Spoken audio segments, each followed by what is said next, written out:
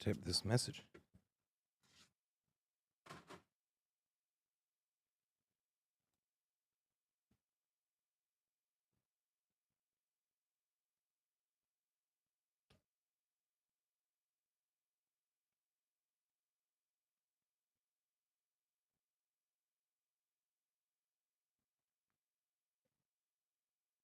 Oh, is cartographer a little... Cartography is going to be the first one anyway, but I want to see why the bot isn't responding.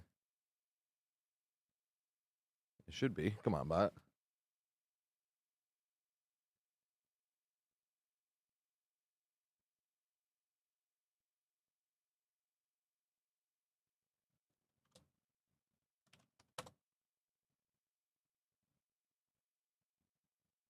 Is this bot not working? There we go. Can you guys press exclamation join again? It's going to be cartographer first, then Beck.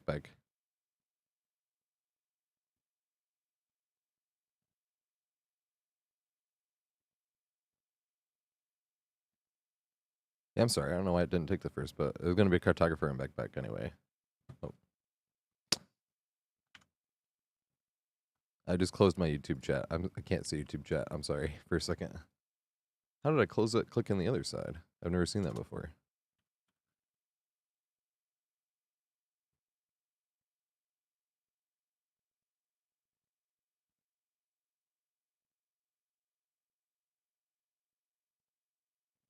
All right, there we go. Now I can see my YouTube chat again. What's up, name?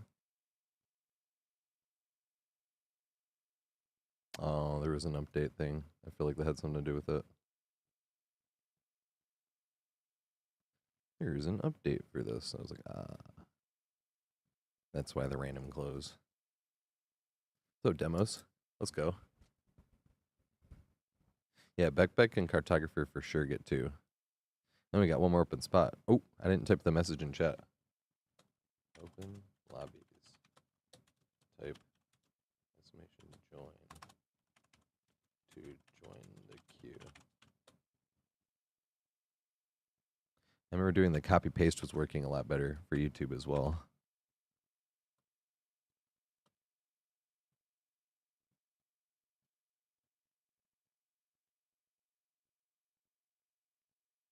There we go. Nice. Start off with some Opeth.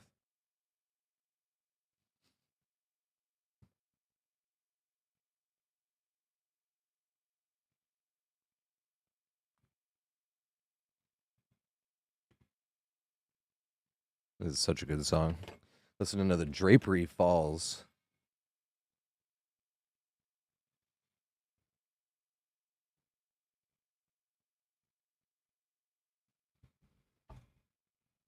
This song does have growling in it. You have been warned. It's kind of all over the place genre-wise, this song. It's a pretty long one, too. It's like over 10 minutes long.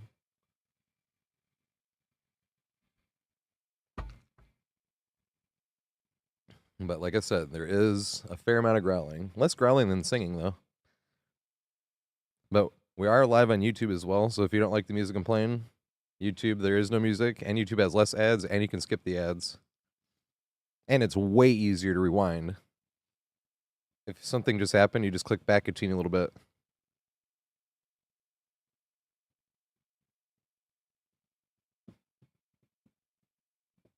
No blood prints from 2025. I wouldn't say nice or smart. I feel like I try to do the right thing, but I feel like I can be quite the dick. Just in time for the masquerade. We were just thinking about that, though, because we were just watching Inglourious Bastards. You know how, like, that's the stark difference? It was like the one Nazi guy is like super polite and talks very nice, and he seems kind, but he's like the most sinister character in the movie, maybe. And then Aldo Rain is a guy that is a good guy, but he acts like a complete asshole. But he's the one that's killing all the Nazis. It's funny. It's like the polar opposites of each other.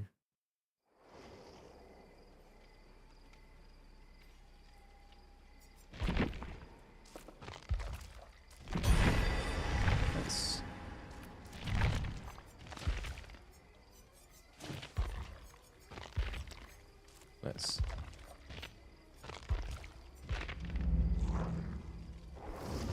Well, you get more blood points in the event thing, don't we? I have to remember, the next prestige has to go on a Rella for more cakes. I do have to remember that.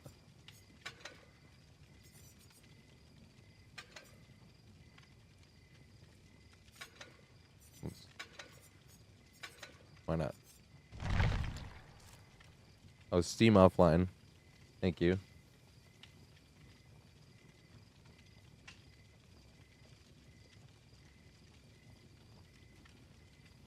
Hey, let's go. I forgot Lemon loves Opeth.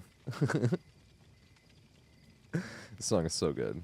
This one and Harlequin Forest, or Reverie / Harlequin Forest. I always call it Harlequin Forest, though. I think are like a good song if somebody hasn't heard the band before, just because of like the range you get in one song. Ghost of Perdition as well, but the problem with Ghost of Perdition is it kind of starts shot out of a cannon. It's not a problem, obviously. It's a good thing. But if you're going to introduce them to Opeth, and they're not like death metal fans, that can be a lot right away. This song sneaks into it. Same with Harlequin Forest. It's pretty awesome.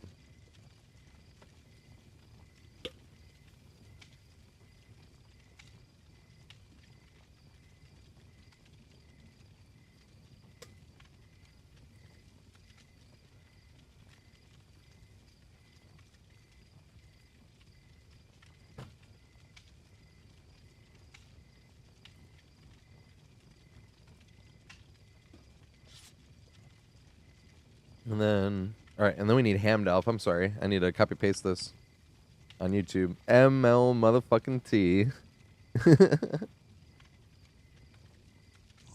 The truest of friends. That's my Team Dubs partner.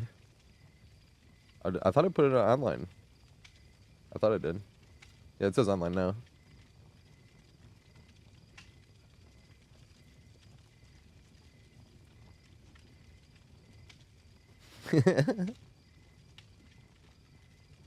MLT is one that you know will roast you if you're doing something wrong, in the best way, because that's how me and my friends were growing up. I feel like MLT has straight up said something like "Stop whining," or "That's not bad, suck it up." I fucking love MLT. That's my Team Dubs partner in 2v8. Play with Kelly a lot too in 2v8.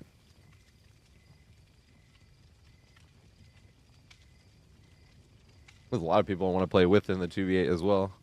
We gotta make it happen. That's not letting Ham join. Oh, if Ham can't get in, is Sony Ono here?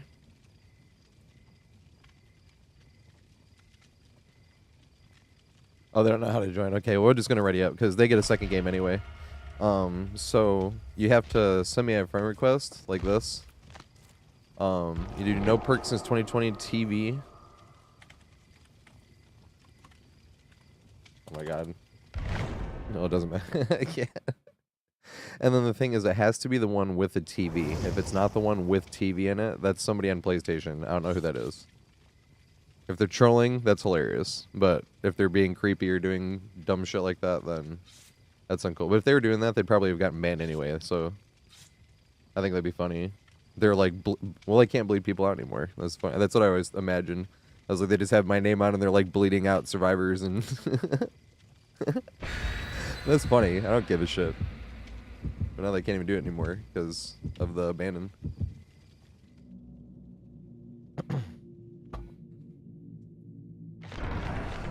If you're on Steam though, my friends list is full and my friend request list is full. So you have to pull up my profile, and my profile is completely public. You have to hit the green button on the right hand side. That says, damn, this song is good. That says join game, and it's gonna send me a thing that says they're trying to join. Don't talk much. Thanks for follow, mate. But the thing is, if you opened up my profile right now, you have to refresh my profile when we get into the actual lobby again, because it'll try to join a lobby somehow that doesn't exist anymore. That was like a game ago. So you have to make sure you do that like refresh the profile like when you're trying to join, instead of like having it open.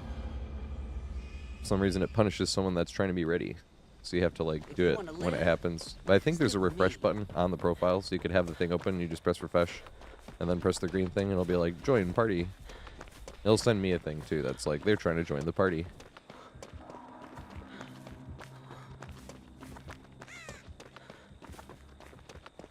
Big sad that my friend request list is full though.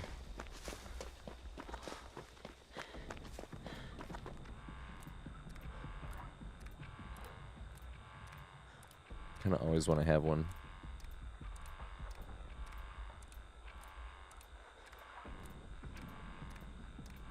Man, I'm high as shit. I can't lie. I ground up a really nice nug today.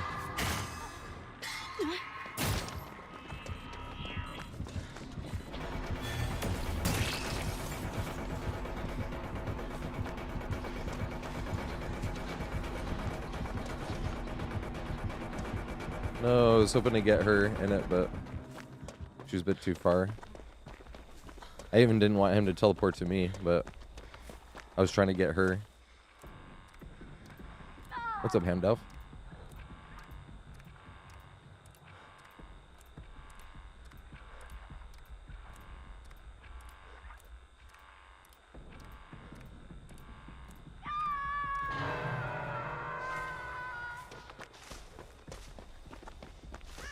Canceled your sprint burst, cancel your power. Were you full health or were you injured already?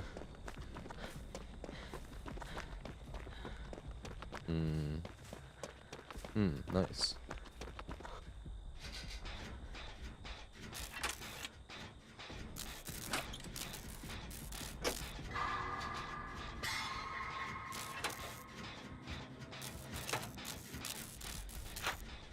Uh-oh.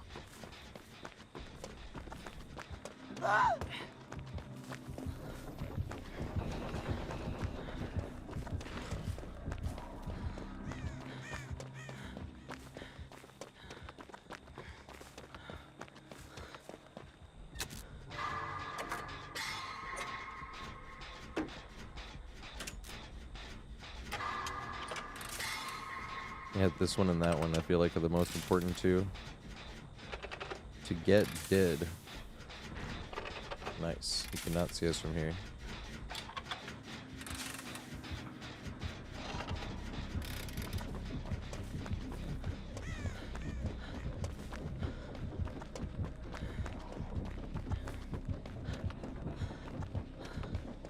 Oh, fuck.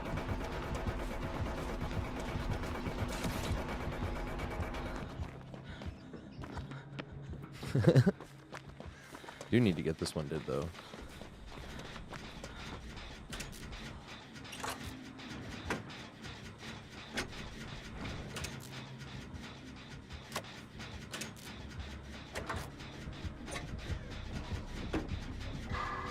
Nice, I think you might.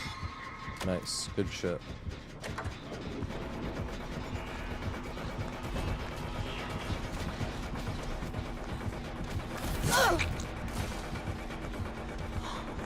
Oh man, I didn't realize that it automatically used it if you got hit. I've never been in that scenario before. I was actually holding it down because I wanted to get out of the range of it because I didn't want to use it. Because I was expecting him to go into the thing and hit me with one, and then I was going to use it to get rid of my thing and that thing. That's what I was hoping for.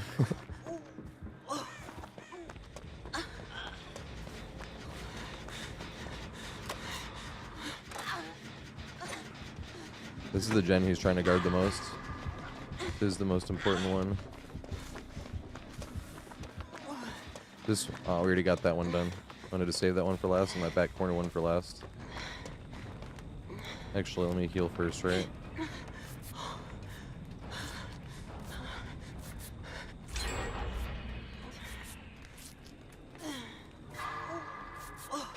Because if I pick up that thing, I can't use the med kit. And this is me trying to help with that middle gen a little bit more. Because if I'm injured, it doesn't even matter. If it comes over, I won't make it anywhere. Oh my god. I had that frame rate thing happen in the middle of the skill check. That was funny. That one there. That's why he keeps going back to it. This one doesn't matter now. Now this one's the one on the end that he doesn't need to guard.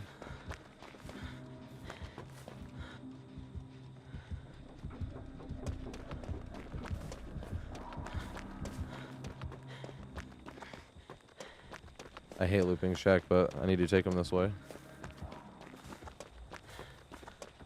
But he's not even going to commit to it because it is Shaq. Shaq is strong, obviously.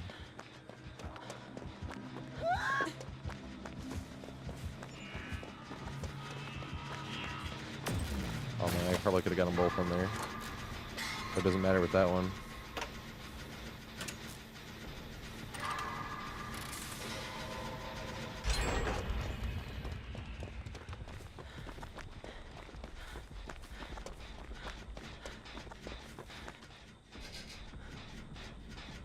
There's no pot over here. I don't really need to get that one.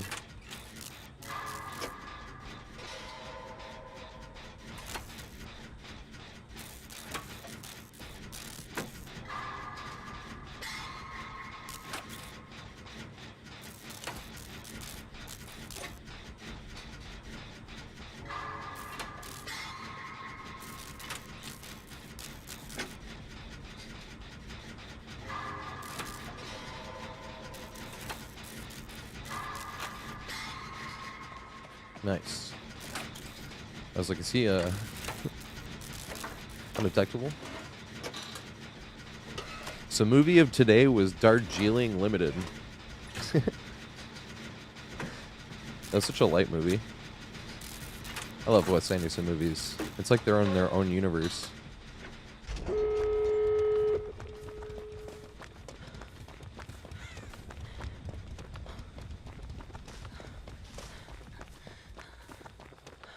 I am biased. Grand Budapest Hotel is literally tied for my favorite movie.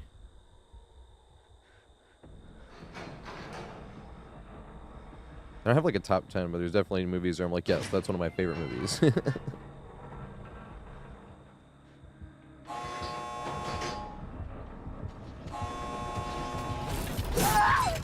Oh my god. I was like, alright, I'm just gonna take this hit, open the door. I might not even have made it, even if I get to take the hit. That's funny.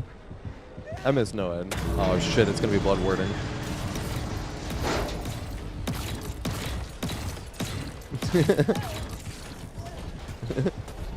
It's gonna be blood wording.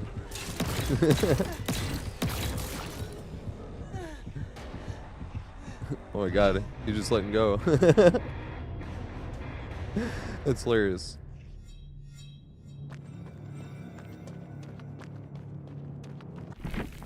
Well, but they weren't even doing the singularity thing. They were guarding the one gen, but they didn't even have like a ton of slow. I don't even know if they had any slowdowns. Because we all know I love talking trash. He's literally just guarding one gen. And he wasn't constantly leaving chase to come back to it, and there was literally no slowdowns. Even if they're doing that and you have no slowdowns, what else are you going to do? This is why I spent the blood points on Killer. But his name's Funny Man.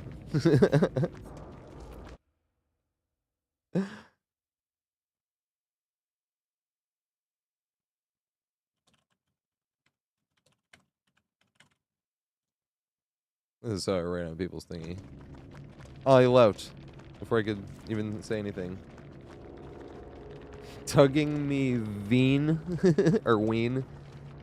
Once I see W-E-I-N, I'm like, German. Yeah, that's funny. Something isn't right here. Yeah, I was raging yesterday because we were playing against a singularity that I thought was purposely trying to hold the game. Because there was a survivor they had on Death Hook. And they had them slugged. And I was like, they're purposely not killing them. I was like, just because they were just pushing people off all game. And I kept talking trash all game. And then they came in the next game. And they were like, no, I just lost track. Because then they killed me. Because I was just sitting on the gen in front of them talking trash. And I was like, oh, you're going to hold the game, huh? Well, we'll see if you hold this, you know. And they picked me up. And they were like, no, I lost track of the person on the hook when I was checking the cameras, and I was like, oh, fuck. I was like, well, I was talking a lot of trash that game because I thought you were holding the game. Once I saw you not kill the person, then I started talking a lot of trash. Oh, yeah, who are we going in? Is this Hamdelf? So we need to get Hamdelf or Beck. Oh, Hamdelf left and came. Wait. Beck's already in, right? Yeah, Beck is BLN. And then Soniono. Is Soniono LeBron? That was funny just to hear with no context. Can you imagine if that actually was LeBron? Playing some DBD. Yeah, new BLN. Once I was looking, I was like cartographer, and I was like BLN. I was like, all right, that's Beck. I need to find out if Soniono is LeBron 23. What's up, Ghost Matrix? Also, what's up, hi dinosaurs?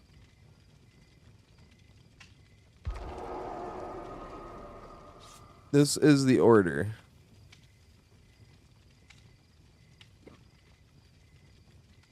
And Beck and cartography are already in, so Soniono, Hellcat, and Hamdall is going to be next game.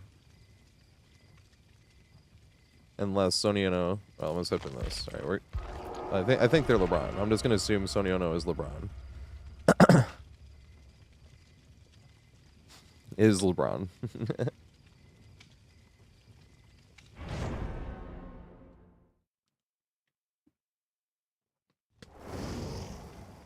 Nope, Jake has no cakes, unfortunately.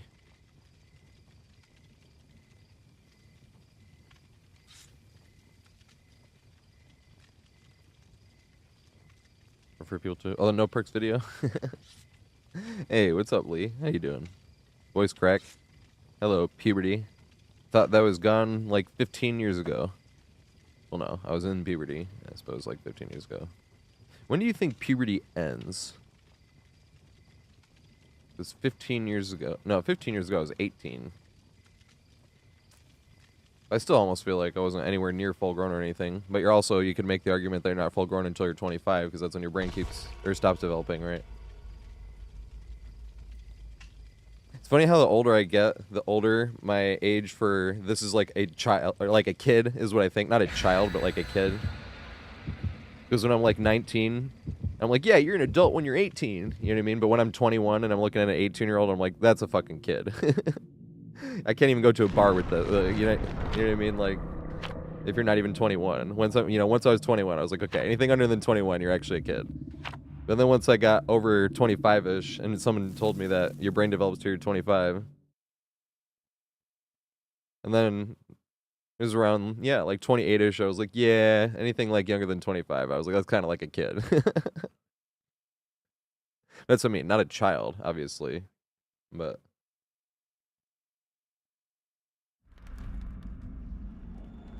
That's what I was thinking. I was like, puberty. I was like 18. I was like, puberty's done by that point, but it was like nowhere near fully developed. You know. Maybe I'm just getting too used to that dad bod. And I'm like fully developed.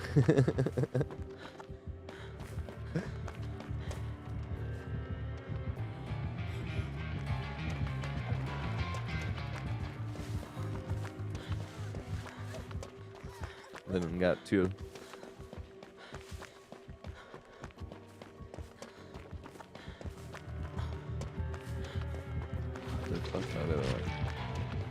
Can they get a free hit this far away? Nope.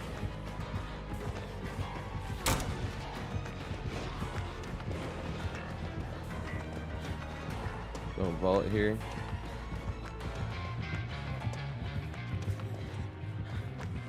There you go. Meg, look out.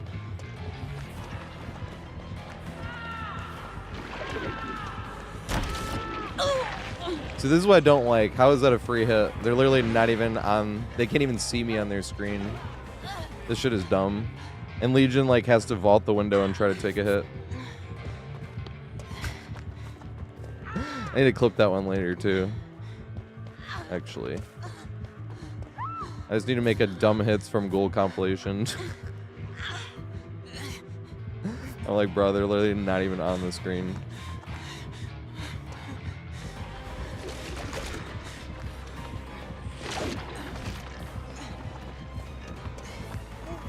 If you guys do want to go next, I can go next. It looks like they wanted to.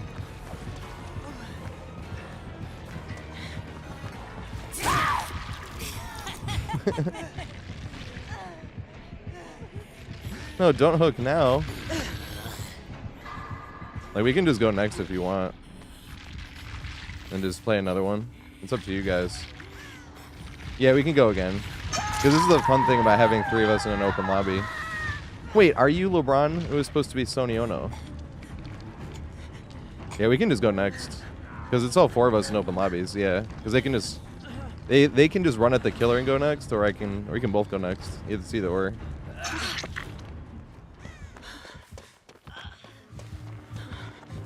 Because literally it's open lobbies, so we can ask everybody, and it looks like they want to go next. But if you have any random, like, solo queue teammates, you can't do this. Because you can't get them in on it.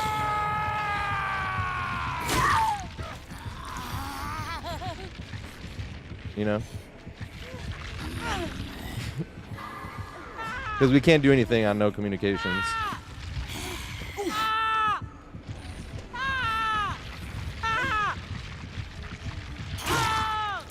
And just like that, we can get into another match.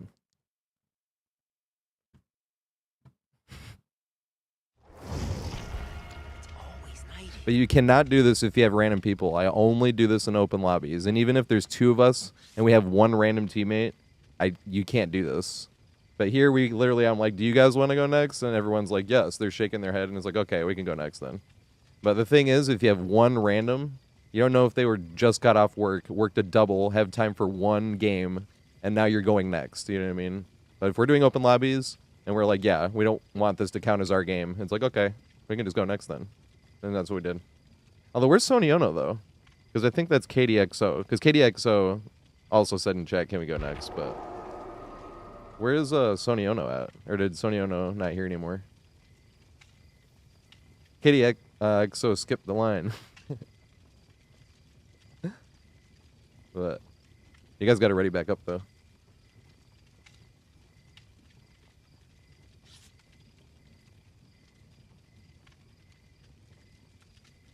Just in case, though, as an invite.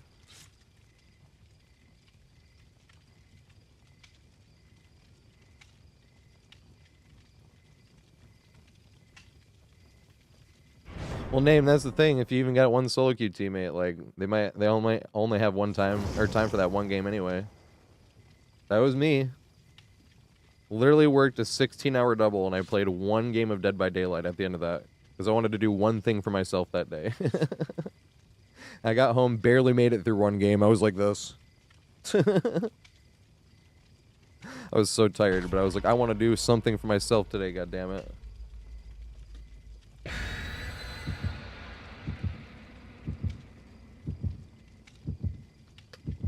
If I had teammates going next in that scenario, I'd be a little annoyed.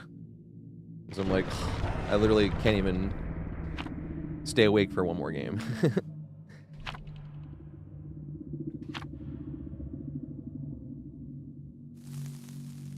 I wasn't supposed to work that long. That's just how it goes. Have you ever seen that movie, movie?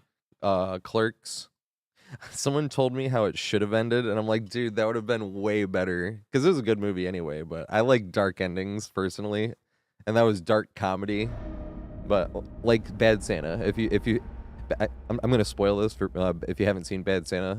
That's a hilarious movie. I watch that every year as well. Same with Violent Night. Those are like and Die Hard. Those are my 2 like anti-Christmas movies, I suppose. But I don't really think of Die Hard or Violent Night as anti-Christmas. But you know what I mean. It's not like typical Christmas, you know. But so Bad Santa, you know how he gets shot delivering that toy to the kid, but there's that monologue from him in prison to the kid, like writing him from jail. That was just added in the end because originally they had him actually die delivering the toy to the kid. And I'm like, that's a way better ending. I'm like, dude, that's fucking great. They should have. Apparently they did have it that way, but they did some test audiences Why is it blocking motherfucker? What the hell? They did some test audiences, and they, like, all hated it. And I'm like, no, dude, that's great. I was like, he should have died doing the one good deed he ever did. You know what I mean? That's fucking great. That'd have been, like, full redemption almost.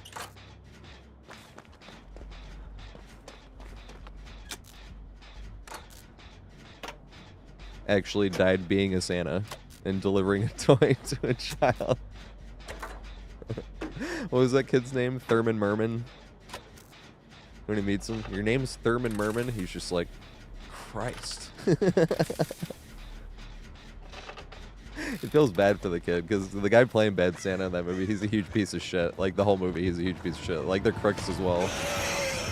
Like, they work as Santas to then break in to the mall after it's closed and, like, rob safes and shit. This is what I mean by they're huge pieces of shit. This guy's on controller, I believe. Controller Blight is hard. I know people always talk about how Blight's easy and this and that. If you're on controller, Blight is not easy. For multiple reasons.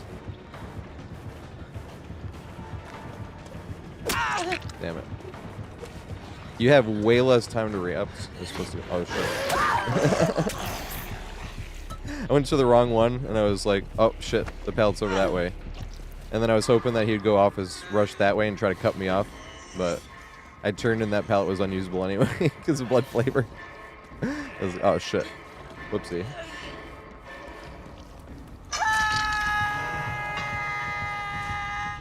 Alright, so next game, 1 second. I need to make sure I copy paste this to YouTube. Because the bot does not respond on YouTube. Alright, let me type. So his next game, if Sony Ono is here, it's going to be Sony Ono, Hellcat, and Hamdell.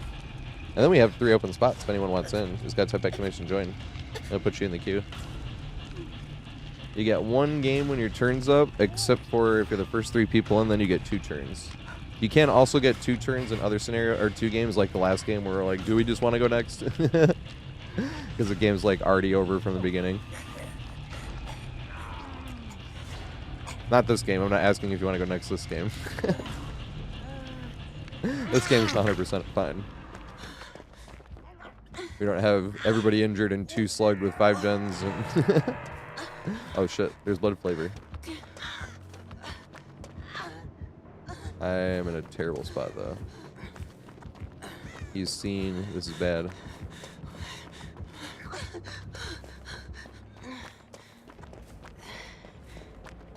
Because I was trying to get away from the hook.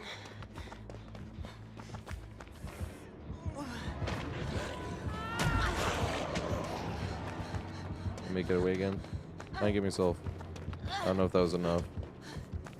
Damn it though, we are not going to be able to heal. Yes, we got lucky. You know the downside of having a med kit is I feel like I am wasting time healing myself. Oh shit. I don't want to go. That was the problem. I didn't want to go back to shack because basement. But there is the totem here.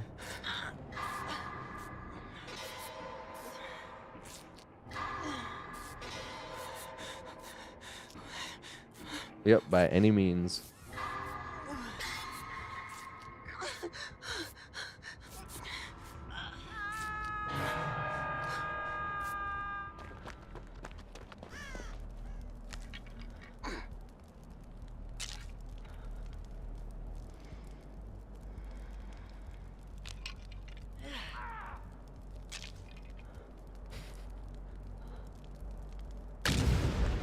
Blood flavor. Is that a blight perk? Are they going for adept possibly? Might as well use this actually.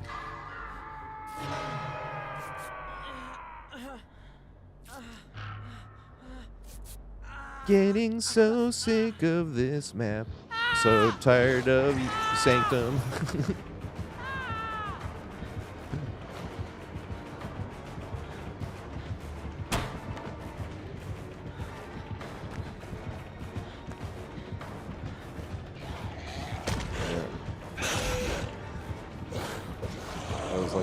He's definitely a controller though. I wanted to try to agree to this. Make it back to this. Yay! And try to work our way back to it once more. Damn, it's blocked. I should have faked it. Oh, he got auto aim, dude. That fucking sucks. I should have gotten hit here already. Oh, fuck. I thought I got blood flavor out of the way. Uh-oh. I just have to walk straight and hope it's far enough from basement. I should have been down already, though, to be fair. Like, twice. He's definitely a controller. Yeah, this guy's getting juiced. That's the funny thing, as he gets fucked over literally like 3 times by the video game. Oh, undying, yep. Because it took the hex sign away, right? Because I thought I saw that disappear. And that's why I was like, alright, it's done. The deed is dead.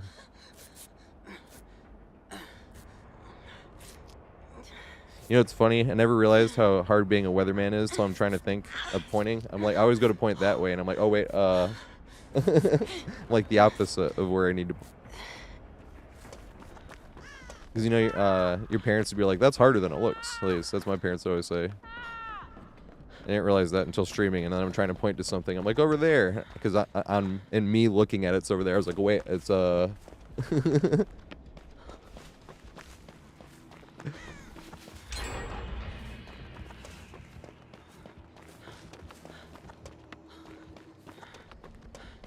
Nice. My God, I was just thinking about that song too. I was just thinking about Neo in general. Do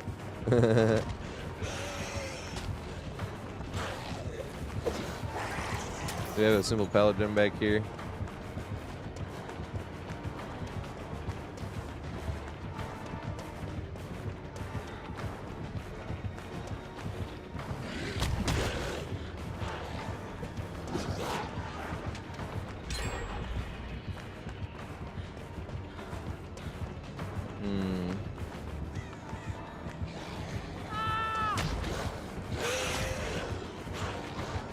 Uh-oh. Of course, I'll let him right back to Steve.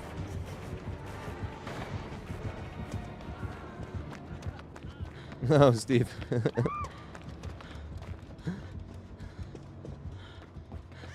I'm sorry, Steve.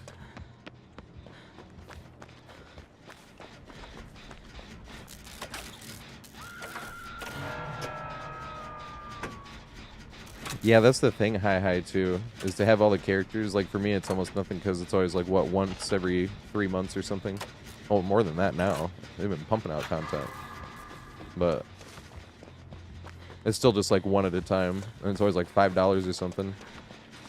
So this is how much a Little Caesars Hot and Ready used to cost. Although in New York, it was always $6.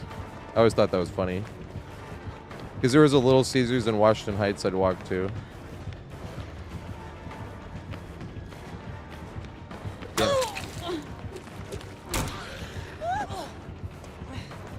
They have... They do not. Oh shit, oh shit, oh shit! They do not have the fun palette. Hey, flashlight. Wait. What's going on?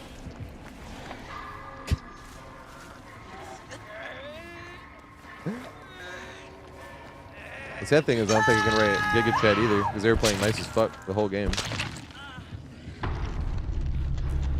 But I think they're on console, or on controller at least.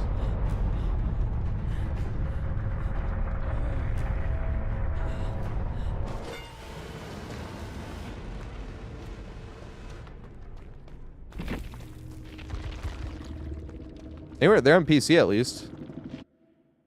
Good shit. I get to write a Giga Chat though. They can still be on controller as well. But once they got auto-aimed into the wall, I was like, I think they're on controller. Good shit.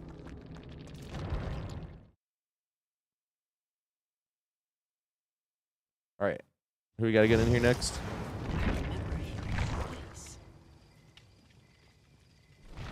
Alright, so it's gonna... Oh, let me copy paste this on YouTube. Sorry. I need to make sure I do this every game.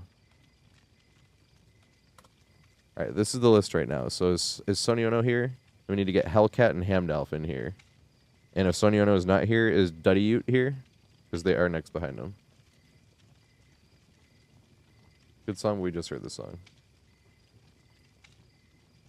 Hey, chill song. I'm here for it. I'm not a huge Red Hot Chili Peppers fan, but I like some of their songs. More of their, like, slower ones. This one and Under the Bridge. Pretty much it.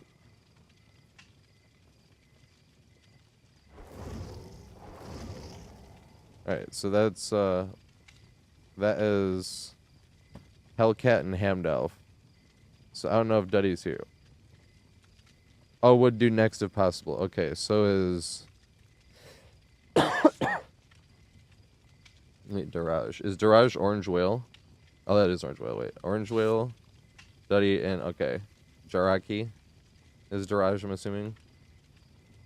Is Rhea for life here? Also, Unicon. Thanks for the follow, mate. I appreciate it.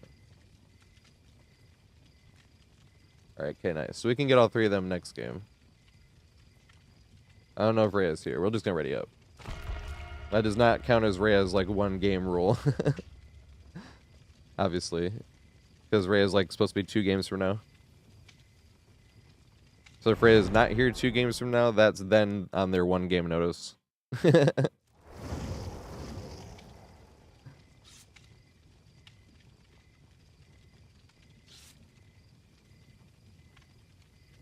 I will say I love having longer streams. They're not way longer or anything like that, because my voice has just sucked lately. Getting it checked out soon, though, in like 2 weeks. That's going to suck, from what I understand. From what I understand, they're going to stick like a wire camera through my nose, down in my throat, and look around in my throat. I'm like...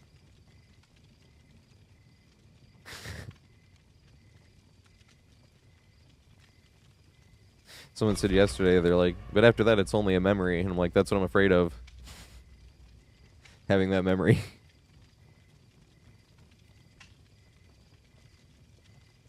I mean, it could be worse, because my sister's had a bigger tube. My sister, that's what we got talking about yesterday. My sister was born with, like, some issues. Like, my sister doesn't have one spleen. She has, like, a nest of small spleens. Of several. Like, this is what I mean by it. My sister had a lot of issues. She had a big scar across her stomach. Because she almost died when she was a kid. But she had an issue with... it was just a complete blockage back in, what was this, 2018 maybe? And, yeah, she, like, almost died then, too, because... her stomach basically completely closed up and nothing was getting digested or anything. And huge pain, obviously. And they had to have this huge tube, like, shoved down her nose into her, past her throat, into her stomach to drain, the, like, the stuff out. Because that was the first thing when they told me, and I was like, I'm going to have to do that. And they were like, no, that's much worse. They're like, this one isn't anywhere near as bad. They were like, this one, it'll tickle mostly, and you might gag a little. And they're like, but they're like, that one is much, much thicker and much deeper. Okay.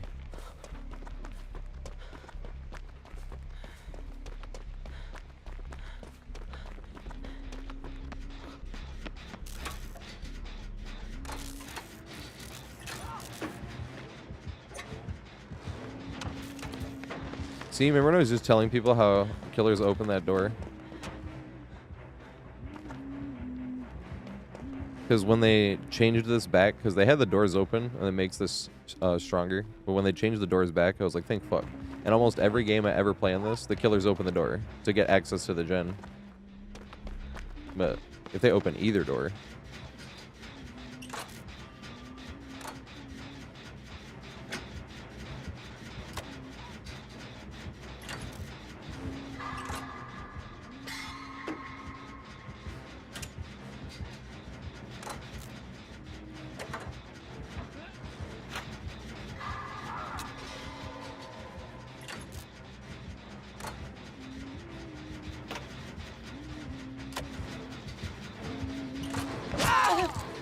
Alright, come here.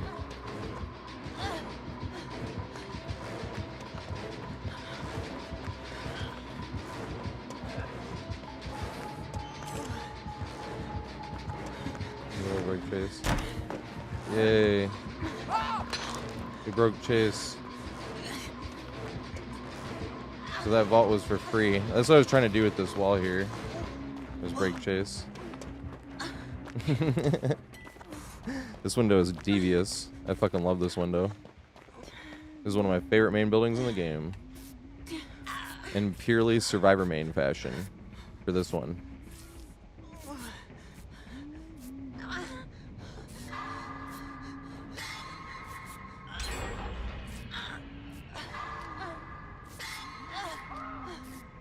I know. Oh, I should be drinking more water. I was like, I know we watched that video yesterday, but I should probably show that video today, since we just got a game on this map.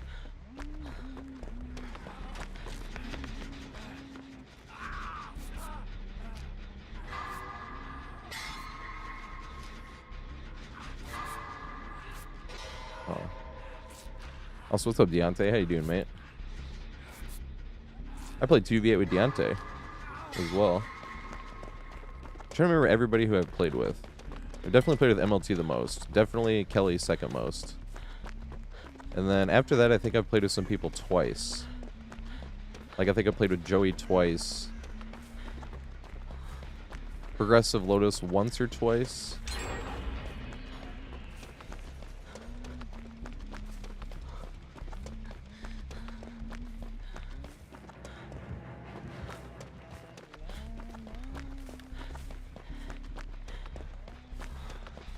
This map does suck for Huntress, I will say. I'm not sitting here bragging, you guys know, but I definitely have had a 5-gen chase against a Huntress on this map, all at that main building. But that's what I mean by I'm not bragging. That would just be... that. I actually have a video. What was that? I think when I got to 5,000 subscribers on YouTube, I was like, here are all the 5-gen chases I have on tape. Like, recorded. Or... on stream, I should say. But I don't play off stream. Those are all the 5-gen chases I have. And I've never gotten a 5-gen chase before, like I was streaming.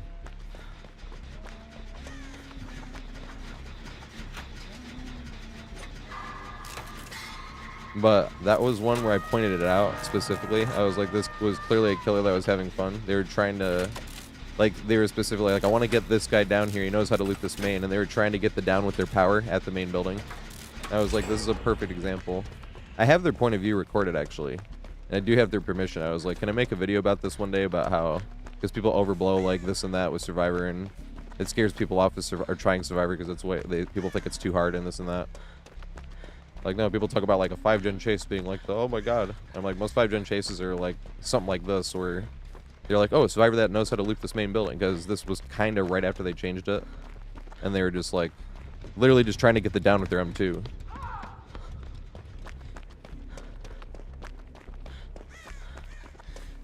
Hey, good shit, Blight.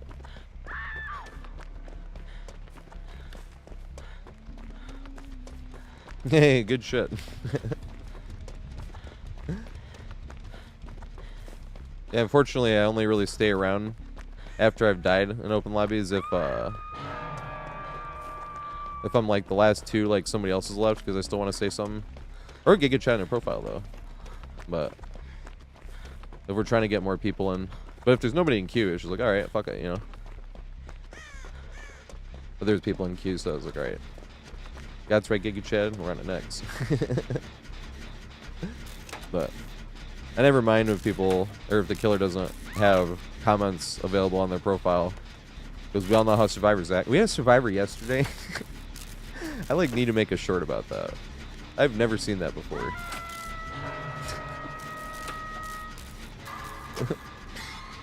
That was fucking funny.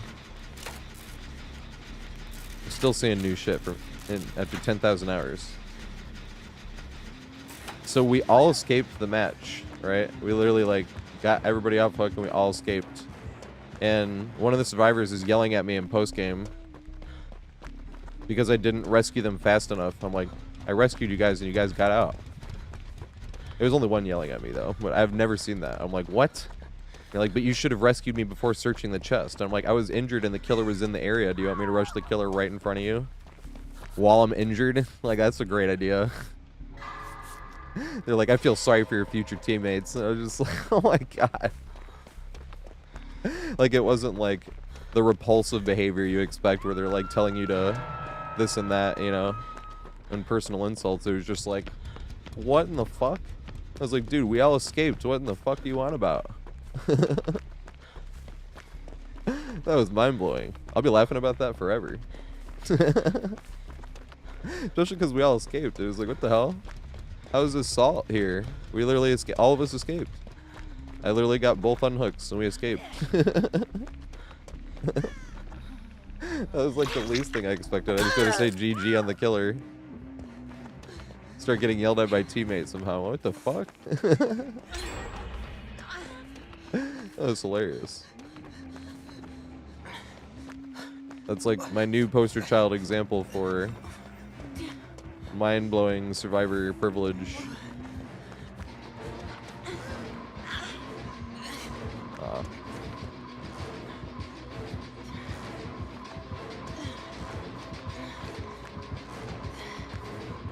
Damn it. Why am I bad? I didn't stub my toe on the little thing on the ground. Like, damn it, why am I bad? You know, the funny thing is, right when I stubbed my toe, if they would have double backed, we would have gotten away with it. It would have been one of those things where I skill a shoot, and for a second I thought they double backed. I was just about to be like, oh my god. Didn't matter. And I was like, oh wait. Because that'll definitely happen sometimes. You'll go to stub your toe and you're like, fuck, I skill a shoot, but then they change directions trying to juke you. And when you stub your toe, it like actually helped you. You're like, I mean, I'm cracked. See, it wasn't skill issue. I knew what I was doing.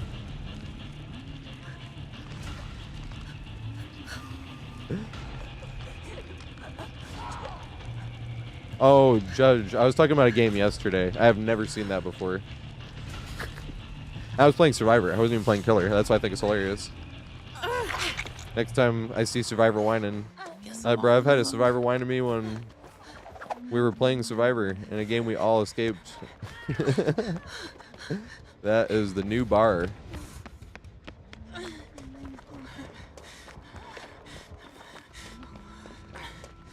That was one of the ones where I was saying they were a dumbass so many times I had to clarify. I was like, they might be absolutely brilliant in real life, but when it comes to Dead by Daylight, I was like, that's the dumbest shit I have ever seen.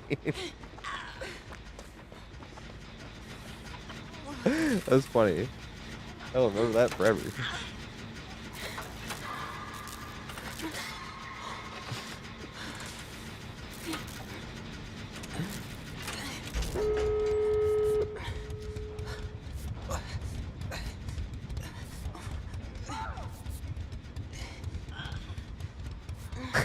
Nords.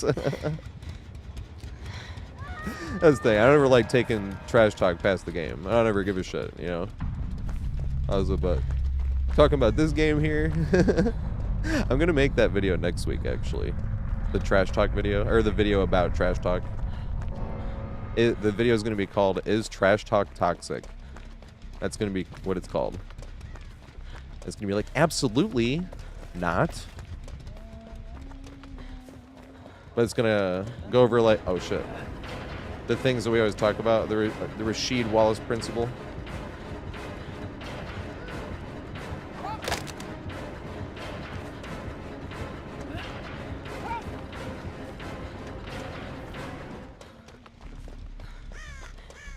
So the Rasheed Wallace principle, we call it that because Rasheed Wallace was a trash talker. I mean, I'm a Pistons fan, so obviously I want to bring up Sheed.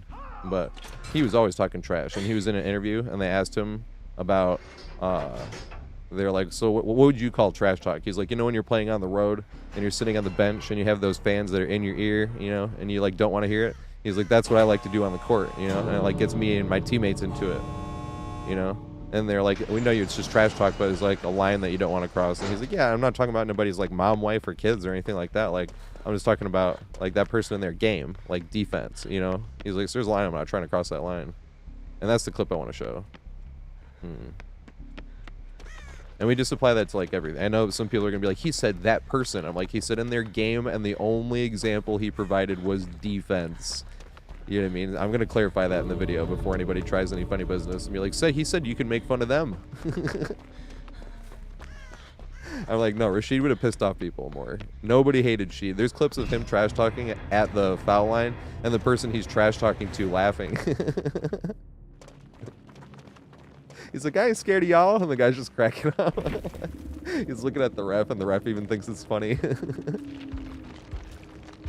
This shit's hilarious.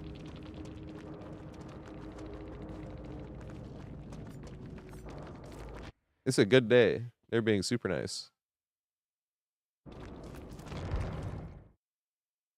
Yeah, so I want to bring up that thing, and then we're gonna also bring up whining. I'm gonna bring up a bunch of clips of my own self whining. Like, this does not count as trash talk. This is just whining. And bring up the roommate rule and shit like that.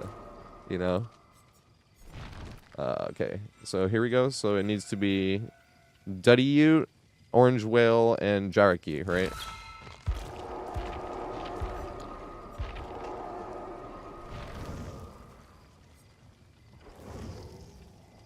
But then I'm going to specifically bring up how trash talk is different than personal insults, you know? Personal insults is like you're trying to hurt someone's feelings, and you're like insulting them personally and like trying to hurt their IRL feelings, you know? And I'm going to bring up like the other rules that like specifically I was like, these don't apply to everybody, but there's just ones we try to follow.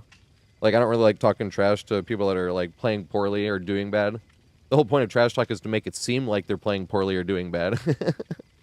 You know what I mean? But it's no fun to like just harp on somebody that's already really struggling in a game.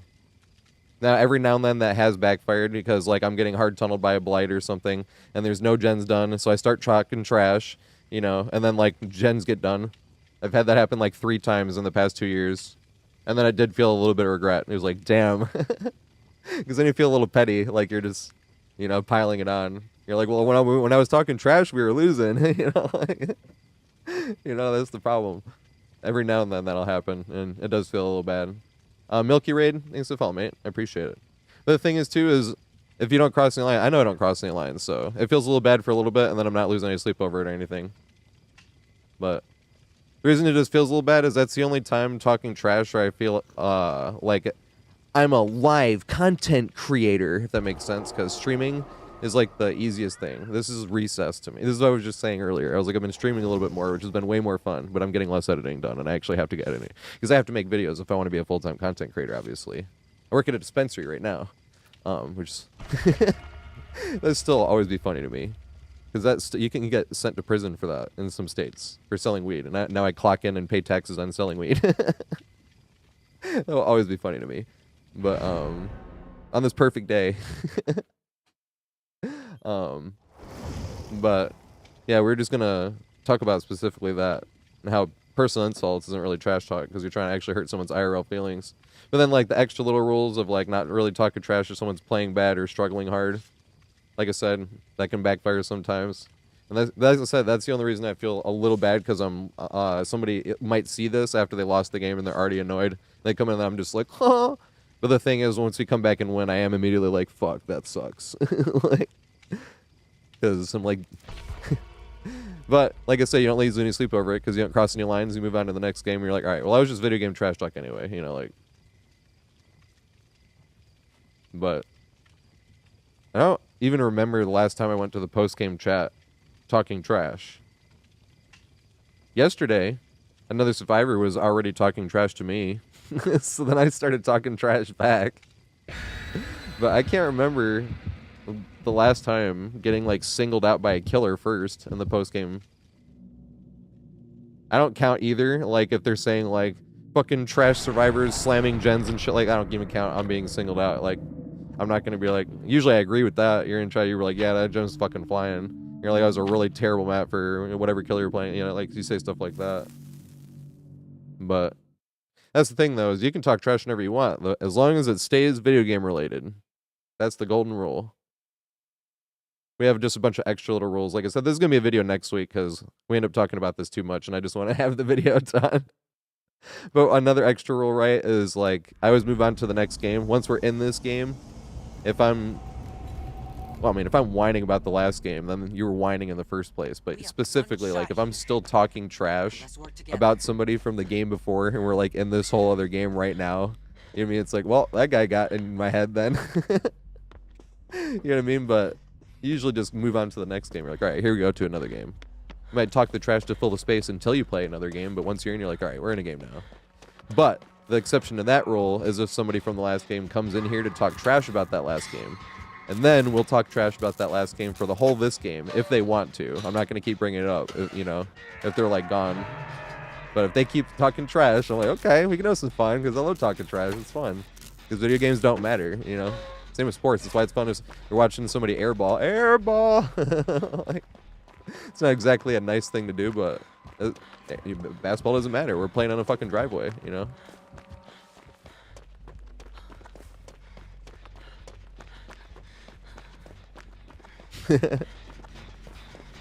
But it's a one game rule, right? So after that game, they can stay here and talk trash. It's a lot of fun to talk trash. As like I said, as long as it stays video game related.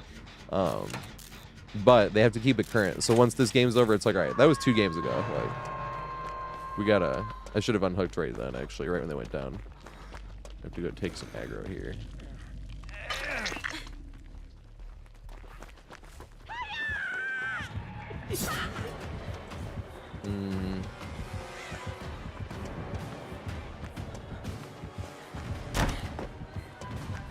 I need to make it as far as possible. Yay, we got super lucky there. But she might have went back, though. No, she didn't. Okay, nice. I might have given her enough distance.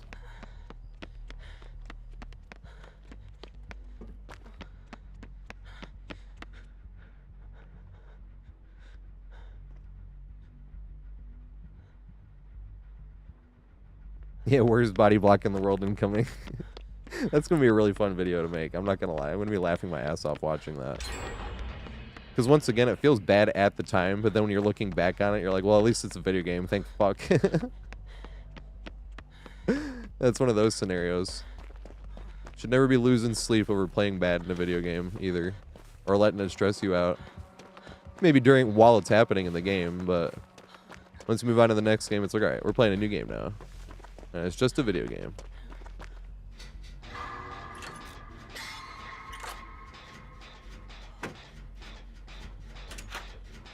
Right, yeah. That's the same with sports, too. It's not even just, like, DVD or the DVD community. It's, like, the gaming community and the sports community. Like, people get stabbed over some sports trash talk at a bar. I know alcohol has a lot to do with that, but same thing. Like, I was just reading stuff from somebody went to a Guardians game. They were a Tigers fan. And, like, it started off as trash talk, and all of a sudden they're getting racist shit yelled at them. You know? It's like the same thing. Like, people get way too personal and can't keep it just related to the game.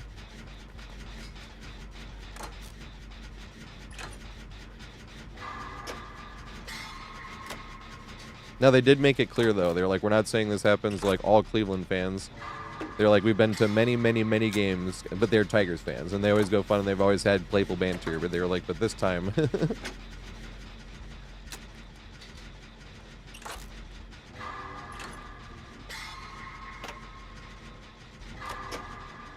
But it was just fresh in my mind because I was just reading that.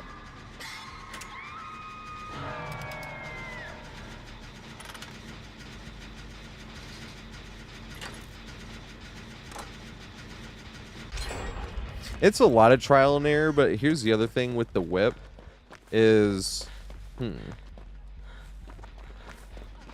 It's almost more helpful when you know from playing Survivor. I hadn't really thought about it until you asked. So I was like, why did I not struggle with it that much? It's like, it's because I play a lot of Survivor. I didn't think about it until this moment. Hey, Thomas. Thank you so much, mate. It is good to subscription to Auspicious Cup. I hope I pronounced that right. Thank you so much, mate. I owe you 3 Dwight games, yep. Once this event's over. The queue is shit. So the queue only has like 5 people in it. Rhea for life, Silent, Beck, Steam Rocket, and Tunti. That's okay. I need to get like, it's funny, I don't need to get hooked right away, but I do, because I'm the only one that hasn't been hooked. Here we go.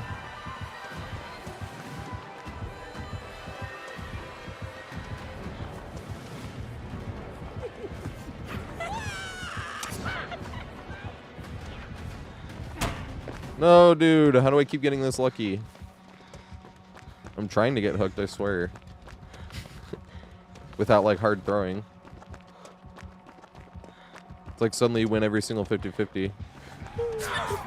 Oh, damn.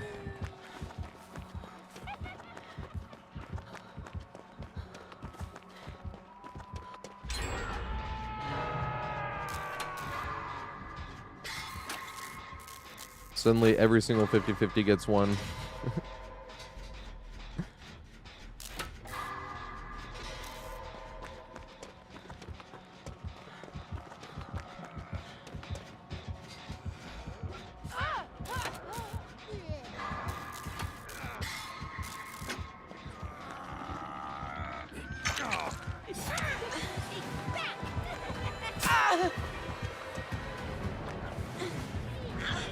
Here we go.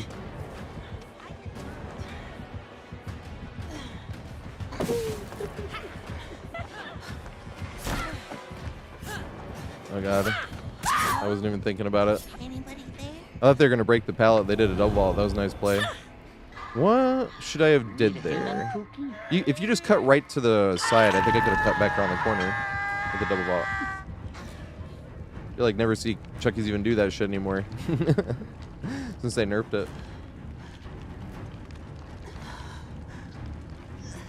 But specifically, once I saw the pallet break, I was like, oh, she broke the pallet.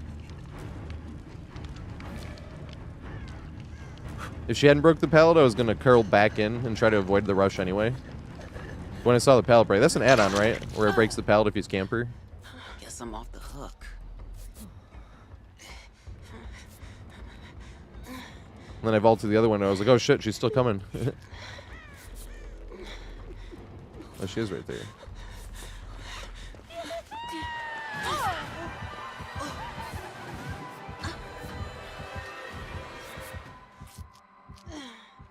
Nice. Oh, I need to switch add-ons. I forgot. One of them ran out. It is an add-on. There we go. Yeah, that was good use of the add-on and a nice play. You don't even really see Chucky's make that, or even try that play anymore. Or they purposely left a long wall gym up. It hard threw me off too. Like I said, I turned the corner. Once I saw the pallet break, I was like, all right, I'm just gonna jump the window because I wanted to see if they were gonna scamper, and I was just gonna cut back in and try to make it back around to the pallet. Saw it break. Nope, I'm going to the window, and then they come flying past the window. I'm like, oh fuck. That was a good play and good use of the add-on. It was like literally both.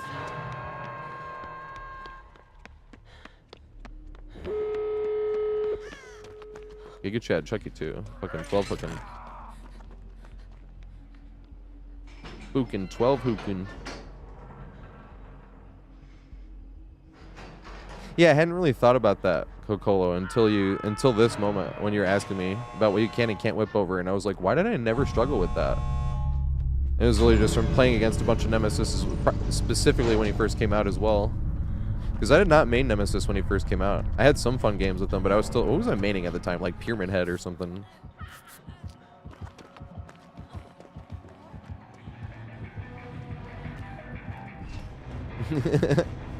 I wanted to give nodders. They were playing nice as fuck. It's called Hard Hat. Let's go. They were on controller. What a fucking legend. God damn it. I can't even write Giga Chad.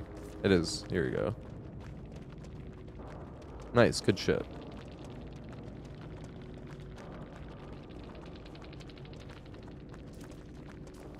Giga Chad Killer 2 going for 12 hooks. It's funny because whenever I be like, that's why I try to play it, it's be like, see, I'm a Giga Chad. That's what it always sounds like, but I just personally admire the, I don't give a shit what the game tells me I'm supposed to do. I'm going to play how I want to play, and I love that mentality. Always question authority. Never take anything for surface value. Always be like, you know. That's why you need friends that can roast you. So when you do some dumb shit, then you'll be like, that was some dumb shit. We were bringing up MLT earlier. I'm like, that's true fucking friend right there. Because we always joke about having a bunch of baby rages. Wait, sent me an invite. No, they got to join. When I'm whining, like baby rages and diaper emotes and pacifiers and stuff. I need to make some emotes like that, or have someone and pay someone to do them. That'd be fun. Someone I know though. That'd be cool. Oh shit! Let me copy paste this. Sorry. We listened to this song recently. Good song, but hey, here we go.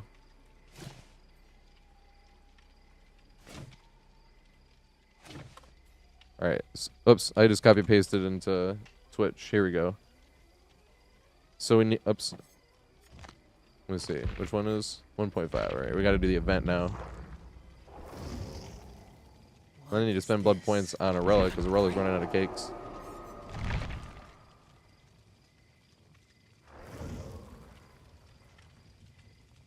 I do need to catch up on the queue.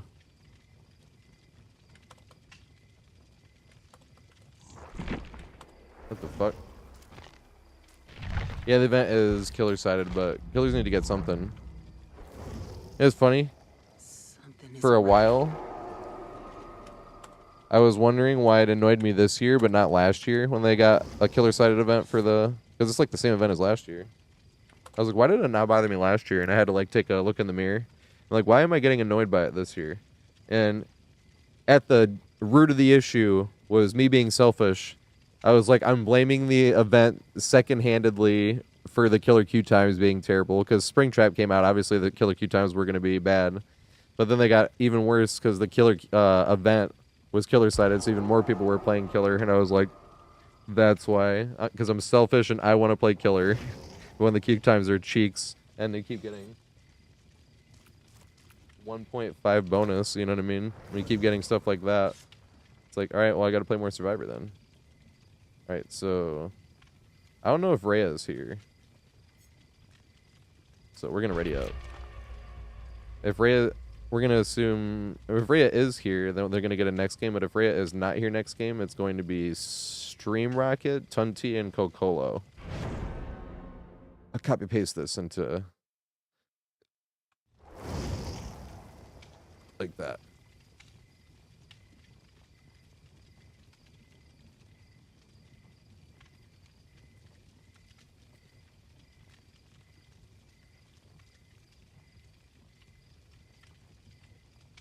If you're on console, you do have to send me a friend request. If you're on Steam, my friends list is full, and my friends request list is full. So my profile is completely public, though. You just have to have my profile, or open my profile, and there's a green button on the right-hand side that says Join Game, and you have to hit that. But you have to refresh the profile, because if you open it, like, now, it'll think you're trying to join this lobby, which you can't. So, like, after you play the game, and then, like, when it's your turn to join, that's when you, like, hit refresh on the profile and then join. Or else it'll be like, joining failed, joining failed, joining failed. You just have to refresh the profile, because for some reason it's still trying to join a lobby that happened, like, 2 games ago, or whenever you opened up the, you know.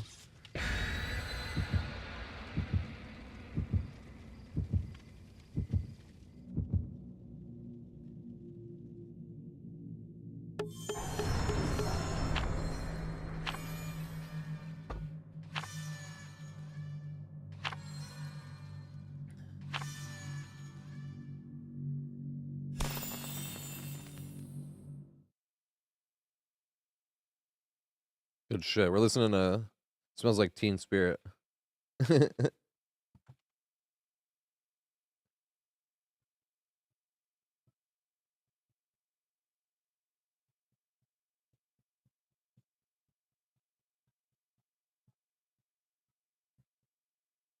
Yep, Dino. Wednesdays and Fridays. 2 days a week. It had to be a Friday because that was the day most people were available to play, and I wanted to have another day, and we were kind of just asking multiple days, and most people were better with Wednesday. So midweek and end week, and I was like, Wednesday and Friday it is.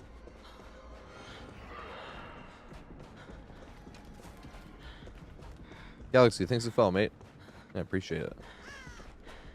Hey, we're playing the event. What does the killer get? Oh, killer gets speed too. I remember.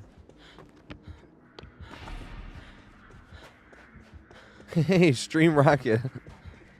Thank you so much for the subscription, mate. What's up, Galaxy? And Galaxy. Holy shit. Thank you for the subscription as well. They just followed, too. Also, I missed Bez TTV. I missed a few follows. I need to make sure I get to those follows as well. We get way more blood points doing the event, right? Holy shit. And Stream Rocket also followed. And Theater, thanks for the follow, mate. Holy shit. It's all happening at once. Oh, this is this one. I can never remember which one it is. Let's one with the skulls. I think that's the best one.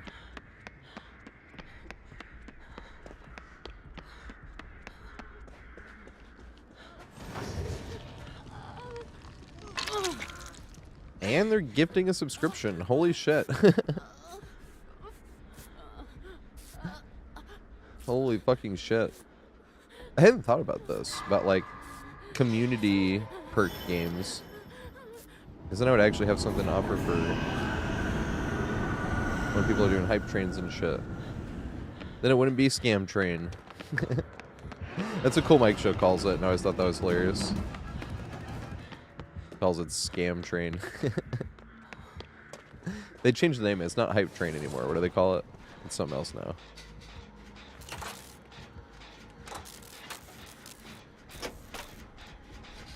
Yeah, that's what I was thinking, though, because you know how we can run perks? I was like, I wonder if we could do, like, community. Like, just run, like, common perks or something.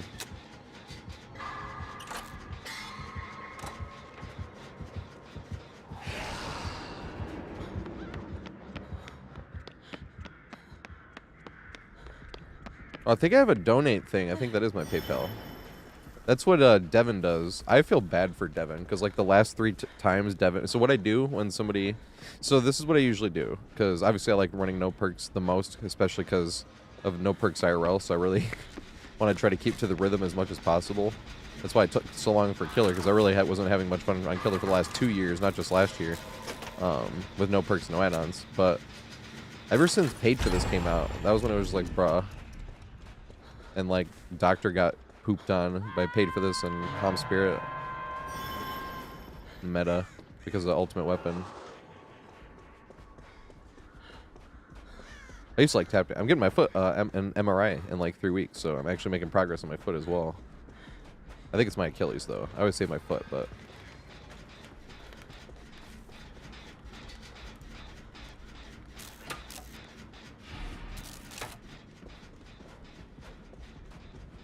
okay, nice.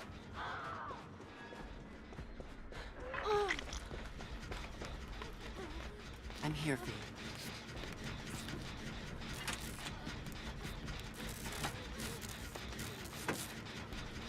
I'm gonna get this right. Or should I have used my med kit? Oh, we got it.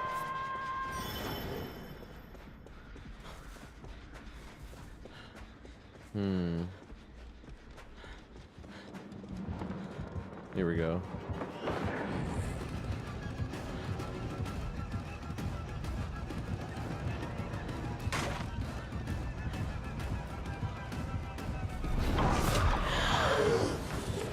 Read it. Aw, no respect.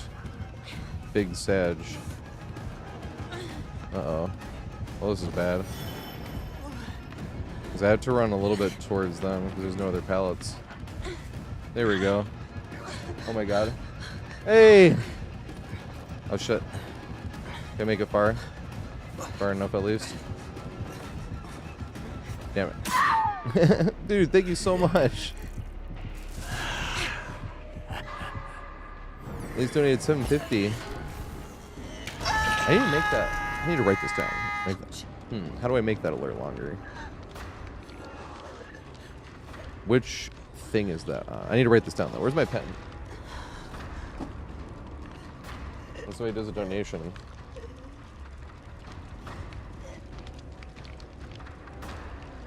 There's a pen. Does it work? No, it doesn't. God damn it. Where's my light up pen? I have a light up pen.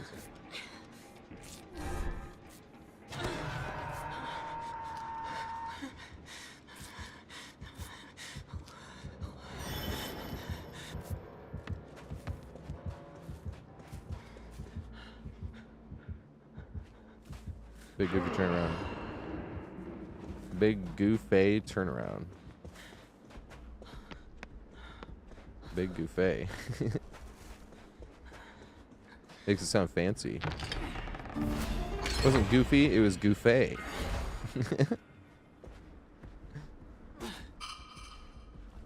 I can't even. Okay. Ooh. This is what I keep forgetting. This is why the event is good. Even though it's bad for survivors, it's still good for blood points, right?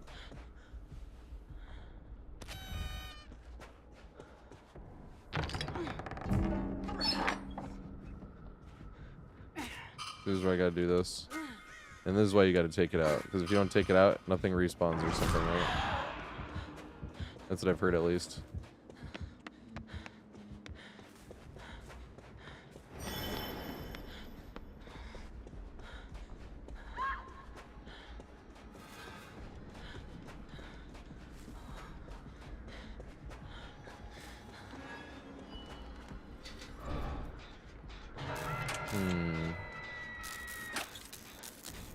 I could try to loop this into the window. Because we kind of have to stay out this back corner. Here we go.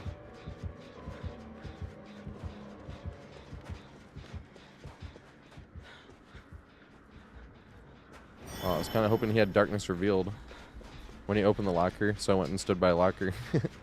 Oh, but the sad thing is he might not even be able to see the aura because I was like in plain view. That sucks sometimes.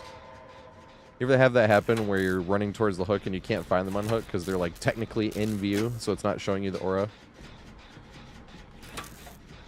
Hey, bro, where are they? You can't find them.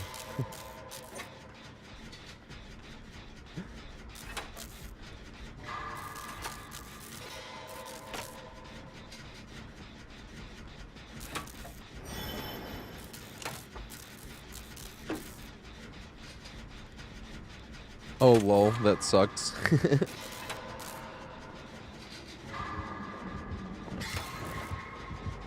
Does he have the add-on?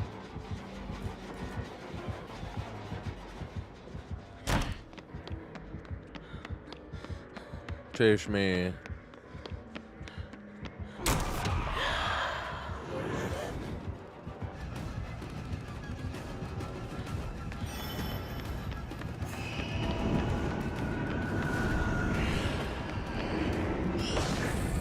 I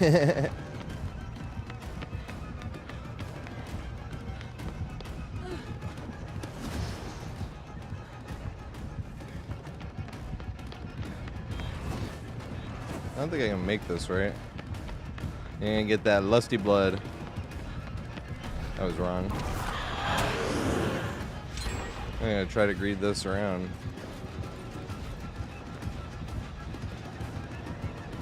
Oh. No greed.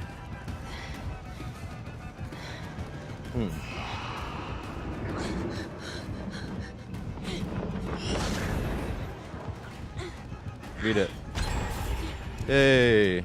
Although I don't think I have the... No, I have the pallet on the other side. I will not make this pallet. Big Sag. I actually might have made the pallet, oddly enough, but he had a good play of the hand.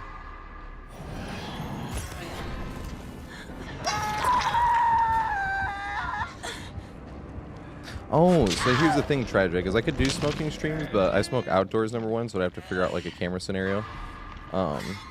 And number two, I would have to put a mature content warning on, which is funny. When I first started, for the first, like, 2 months of streaming, I had a mature content warning on, because I thought mature content was just playing a mature rated game, you know? And they're like, no, that's like if you're, like, drinking on stream. Like, you can even be drunk on stream, you just can't sit there. Like, you know how when you're watching, like, beer commercials? How you never see them actually like drink the beer. They're always just like cheersing and having a good time because they can't actually consume alcohol on the commercial because that doesn't make it suitable for general audiences. It's the same thing. So I can be like, hey, look guys, I'm about to go smoke this good weed. Look, this is my silver haze. It's good. Tastes good. You know? Well, if you mean that in a negative term, I probably shouldn't allow this, but... Please don't use that as a negative term. Unless you mean it in a good way. But there are definitely other better ways to describe something in a negative way than saying it's gay. Because that's not a bad thing. It's funny, actually. We were just listening to that one song where he's, if anyone knows Kyle Gordon, he was kind of making fun of the old, like, new metal. And one of the lyrics in that song is poking fun at, like, the back in, like, late 90s, early 2000s. One of the lyrics, it's like, it's like, fuck MTV. I'm not afraid to say it. The bubblegum boy band shit, it's gay. But he's literally making fun of, like, old, like, late 90s, early 2000s, like, new metal. I love Kyle Gordon. His shit's hilarious. He's kind of like a modern day Lonely Island. And the funny thing was, when I first heard his music, I didn't know it was a parody. So I didn't like it at all. And then I found out it was a parody, and I went back and revisited his music. I was like, oh my god, this shit is amazing. What is that? That song is actually on this playlist. This shit's funny. The song's called Crawl to Me. But like, he had another song that I thought was super cringe as well. Called We Will Never Die. But it's supposed to be. It's like making fun of like the early 2010s, like kind of like folk with a beat. They call it Stomp Clap Hey Now.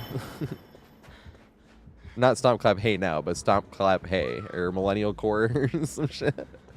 I think I have some songs like that on the playlist as well, but aw.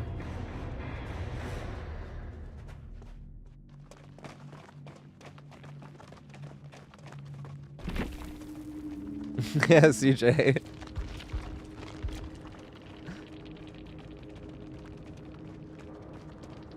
It did remind me of that lyric though. We will never die. Oh, oh, oh, oh, together. See, that song is what I mean by I thought it was cringe. I was like, okay, that's like a little bit over the top, you know. And then I found out that it was a parody, and I was like, oh my god, that's brilliant. Like, almost every line has something about summer nights and like living forever and never dying and together. Yeah, Stomp Clap Hey is what they call it. It's really funny. And the first thing I think of was Fun. You remember Fun? The Fun was good though. That singer, holy shit. Also, I have some funniest memories I remember of New York City specifically was when everybody was trying to sing that song. We Are Young. There we go. Thank you, name. I was just like, what was it called? Because I remember multiple times walking to the subway and just hearing somebody in their apartment just like screaming the fuck out of that song. I heard many voices crack. I mean, mine included. Of course, I did that in the shower every now and then. When it first came out, you're like, yeah, try to hit these notes. It's like singing, what's that Bon Jovi song? Every time you ever go to a karaoke bar, you will hear that song. Fuck, what's it called? Oh, I can't write Giga Chad. Damn. Oh, they already left anyway. I was gonna say Giga Chad back now. I couldn't say it on the profile. But that's what I thought was funny about We Are Young. Walking to the subway and hearing people screaming the fuck out of that song. What's the Bon Jovi song? Fuck, I can't remember it. Living on a Prayer. There we go. That's what it's called. If you ever go to a karaoke bar, somebody is going to pick Living on a Prayer. The whole bar is going to be screaming it at the top of their lungs, and you're going to get every single person somehow is miraculously going to be in a different key. Like, somehow, even though there's, like, over 50 people here... Well, I guess you could have how many keys? Like, 84 or something? Yeah, my YouTube's monetized. Oh, yeah. Alright, so who's getting in here now? Let's see here. So it needs to be Stream Rocket, Tunti, and Kokolo. Let me copy-paste this really quick.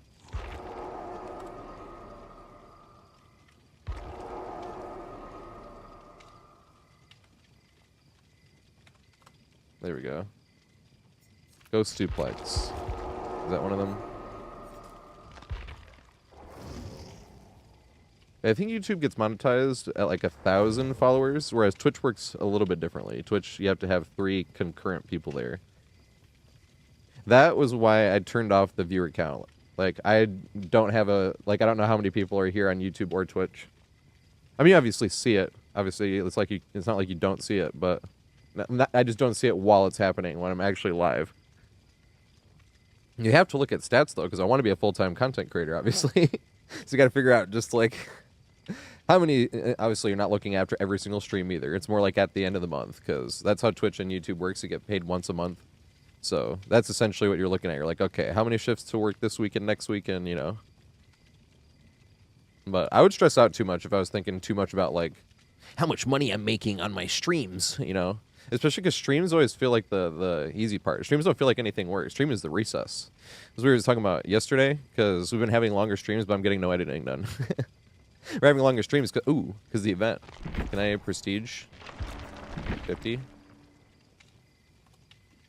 No, I can't. Just barely. I have to do it next game.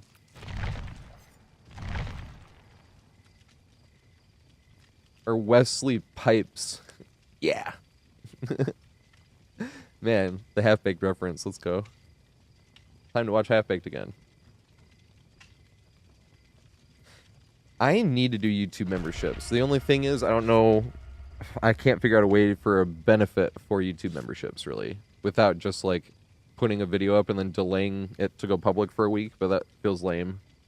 I wanted to have it where you could just have no ads on, like, the whole channel for memberships, but I can't figure out a way to do that on YouTube. Because that's what it is on Twitch. When you subscribe, you just get no ads. And then you can put other things on top of that, obviously, but...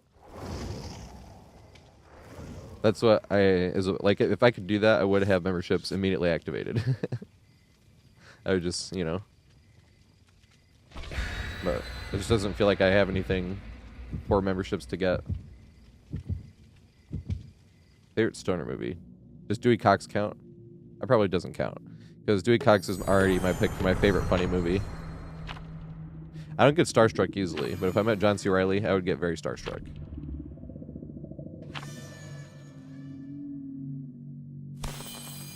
I would have to tell him, do you have any idea, but I can't even tell you how many times I've watched this movie, Dewey Cox.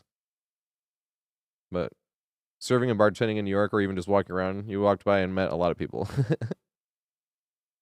Like the coolest regular, oh shit, what was her name? She was in, I can't remember any names. Maybe I did smoke too much weed. I can't even remember the name of We Are Young, or Living on a Prayer. I'm going to remember it in a second, though, because my brain is just being slow right now. Ariana DeBose. There we go. I was like, she was in the Donna Summer show. I was like, she was in West Side Story, the movie. But Donna Summer was on 46th Street, and Friedman's, the place I worked at, had ginger juice, and her favorite cocktail is called a penicillin, and you have to have ginger juice and scotch. But we actually had the ginger juice there, where you could have ginger shots, so I could actually make that drink. It's funny, she'd only go there, she gets to get one drink after her show, literally just one drink. But she'd only go when I was working, but then I had to teach the other bartenders how to make it, because they didn't know. I liked cocktails, so I usually knew most of the cocktails. Let's do it. The only thing is, because it is a tourist area, so people would come in and they'd just be like, do you know how to make this cocktail? And it'd be like some local bar cocktail where it's their signature, like, this is our spin on this. And I'm like, because you're like, yeah, I know a lot of cocktails. And then they're like, do you know this? And you're like, no, that's not that's not like a universal cocktail. That's, you know. They'd be like, do you know how to make a gentleman's sneeze? And it's just like some bar that there's a cocktail that they make for their place alone has a cocktail called Gentleman's Sneeze. Now they're in Times Square being like, haha, you don't know how to make it. Haha. And you're like, Google doesn't know how to make it. You like hold up your phone.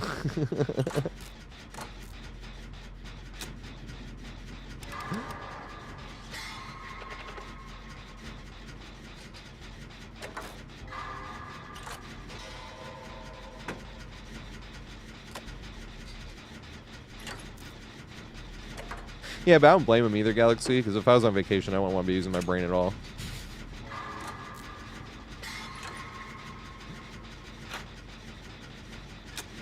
Yeah.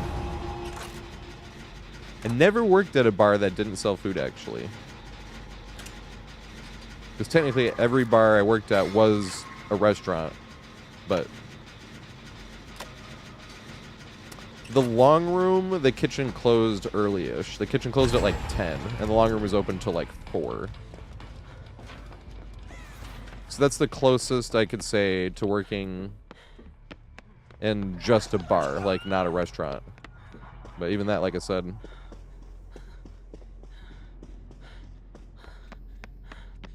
That was on 44th Street. It still is, but...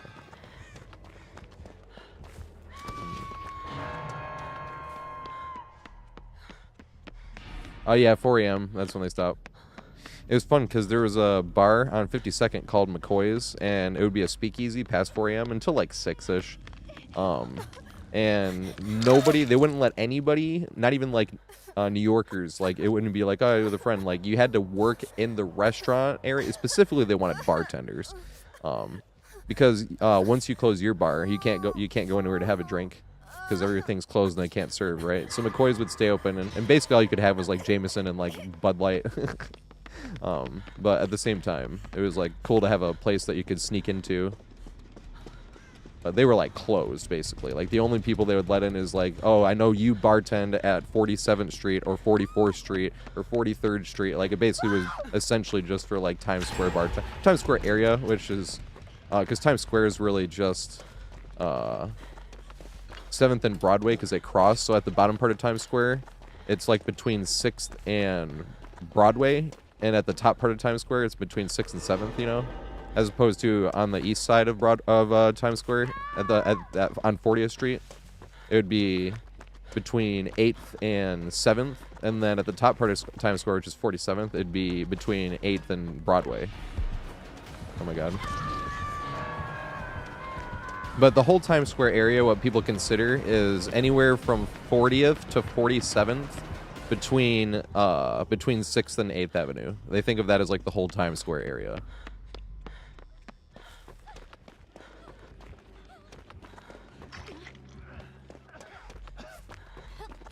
Nothing to worry about. Because that's where all the theaters are and shit. Like, there's not actually many, like, theaters in Times Square itself. It's all on, like, the side streets.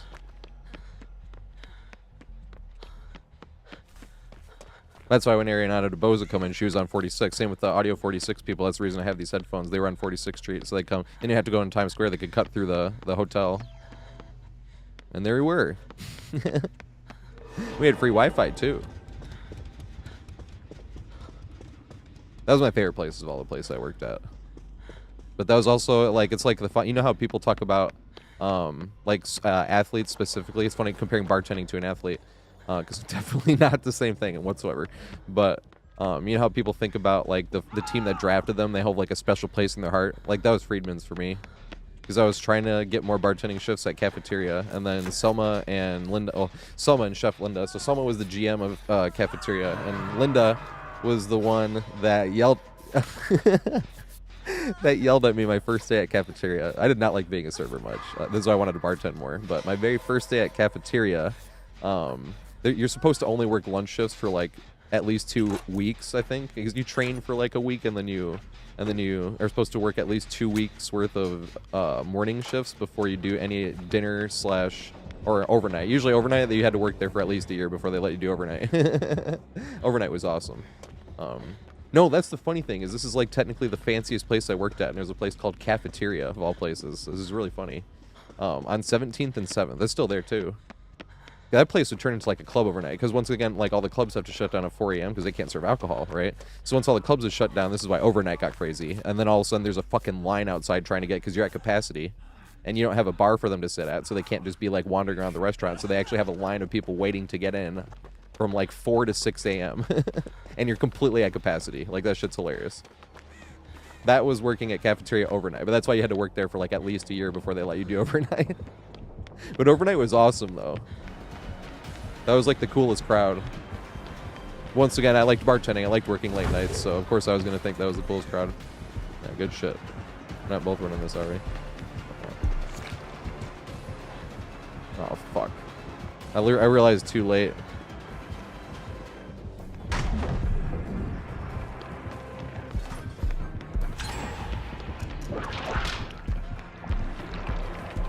No, dude. Okay, thank fuck. Thank fuck he turned around and took the hit. Because I was like, dude, I'm so bad at body blocking. Oh, I have to check the shrine. Thank you for reminding me. For survivor perks.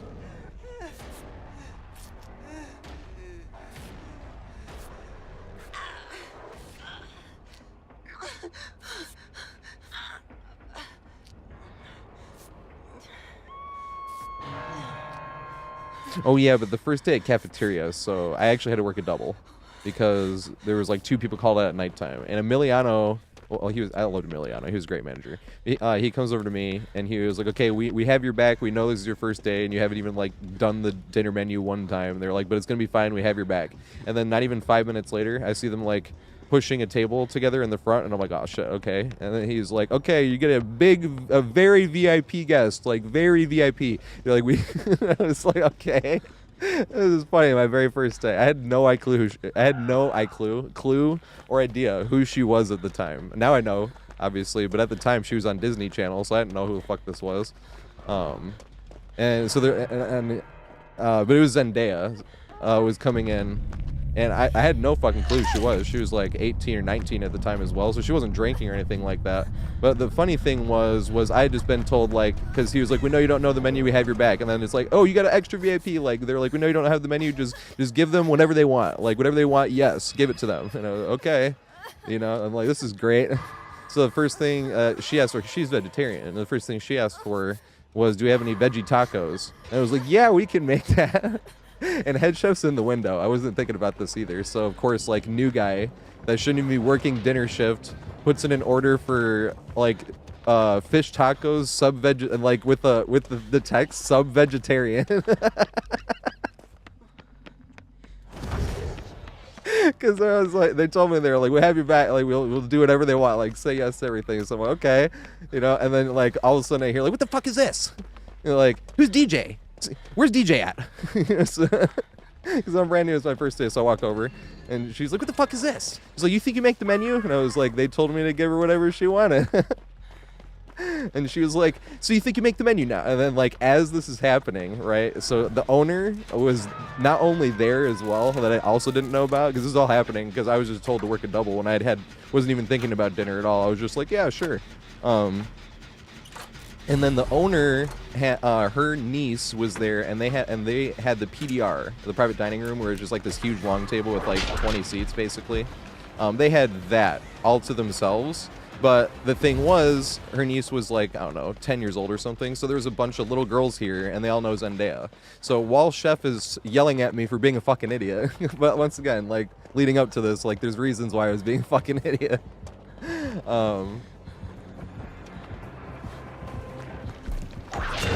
Oh my god, I didn't even think that was possible. How did I get hit by that? What the fuck? As a Nemesis main, like how?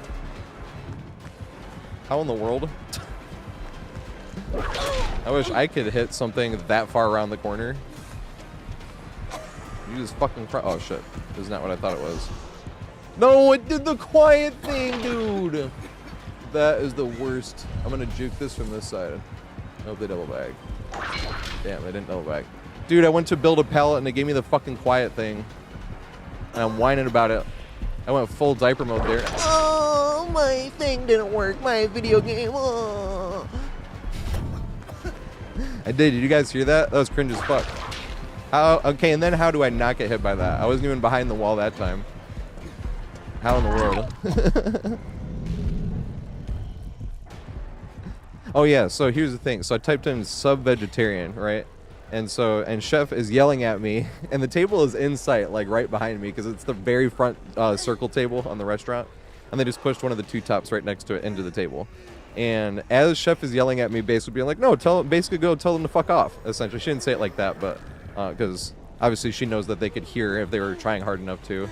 But essentially, she was basically telling me, like, absolutely not. Like, they don't make the menu, and you go tell them that. It was something like that. And then right as she goes to tell me that, like, the owner, Stacy, Stacy's the owner of and Empire Diner now, which is funny because same thing. Like, I worked a few shifts over there, and that was even fancier than cafeteria because they bought Empire Diner. Stacy and her partner, they bought Empire Diner, and then, and her partner is her wife as well. But they bought Empire Diner, and then they renovated it, and now that's even fancier than cafeteria is, which is hilarious because it actually has the word diner in its name. Well, I guess the word cafeteria would sound less fancy than diner, I suppose, if we're thinking about it, you know. But it's just funny because technically that was the fanciest place I ever worked at. But I only worked there a few times when they were like, "We have nobody there. We need someone from cafeteria to go." And okay, fine, you know.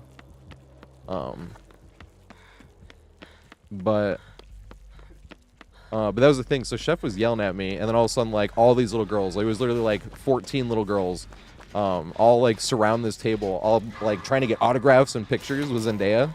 And she was being really nice and signing autographs and taking pictures, and Chef is just watching this happen behind me, and after she just told me to basically go tell the table to fuck off, and she's just looking at this table behind me, and she knows that this is Stacy's niece's like whole birthday party here, and that she's being really nice, and like I said, and she's the owner as well, not Chef, but Stacy.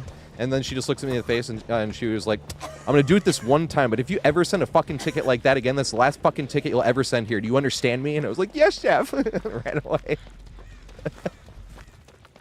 And then wait, best part about this, right? All of a sudden, like 2 weeks later, all of a sudden we get a new dish on the menu. We have falafel tacos, everybody. I was like, I know where those came from. But the thing was I ended up obviously working well with Chef. It was just a funny like first day because her and Selma were the ones that wanted me to go bartend at Friedman's because they're opening up Friedman's. Not the same owners or anything like that, and it wasn't like they just up and left either. Like everybody was prepared,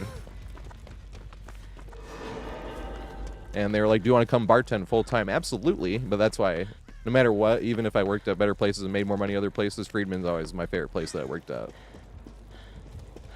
Because after Friedman's, then it's like, okay, now we're just normal bartender. Or Friedman's is like, yeah, take pride in being bartender, you know. And after that, it was like, oh. Just another bartender at another place. Every place after that. Dude, I can't find a fucking gent. I'm gonna get a fucking crow.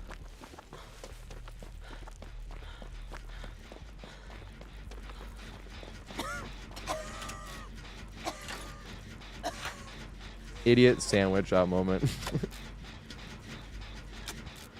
Hey, Slender Killer, what's going on, mate?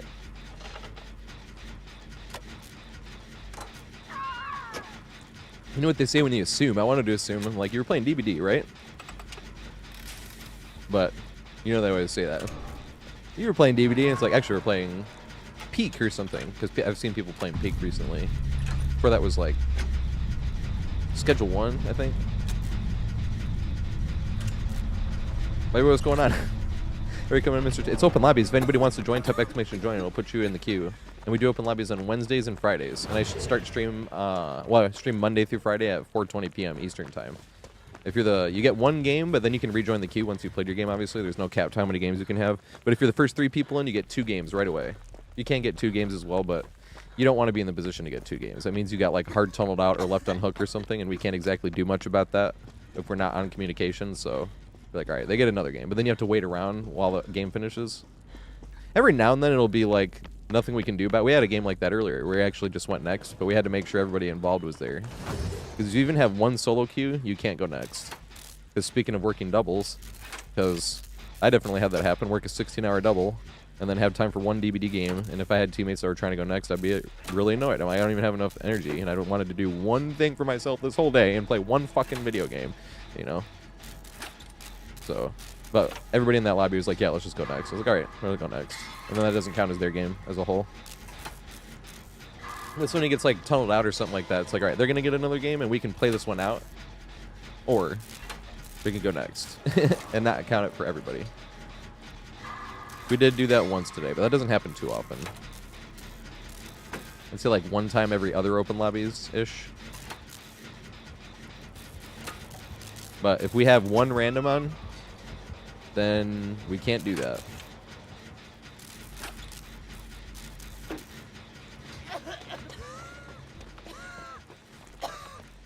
Yeah, hooked. Let's go. Thanks for the follow, mate. My voice cracked like 14 times saying that. But thanks for the follow, mate. I appreciate it.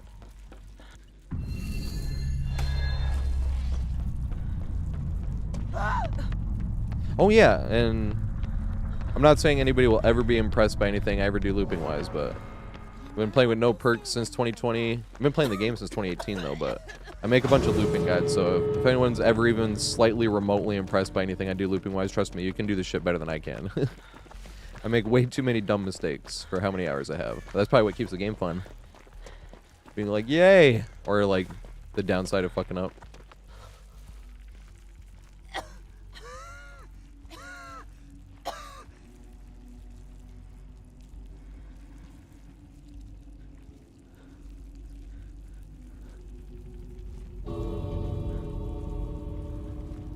Yep, there he is.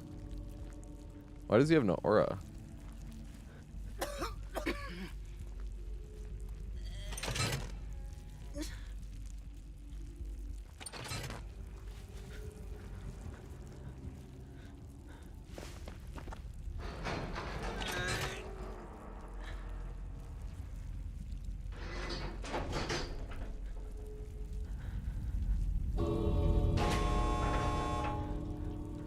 We got lucky. Let's go. I mean, skillful. Super skill. Wasn't luck.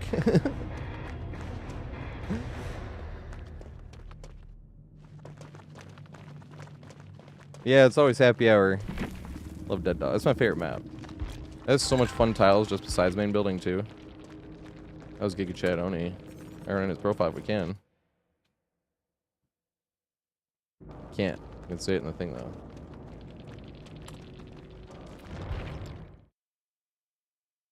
Alright. What's up, Daniel? This cannot possibly be real. Alright, let me see this. List. Ooh, I can spend blood points on this survivor now. So that was Tunti and Stream Rocket, right? So next is Kokolo here. Copy paste this to YouTube. Because we're also live on YouTube, in case you hate the music I'm playing. Or you don't like the amount of ads on Twitch, because they run as little as you possibly can on Twitch. They force you to run 3 minutes an hour. It's funny, I looked at the recommended and what Twitch wants you to run, and they want you to run like 8 minutes an hour. I was like, I don't even know a single streamer that runs anywhere near that much. Like, almost every streamer I know literally runs the minimum 3 minutes, because if you're trying to grow the stream, you want to run as little ads as possible.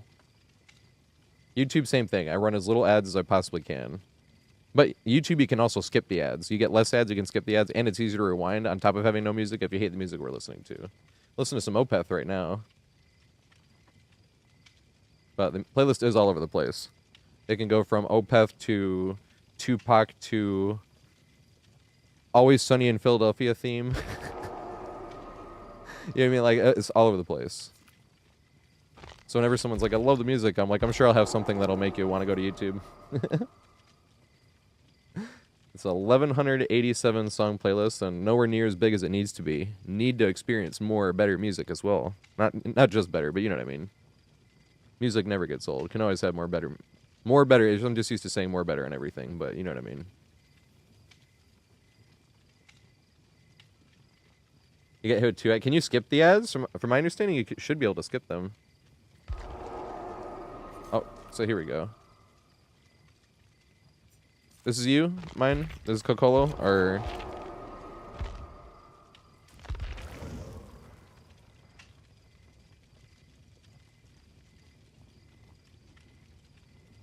Did I type Giga Chat Oni? Accidentally. Wait, you're Axel. Okay, it is Axel's turn as well. It's Kokolo, Axel, and Tragic Johnson. Isn't it Tragic Bronson? Is this a Shaqtin' a Fool reference? And then let me get to the right spot in the queue. And then... copy paste it again to YouTube. So I can be on top of it for once. So this is the current queue for next game and beyond. Ooh, I need to get weed ready. We're almost 2 hours in. I'm smoking like 2-ish games.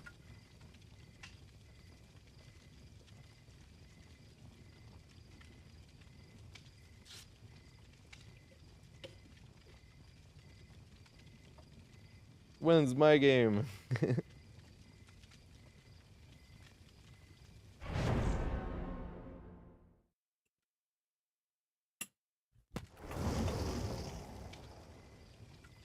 Yep.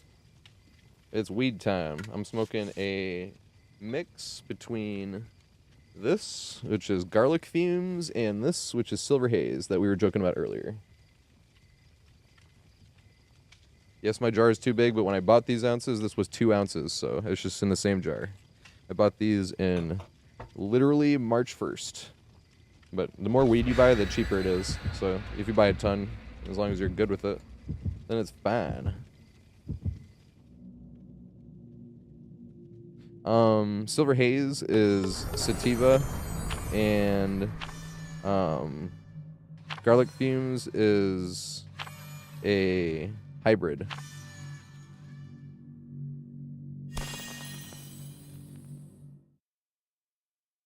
And then I end the night with indica because I bought another 2 ounces, and that is GMO. Well, it's an indica dominant strain, so it was a hybrid mixed with an indica. So it's like 75% indica, essentially. But I like indica at the end of the night. If I smoke indica all day, I'll have to take some weed naps. But if someone made me choose between sativa or indica, I would choose indica. Do go snort? Let's try. Or maybe it's doggo e-snort. Maybe that's what it is. Doggo e-snort. I've been getting this map a lot. I've gotten this map every single day for like the past month. And most of the time I've been getting it at least twice a game. Or twice a... Wonder if they're doing that. Please don't buff this map for survivors. Because like I wonder if they're raising the frequency to see if it's just as killer sided. I'm like, yeah, but we have a bunch of survivor sided maps. So yes, this is a very killer sided. Well, it also depends on how they play. All they have to do is guard up top or down low, and that's it. Yep, I smoke. I used to do a lot of drugs too. That's what no perks since 2020 is actually for. I had a problem with Oxycontin. Percocet, perks for short. I used to do lots more than that. I was doing Xanax at the time too. It was bad. And I was completely sober for 14 months, and then I started smoking weed. I mean, I'd already smoked weed before too, obviously, but helps me with a lot of stuff. But I talk about it in that no perks video, because just because weed helps me with stuff might be weed could be an issue for you, like anxiety. Helps me with anxiety. It's one of the many things that helps me with appetite, sleep. That helps me with a bunch of stuff. Z-wall. Damn it. Did they throw it? They did throw it over that. That's hilarious. Damn. I think they threw it over the wall and I got hit by it. That's funny too, because I don't even know if they knew I don't even know if they knew I was running for the Z-wall. They could have just thrown a prayer. Yeah, I've done shrooms before too. I did shrooms a few times. I've done shrooms in Central Park twice.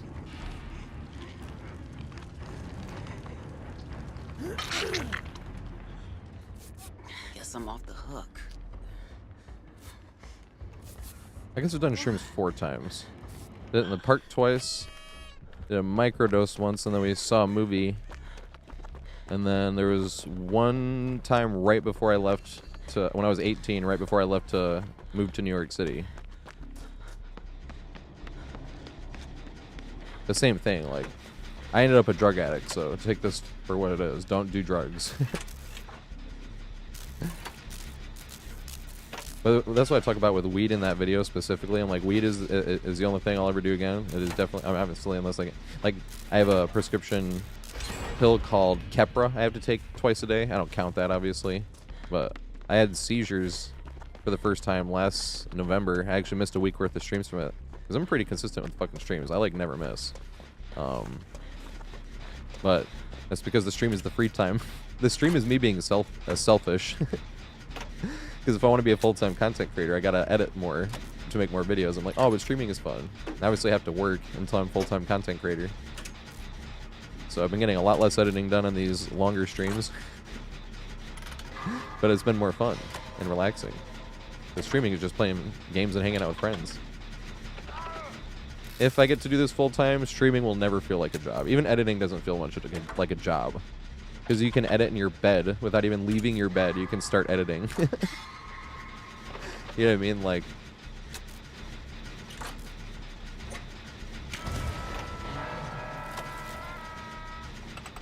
but that's why it's a lot of people's dream is to be a full-time content creator, mine included. I think you should kill a whale. I mean, I'll watch that kill a whale video. Because if it wasn't for kill a whale, I did not have a goal of trying to be a full-time content creator yet. Because Kill a Whale made that video when I had like 2,000 subscribers on YouTube, I want to say. And then all of a sudden, because from his video we went to like over 5,000 very quickly. And then Oddsdarva gave a shout out, but I don't know if Oddsdarva would have found out who I was if it wasn't for Kill a Whale's video, you know. This is bad. We have to go down there and try to get them up. Alright, here we go.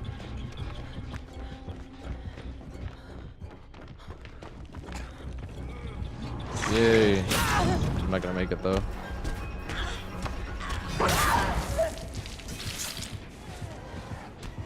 But I think we got 3 gens done already though. I was like looping right by the hook. They either got a trade or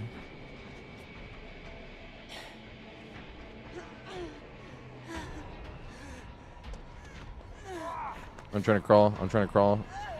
I mean, I guess. I was trying to crawl because I was trying to see if we don't get put back in the basement. No, see, I should have kept crawling. Really hurt. I mean, it's a guess, you know. Because if I hadn't kept crawling, they might have been able to pick me up first place. But I kept crawling, you know.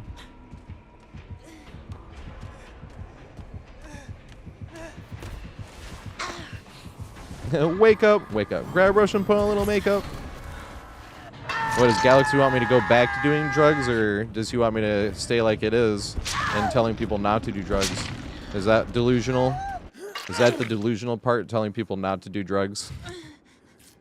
And learn from my experience? You saved my life. And how I literally just said I did shrooms a few times and I ended up a drug addict, so take it for that. You're right, that's super delusional, right? Oh my, OMG. I'm 33.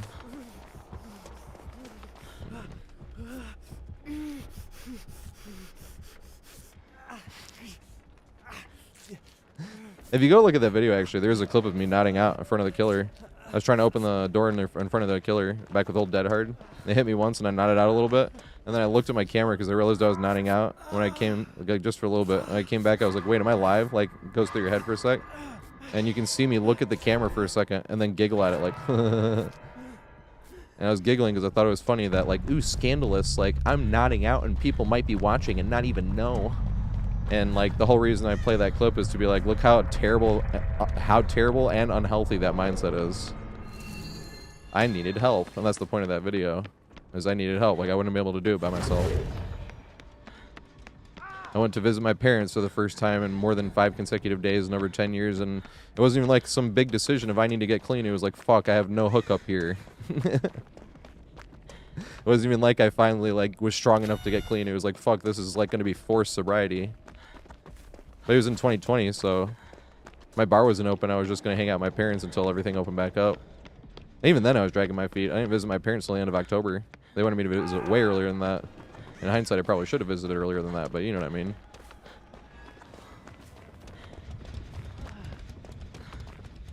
You ain't gonna die. Not on my watch. We gotta go do the downstairs ones, right? I'm assuming. Let's get you healed and then get the fuck out of here. Or should I have used med kit? Let's go. Dare officially took Mary Jane off their bad drugs list. That's hilariously awesome. I won't lie. But here's the thing, too. That's why I talk about in that video, too. Specifically about weed not being good for everybody. I was like, anxiety is one of the things that helps me with. I was like, and that is proven to give other people anxiety. Definitely, like, people get paranoid when they smoke weed. Doesn't happen to everybody, obviously, but that's why I make very clear in that video. I was like, just because it helps me doesn't mean it wouldn't be a huge problem for you. I am not a doctor as well. Oh, I have to go this way, actually, so I get put in the basement. I wasn't even going this way. What the fuck?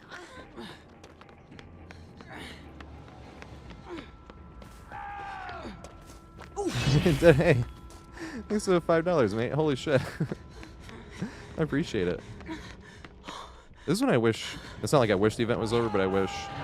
Because when the event's over, I can do. And we need the gens downstairs. We already did 2 gens up here, right? Can't we just go downstairs and do those gens? I'm so unused to having gens done upstairs. They keep running around. I'm like, I can't find any. I'm like, oh, then go downstairs, you idiot. Talking to me, obviously. I like talking to myself.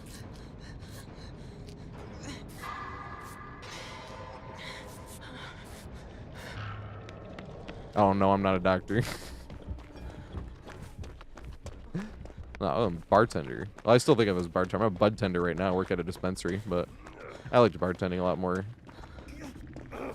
But not to sound snobby or anything, because that's the first thing it sounds like. Oh god. A lot of things are happening. I need you to stay focused. But when I moved to Michigan, I wasn't sure I was gonna like bartending in a small town, and it wasn't because of like lack of, you know, traffic or this or that. It was really that I was concerned with. I've always heard a bunch of stories of like uncleanliness that you have to put up with, and just kind of look the other way. Like, don't drink anything that has ice there because they don't clean out the ice chest, and there's probably a bunch of mold down, like shit like that.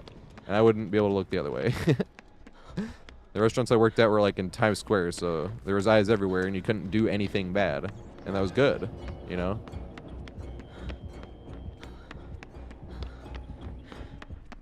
But that's the type of shit I was a little bit afraid of trying to bartend in a small town.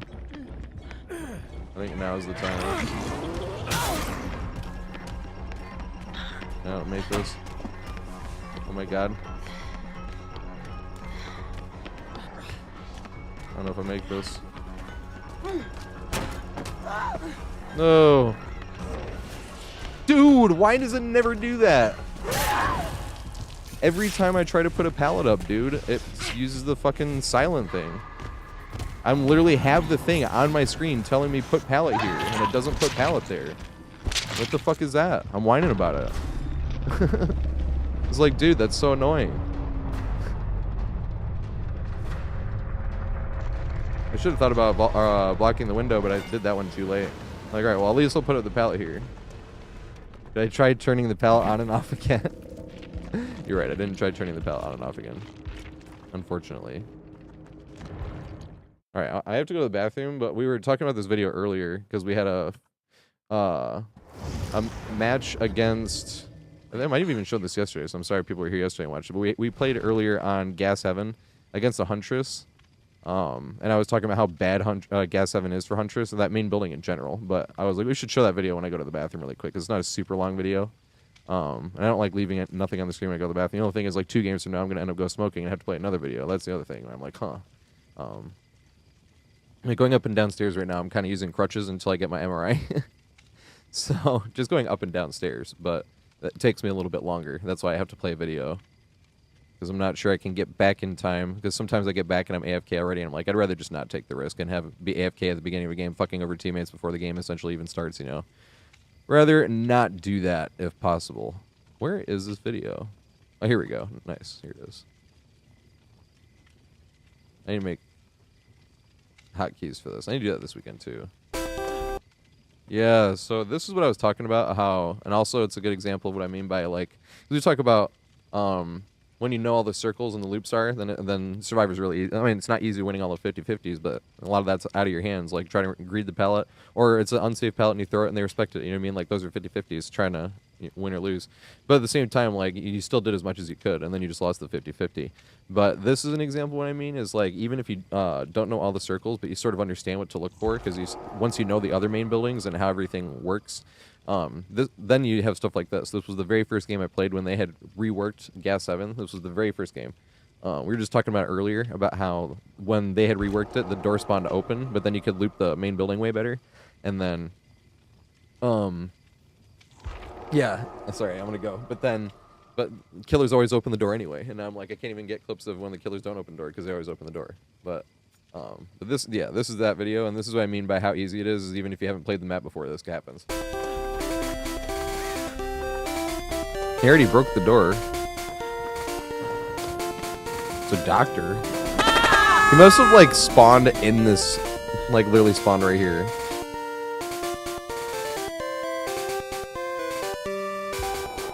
Yeah! What's up, Daddy Alpha?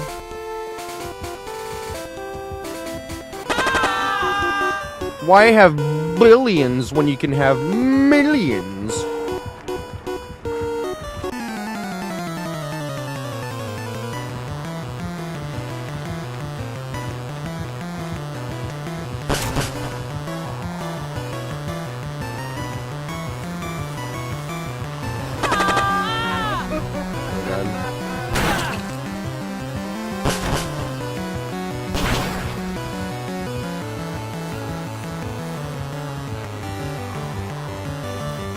Look at that pointless ass pellet. Alright, let's see what we got in here.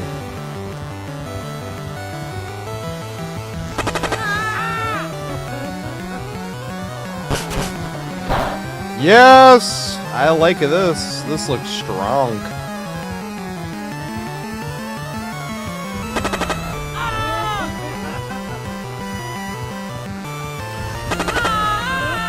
Damn. Ah!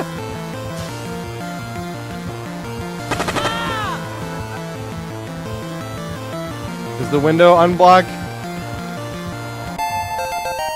Yes! It does!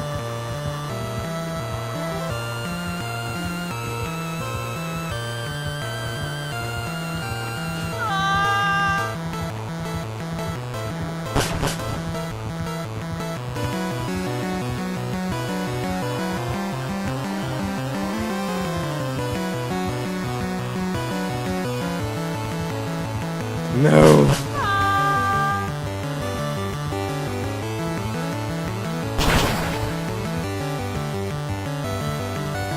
Dang, why couldn't I break chase before that? That would have been nice.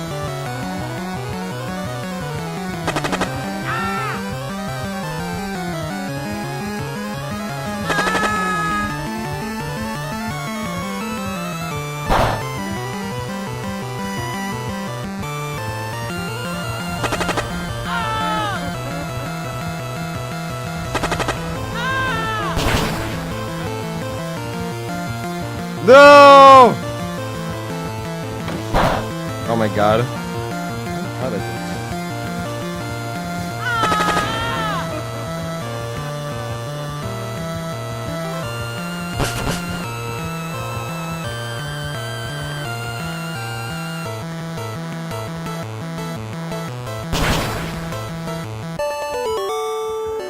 Alright, well, the new Gas Heaven is really strong, it appears. Yeah, that's what I mean.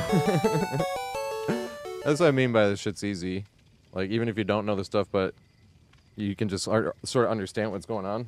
And you walk up, you see that, you're like, well, that window looks really strong, and there's a pallet right there? Okay. And then the very first chase, you're like, well, that's great. We had a chase where we just kept breaking chase earlier and get a free vault. Because you can keep running around that one pallet until you break chase and then vault it. But who are we missing right now? Sorry, for the open lobbies. Mozukai. I'm just going to take Mozukai for now, but... So this is supposed to be... Mozukai, Hi-Hi, and Hamdalf. Nice. This is everybody. Type exclamation next. Oh, shit. Well, JC is next. So I'm gonna do that. And then do that. Just like that. Okay.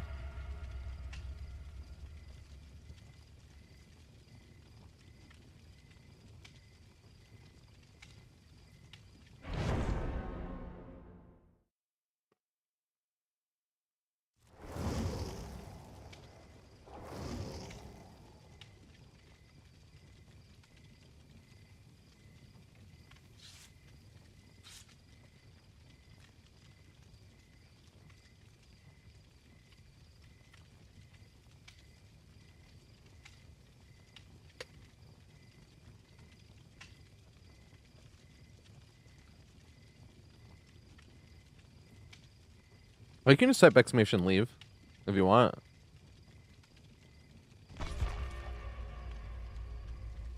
It was Lotus that was playing this song. I was like, somebody else I remember was playing this song and has this song on their playlist. It was Progressive Lotus. Speaking of, I should give him a shout out really quick.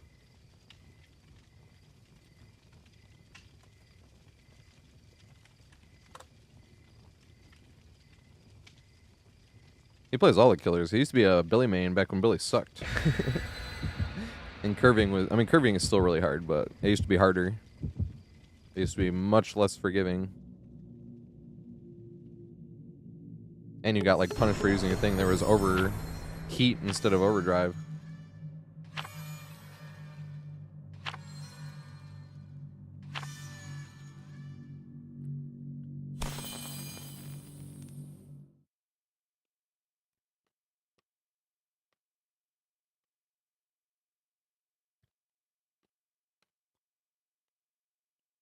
It was Dead Mouse.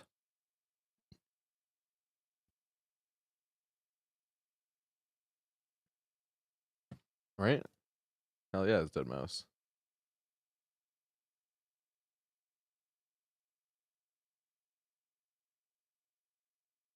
Just adding little layers at a time. Are you talking about like Datsik and shit? Dr. P, Let's try to not lose any blood. Nero, Rusco, is that who you're talking about?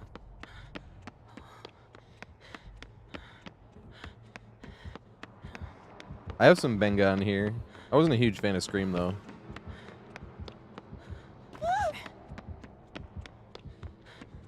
But I don't know Mawa. Oh, they're not even up here.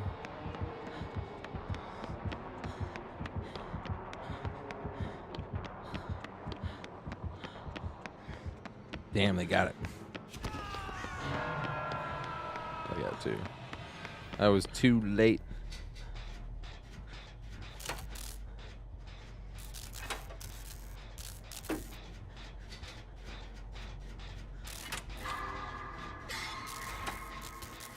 Yeah, I like playing as Billy as well.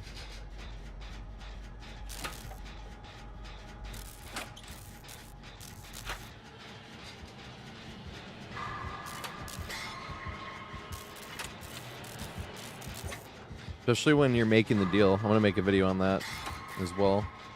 Making the deal with Billy, where if Billy's going for a curve, you don't leave the tile and you don't throw the pallet. And you got to try as hard as you can. It's like one of the only times I feel bad, actually bad for messing up. That's for the killer. Because that's how you get better at Billy, is you have to have a survivor, or curving, you have to have a survivor stay at the tile, try as hard as they can looping-wise, and not throw the pallet to try to get you to curve it.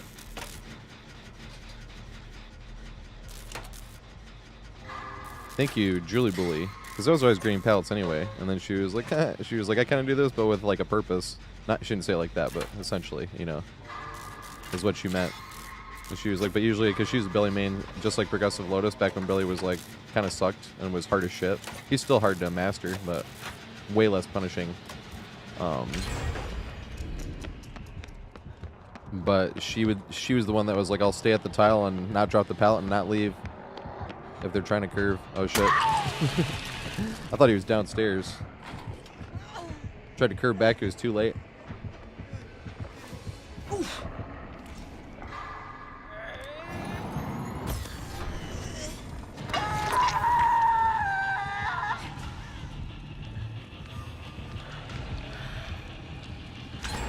No, they did a few things with Billy. They made the curve longer, because I think, don't you have 0.75 seconds to curve now? And it used to be 0.5 second. Also, they used to have overheat instead of overdrive. So, you know how you now, well, it's actually harder to curve when you're in overdrive, but you know how you go faster? Back then, at the same time that would kick in, you would just not be able to use your chainsaw because it would be overheated. Like, this is what I mean by Billy just was a lot more punishing. You had less time to curve, your saw would overheat. And they made hitboxes better. So, like, a lot of times you would just chunk on nothing. And it was like, what did I even hit on this table when you're trying to curve? Man, they made that better, too. That's what I mean by slightly more forgiving as well. It's not perfect, obviously, but nothing in DBD will ever be.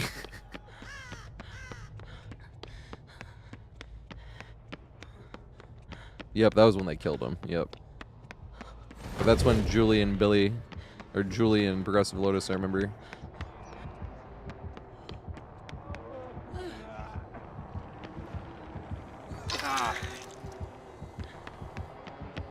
I went that way just in case he cut.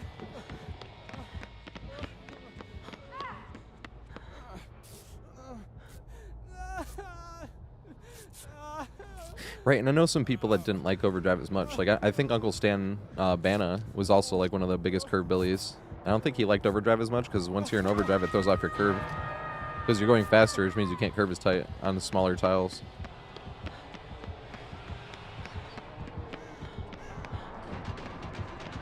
I am stuck in this back corner. Does he have bamboozle? He does.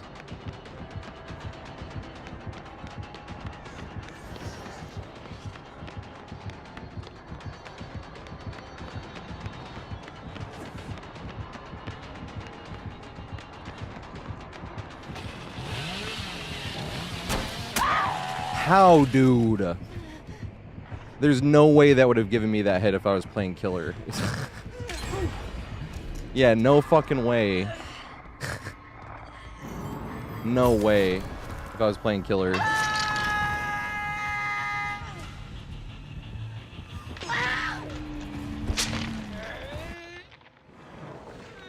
Two feet on the ground and took my extra step. Still got hit. No fucking way. Literally played that as I should have. Outplayed the bamboozle, jumped the window just for the game to be like, But it literally does that 10 times as often to killers. Just look at auto aim by itself. It counts for like that happening 10 times as often. But holy shit, it's frustrating.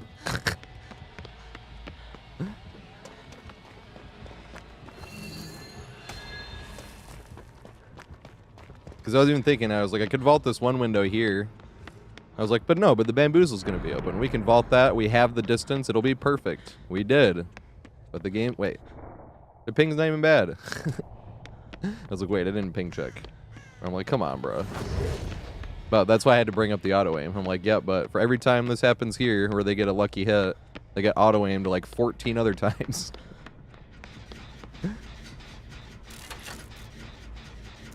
Wait, if you type exclamation garbage, a clip will come up of me playing killer.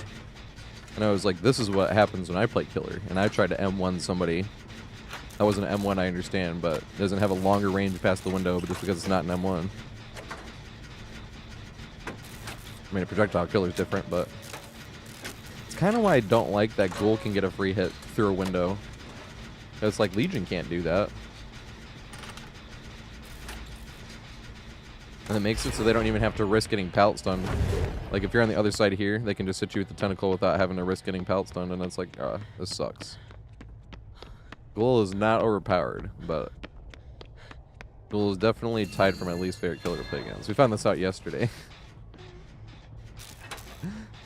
Ghoul and Vecna. So people would ask me that a lot. But both of them, those are the only two killers in the game that make my other killers jealous. Because I was just talking about Legion. And then the other thing, but the sad thing is I thought, I was like, please. I thought I had like a good solution because it's less frustrating when you're like, I would just do this, even if you're never going to get the what you would want, but you still have it like solved in your head. You're like, well, this would be fine. But I used to say with Wesker, because Ghoul makes my Wesker jealous as well. Because when Ghoul goes to sling way past somebody, they can just cancel their sling and not get punished for it. Whereas Wesker goes flinging off in outer space. I was like, why can't they make Wesker counter their dash? And all it took was for Blue Dream to be like, that would be a pretty solid buff for him, not gonna lie. And I thought about it and I was like, oh yeah. Because if you could cancel your dash, every single even tiny loop would be really strong for Wesker. Because he could just cancel his dash here and then cancel, you know what I mean, immediately go sideways. And I was like, oh, I didn't think about that. Is he going for Adept? Because that was Tinkler. Bruh, once again I tried to use the pallet thing. And did not work.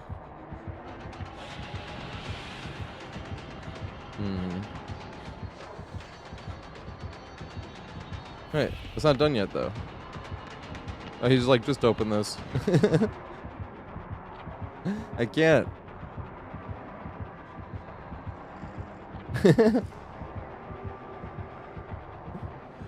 I know, I was about to do this one.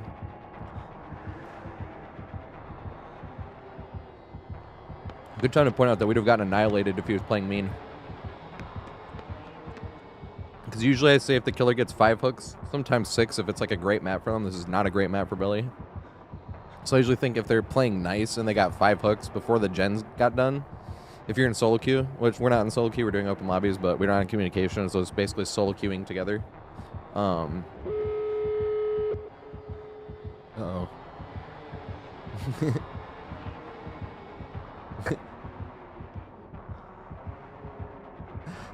But I usually think if they got 5 hooks by the time last gen got done when they were playing nice, then we would have gotten annihilated if they were playing mean.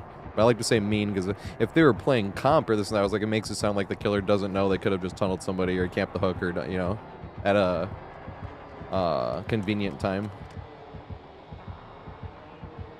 Everybody knows that. It's like the first thing you learn when you play DVD. You're like, why don't I get somebody out? That would be way easier. And you have to play like that if you want a chance in every killer game you play. Just a chance. You won't win every game. You'll lose games, actually, if you just tunnel. But there's definitely games you'll win because you're playing against solo queues and you just tunneled. Because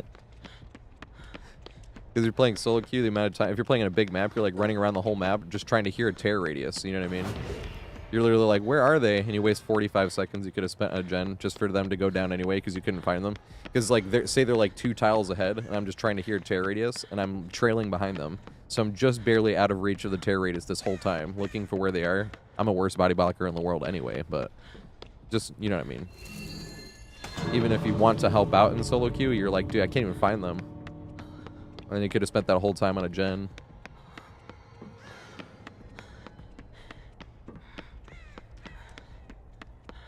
Do a barrel roll.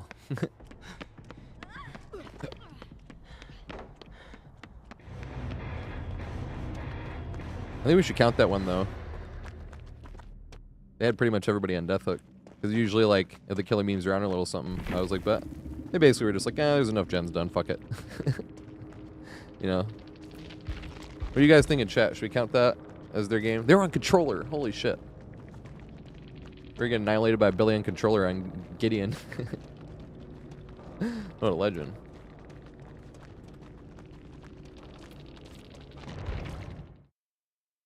I'd count it. I was going to count it too, but I felt bad. Let's see. This cannot possibly be real. So Hamdelf was counting it. It counts. All right. We're saying it counts.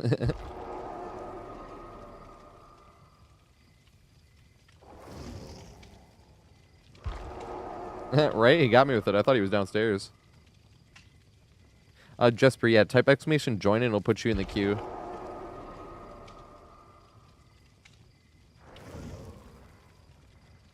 Yeah, he was standing there. Oops, I think I have to... Oh, there we go. Wait, JC's in here, and I press next again. Is this... And Tunti, wait. Is Tunti here? I think Big Ben is supposed to be next game. Unless Scourge or Tunti is not here.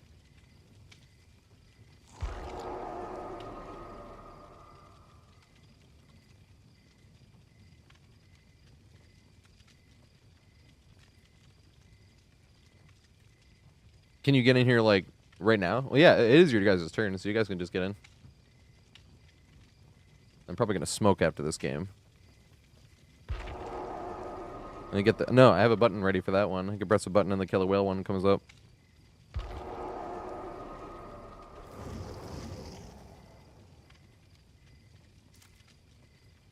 Here we go. Oh, wait. Before I run out of offerings.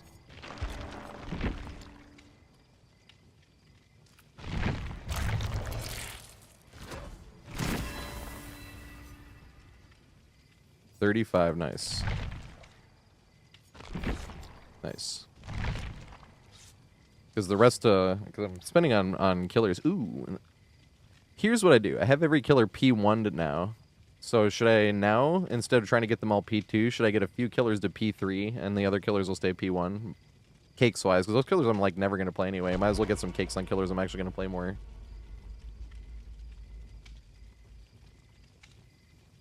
Like Trickster, I'm not going to play much. Kaneki, I'm not going to play much. Twins, probably not going to play much. Blight, probably not going to play much. Yeah, this is Dead Mouse. It's a long-ass song, though. It's like 10 minutes long. Like, the beat dropped, and we finally got some drums, and this was over 7 minutes. This is about 7 minutes in the song. We're 7.5 right now, but I was like, around 7 minutes in the song, you get some drums. Would you call this trans? I always think something's trans when it's really long and goes through, like, a big progression. Everyone's like, no, this is called Strobe. Yeah, this is Strobe by Dead Mouse. I have a few Dead Mouse songs. Ghosts and Stuff. I have 2 versions of Ghosts and Stuff. The one with the vocal and the one with just the instrumental. Yeah, I like trans. I like development. If it takes its time, I'm fine with that. That's why I like Opeth. Opeth has a 20-minute long song. A 20-minute long song. Yeah, I said it right. Called Black Rose Immortal. And, like, most of their songs I listen to from Opeth are, like, over 10 minutes long.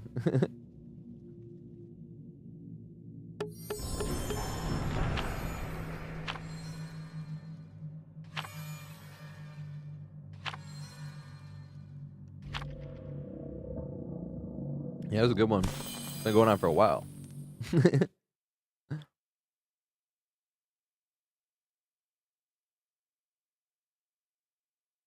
is not my favorite Dead Mouse sound, though. It sounds like you don't like it, but if it's on the playlist, I obviously like it. But my favorite Dead Mouse song is I Remember.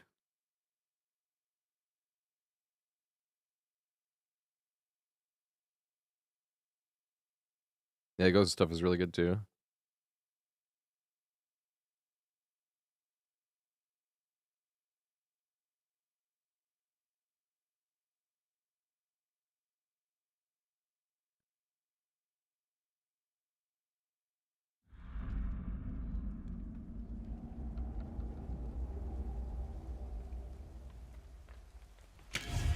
I have no interest in dying It's today. a goal. Here we go with Temple of Purgation.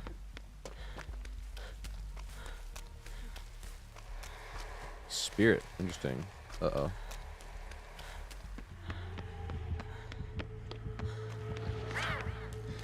Auto-aimed already. Speaking of auto-aim, remember we were talking about that last game? I was like, for every one hit, we were like, that's BS, I shouldn't have got hit. And it's like, the killer gets auto-aimed like 14 other times. And like, immediately, there it is, look.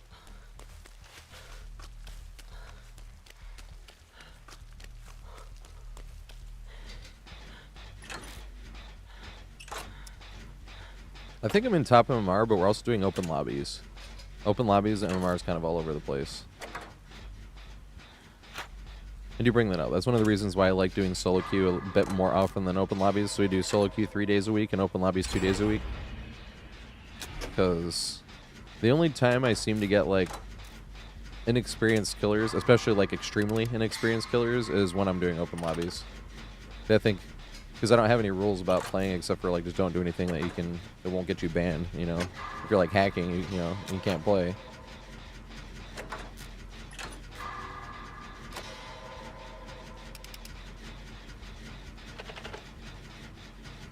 But every time I've ever gone against like a win streak killer, it's been in solo queue. Like Damn it. The Scooby-Doo loop I have, that video on the Scooby-Doo loop on RPD. I have a clip from, because I wanted to be like, look, this doesn't just work against newbie killers, or people are like, this is only going to work against noobs. I had a clip of it working against Numinous, if anyone knows Numinous, and they were literally on their win streak. They were like 837 games in, and I got Scooby-Doo to work like 2 or 3 times running across the hallway.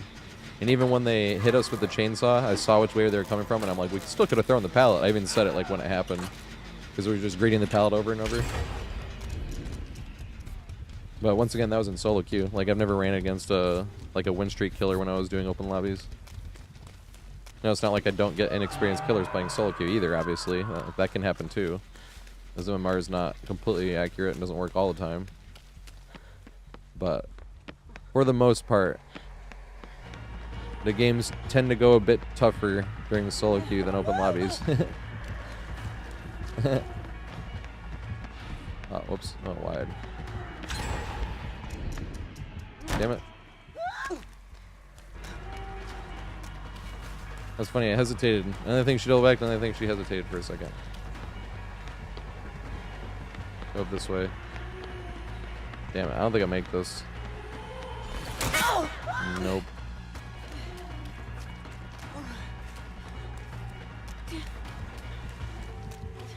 Oh god, she came back this way. No, she didn't. What the fuck?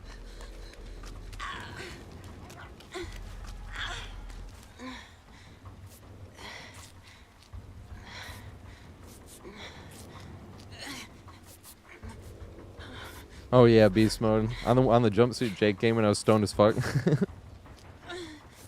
That shit was hilarious. That was like the perfect storm for laughter too, because you can like see the point where because I was already trying to fight it.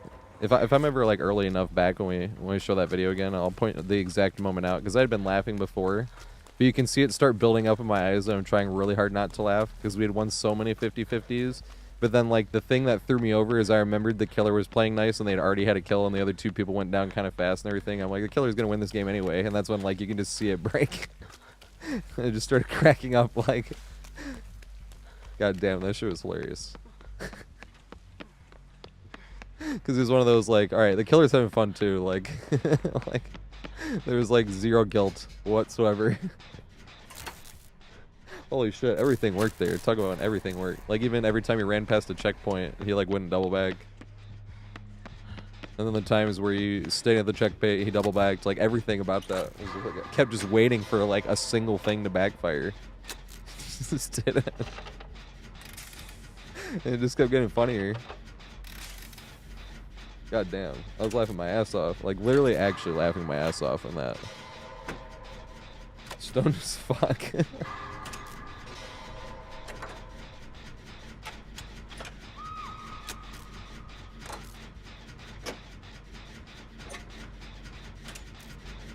Oh, that's true as well, C-Nog. I do think that people tend to be more engaged in open lobbies for actually playing for success.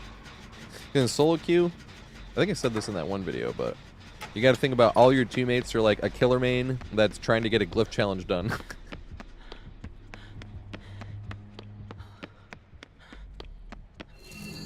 And then it puts it, I'm like, that's what solo queue's kind of for, you know? So it can get frustrating when you get like 3 straight hours worth of terrible games. We had like 6 games in a row yesterday that I was like raging at.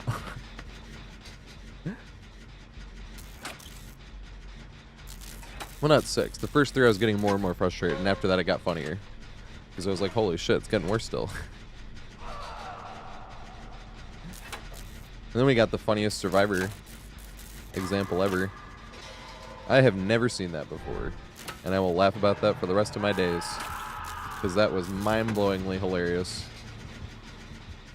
I had a game yesterday where it was again on Ironworks versus Bubba. If anyone wants to go back and see the VOD.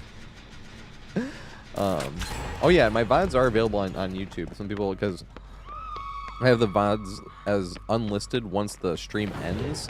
But the reason I have it that way is because if I don't have it unlisted when the stream ends, then YouTube tries to push my VODs as finished videos.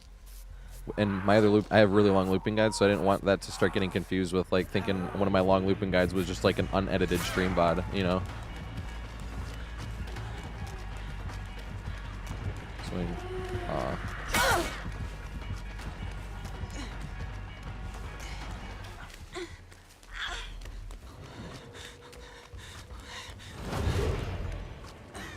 But you can still see all my VODs if you go to my channel on YouTube. It's funny, you can, because the VODs never go away on YouTube. On Twitch, they go away after 60 days.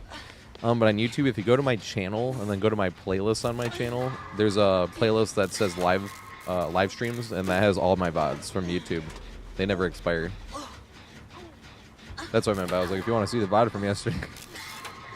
There's an Iworks game versus Bubba, and we literally got everybody out. There's 2 people on the hook, and the Bubba hooked the one person behind the other person, and I was waiting to try to sneak in between, but I had to see which way Bubba was going. And I'm up top, so I searched the chest upstairs because I was half healed before the killer, and I was like, yeah, if I get a medkit, I could heal and then go get them anyway.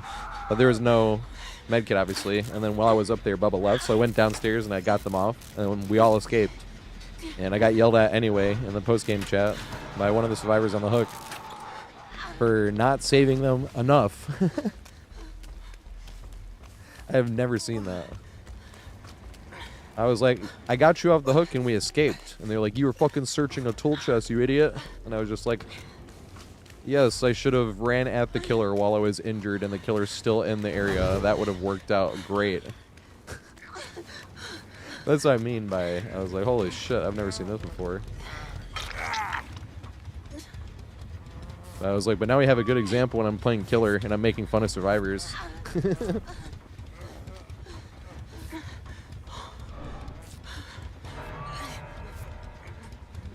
they're like, bro, don't give me that. I've had a survivor yell at me for saving them not hard enough. When I did save them and we did escape, but I didn't save them hard enough. Like, that's just funny.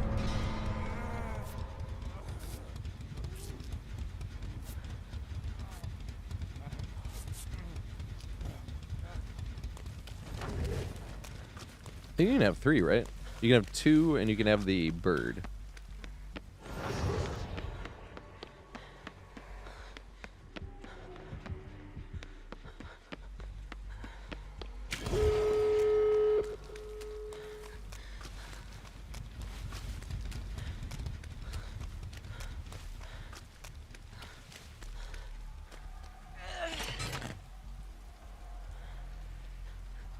Yep. I might have do pride sets because I did do all pride sets before, but that was before you could have different cosmetic sets, and there was just too much work. So I left some pride sets on, and I changed some other ones just because I was like, ah, whatever, I'll change it all next year. But then the next pride year, I was like, I don't want to go and put all these on all my characters again. That shit's gonna take like an hour. But now, if we're going to have like 7 cosmetic sets, you can just have it be like number 7. I'm like, oh yeah, Pride Month, number 7. Because I'm not going to have 7 different cosmetic sets. Or something like that. I'm like, hey, then I don't have to change this over and over. Oh shit, what am I doing? I think you can always redeem those, name. I think those don't expire.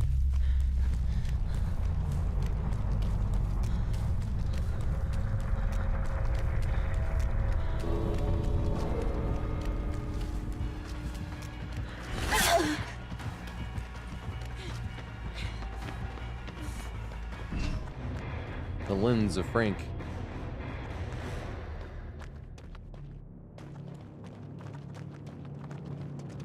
Wait, what happened?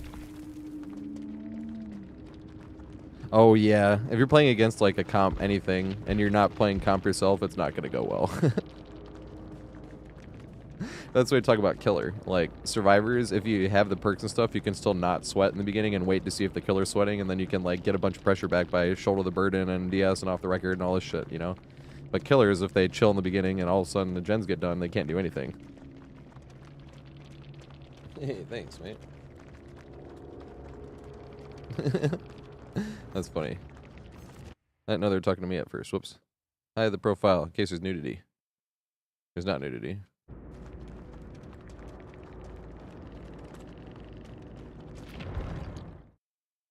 Kill a whale video. That's what I'm gonna play today. Because I'm light him if you got him. I'm about to go smoke. Never know what the night will Right, so light him if you got him. But I'm gonna play this kill a whale video because we were talking about earlier. This may be the greediest looper I've ever seen, and it's hilarious. Toxic? Not at all. I take pride in that. Thank you, kill a whale. So it was the greediest looper he'd ever seen. And it took it up to a whole nother level the next year. I tagged him in a Twitter post on that one, actually. I was like, I only threw 400, how many? Not 400 pallets. I only threw 48 pallets in 2024. And I, like, at the end of the year, I was like, I did you proud this year. The year before that, I threw 186. I don't know how many I've thrown this year. It's like 110 or something like that so far. I think it's going to be more than 186. Especially lately. I don't know why, but I've been throwing more pallets lately. I threw like 3 in one day the other day. And I was like, holy shit. That's more than I've thrown in one day in years. Like, literally in years. Oh, my God. But anyways, this is the kill a whale video that we were talking about where I don't think, like, full-time content creator wasn't really in my, like, goals. I was making... Like, now it is. Now I want to be a full-time content creator, but I didn't think it was even a possibility. Like, it was one of those, like, I wouldn't put any stock in that because it's not fucking ever going to happen, you know?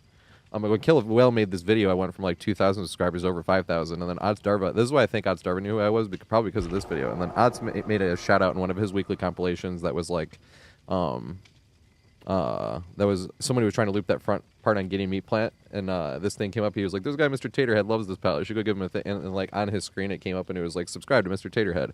And then I went from like 6,000 to like 20,000 basically. And then Sky Faction made a video called "Heroes of DBD," and I went from like 20,000 to like 25,000. And then Absolve Live made a video called "The Savior of DBD," and all of a sudden I'm like at 30,000. Like I just. Without help of other people, like, essentially, kind of made even just having a goal, you know, of being a full-time content creator possible, because it wasn't even, I didn't think that was even a possibility, and now I'm working towards it, actually, you know? Like, I never thought that would ever happen, like, working towards actually making that happen. But this is the first video that I was talking about. I don't think if it wasn't for this video that would have ever become a possibility, you know, until this. But thank you so much, Kill a Whale, for making this video, because this is when I was just making those long looping guides. Popular Survivor content on DBD YouTube is kinda lame. Well, maybe lame is the wrong word. It can be fun to watch, but it's all very similar. Whether you're watching Aaron, JRM, Swee, Swe, Skirms, Namedi, or any other Noob 3 clone, I can almost guarantee it will feature 1 to 2 games, an obviously inexperienced killer, flashy tech gameplay, ADHD editing in the form of constant zooms and sound effects, and a thumbnail purchased from the Survivor Thumbnail Emporium. And this is what it is. I already made fun of all this stuff a long time ago, so I'm not here just to complain. But if you're actually trying to learn something about playing Survivor, most of this content won't help you. It's fun to watch someone 360 a baby killer 4 times in a row, but like, what am I supposed to do with this in my own games? It feels like if I wanted to improve at basketball, but could only study footage from the Harlem Globetrotters. So you say to yourself, let's look for something more educational and search for looping guides and tips. These are definitely better for improving, telling you to hug structures tightly or maybe explaining jungle gym pathing or check spots, but honestly a lot to remember, especially with so many new maps, tiles, and main buildings. Add to that the general stress of chase, the fact that teammates might have already used a pallet, bad tile RNG, bad killer ping, or bad teammates, and sometimes this stuff doesn't even feel helpful at all. Okay, I gained an extra 5 seconds in chase by hugging this loop tightly. Now what? Even after watching a lot of these guides, it still feels like only hours on hours of experience will actually help me improve. And as far as watching competitive DBD or 1v1s to learn Survivor, it might as well be a completely different game. If I pre-dropped this many pallets in solo queue, I would be dead with 3 gens left and get death threats from my team afterward. Meanwhile, searching out killer guides will lead you to a ton of knowledge, gameplay, and tips and tricks for any killer you need. And since being the chaser is a lot more intuitive than being the chasee, it's a lot easier to improve quickly. And I think this is a big part of why most survivors in DBD, including myself, are just straight up kind of bad at the game. So now if you are like me, who doesn't really have the time or the incentive to join a 1v1 ladder or explore map variations with an AFK friend, or practice juke muscle memory, or just accrue the hours needed in public matches to know every loop on every map, you're kinda out of luck when it comes to actually learning Survivor. I used to watch Cope, who posted a lot of non-ADHD edited gameplay of smart looping instead of flashy tricks, as well as being the best survivor in Otz's 1v1s, but they don't make DBD content anymore. There's Fun Goose, who can talk a mile a minute explaining their actions, but they're really more focused on killer lately. There's Steve, who's crazy good in 1v1s and in public lobbies, but unless I'm watching their stream constantly, I'm not gonna learn much from here. But I have good news. I've finally found my Dream Survivor YouTube channel, by the name of Mr. TatorHead. Now why is this channel so good? What does it offer? Well, first of all, we got in-depth map explanations. He explains every single loop and main structure and how they can spawn and how to run it every which way for almost every common map. But does it actually work in real games? Absolutely. After each explanation, he shows multiple chases he's had using that exact setup or iterations of it that spawn, which really helps you understand how the loops function when facing multiple different killers. Is he a flashy juke master, doing things I would never bother to practice? Not really, he's got some fakes and tricks, but he makes just as many mistakes. Truly a man of the people. Most of his looping skill is based on game knowledge, and he's willing to share it with you. Pallet pre-dropper? Absolutely not. This is maybe the greediest looper I've ever seen, and it's hilarious. Toxic? Not at all. He laughs it off whenever things don't go his way. No!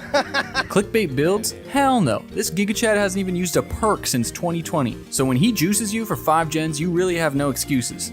Except Old Reliable, of course, if the game is broken and unfair. That one always works. And finally, a big point here that most Survivor YouTubers don't do. He's realistic about the game. Chases are meant to be lost eventually. The goal that you should aim for is giving your team as much time as possible, not running the killer for 5 gens like you saw your favorite YouTuber do. Bloodlust, chase perks, killer powers are not unfair free win mechanics, they're part of the game to make sure you eventually go down. I really think if more survivors understood this and stopped looking at the game like a 1v1, we would have a lot less angry endgame chats. Now I know 2-hour map guides aren't for everyone, and I know YouTube rewards fast editing, short form content, and entertainment value over education value, which is why it took me a weird combination of search keywords to finally find this channel. And I get that content is fun to watch, so please don't feel the need to defend your favorite creator in the comments. But this info right here is so unbelievably helpful and well put together, and has helped me more than any other Survivor guide I've seen since I started this game, that I just had to share it with my audience as well. In Mr. TatorHead's own words. This is why I want to make map guides, because this shit is easy as hell. So if this video seems like just a giant advertisement for another channel, that's because it's exactly what it is. If you want to actually learn to get much better at Survivor, and probably Killer too, then please head over and give this channel some love, and share it with your other friends that want more in-depth guides, or that just suck and you need them to be better. At least watch how to run the main buildings and tiles of maps you struggle at, like Larry's or RPD, since he breaks down everything into YouTube chapters for you to easily skim around. And if you're not going to do any of that, you can at least appreciate this man's tap dancing right now. Woo!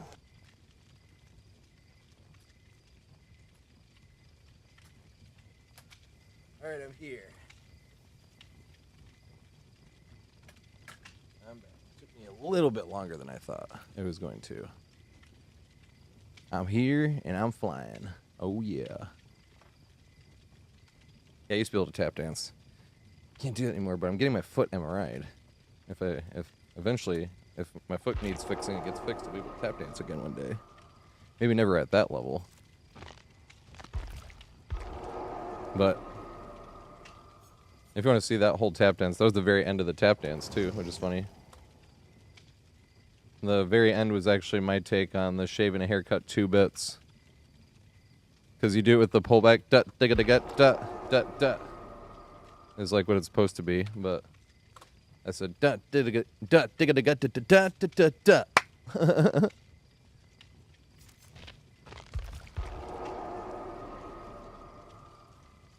And then woo, Ric Flair. Wait, 125. Is this the event?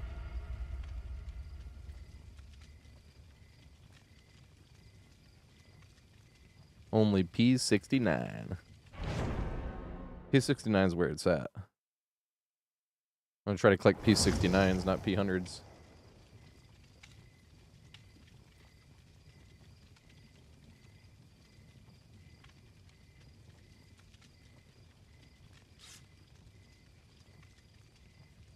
This is one of the only Atreyu songs I actually like.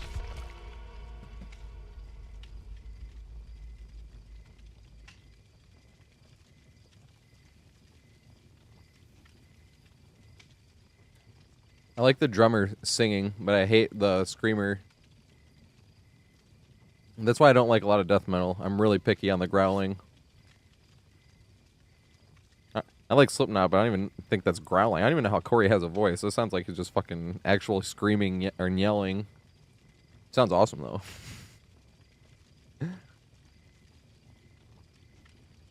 How he does both. Same with the Eagles guy that sings Hotel California.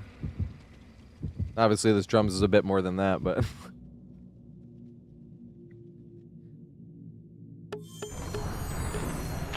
No, yeah, that's what I meant, like, by even Slipknot. But that's why I was like, Slipknot's not even growling. That's like yelling or screaming. Dusty Nuts, thanks for the follow, mate. And Vaseline Machine and Momo Von TikTok. I was AFK when that was happening. I'm sorry, mate. Because whenever I say Opeth's my favorite band, everyone always tries to get me into more death metal, but specifically like Lamb of God, and I always feel bad because I can't get into them.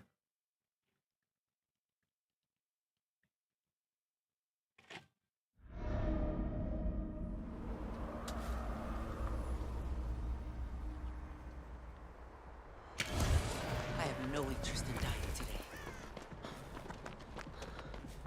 But Opeth is my favorite band, not just because of death metal, but because I think they have the biggest range out of any band I have ever heard. They can do amazing death metal, and then also turn around and play some songs like Burden or Forlorn Love.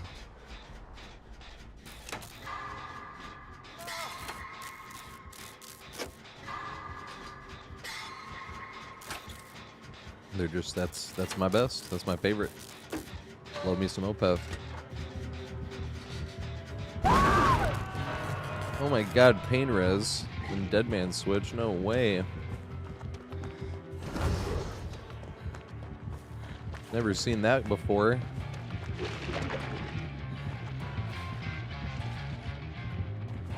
I actually have to stay here and run this way. Alright, take your free hit. Like, all the way over there, even though you completely misplayed. This is what I mean by this killer is so fucking easy to play as. Literally read him like a book, double backed exactly when you should, and still gets free hit. Uh-oh. There's nothing for me here, actually. But to use rock to loop back to this one. Around this way. I'm kind of just stuck here. I hope to see your specs again. He does. Loop the small rock. It swings this time. Hey, you guessed right. That's the fun thing about greeting pallets over and over is you can try to guess. And the best part is when you're just trying to greet pallets over and over until you go down. When you're wrong, you profit. Because you're like, oh, he'd swing here. And then they respect it. And you're like, I'm wrong.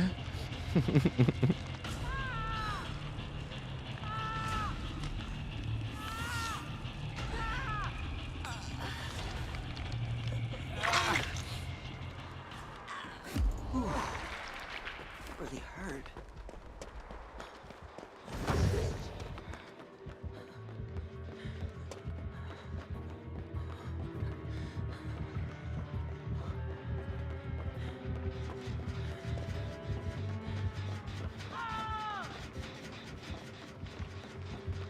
Dang it. Thought I was there sooner. I don't think so. If I ran down the stairs, I might have been able to make that.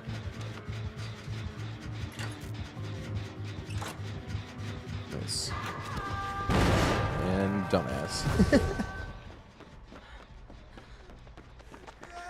Dumbass. With the huge skill issue.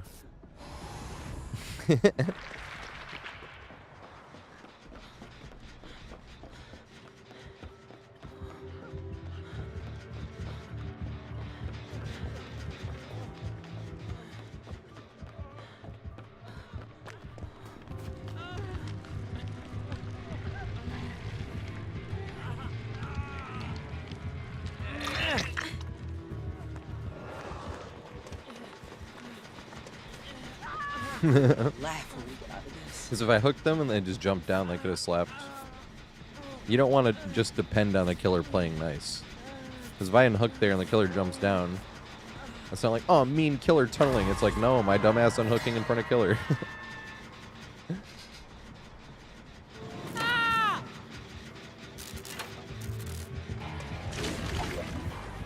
got 3. They got the pallet stun and got hit by the thing anyway. That's where it makes my Legion jealous.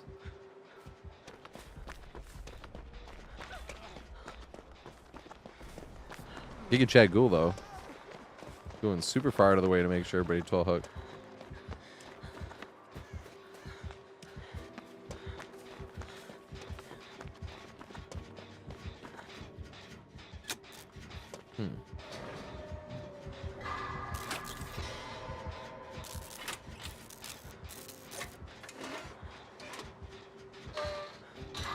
Ban Steve from screaming. The Steve scream.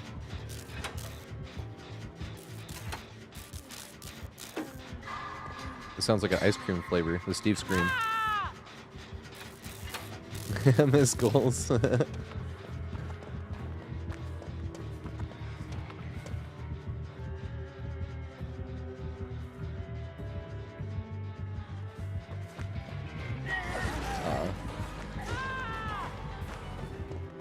I'm just here to steal some free chase points.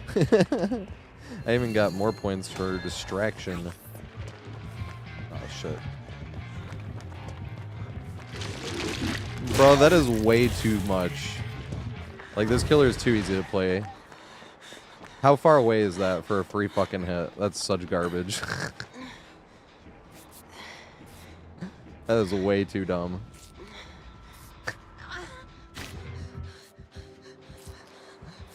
Look how far they were. How is that not out of range for a free hit? Like, that is so fucking stupid. Holy shit.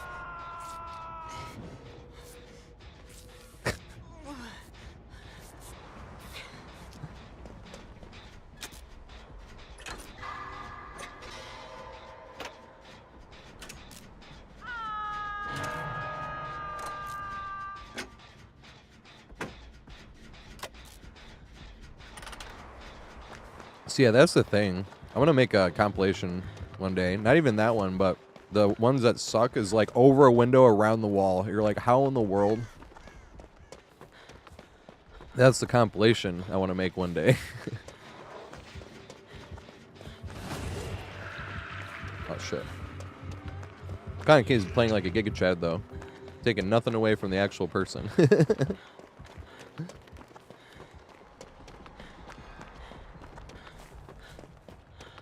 They're literally going out of their way to 12 hook.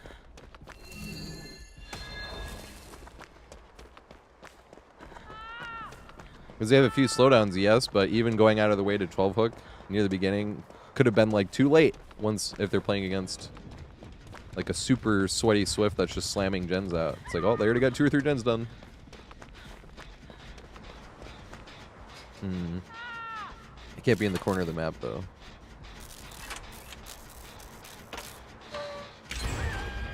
I have to be closer than them.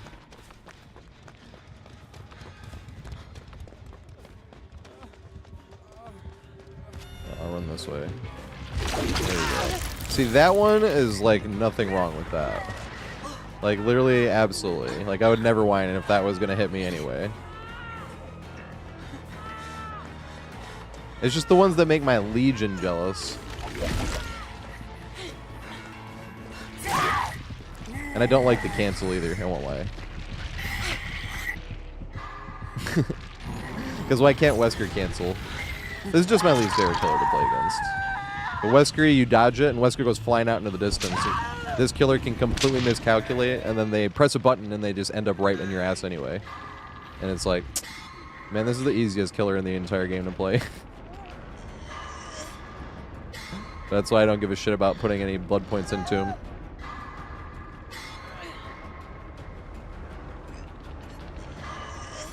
Three jumps and it'll hit you through a window. But the thing, the window and the pallet is what makes me most annoyed because it makes my Legion more jealous. Whereas the other one there is what makes my Wesker jealous. Because Wesker's like, if I miscalculate, I go flinging off into fucking outer space. If this killer miscalculates, they get a free hit anyway from 20 feet away. And it's like, what? Or they can just cancel the thing and end up right up in your ass. The free hit, though, I still think it's much, but I understand that one. It's the combination of the two of them, I suppose, that gets annoying. But what I mean by I understand the free hit is because I feel like this was the only killer they were trying to close the gap between controller and mouse and keyboard. Because mouse and keyboard is so much better on killer in like every way than controller. But it's just like, but it's just crazy. Because, like, you know how the whole thing with the free hit on Legion, what I mean by my Legion gets jealous, is because you'll be, like, standing on the other side of a pallet here, and Legion has to risk getting stunned, right? if you're just like staring at them on the other side and they're in their frenzy, they have to risk getting stunned by the pallet. The pallet is the mind game, right? But not this killer. This killer has no risk. They can just hit you through this anyway. And it's like... like, what? There's a point.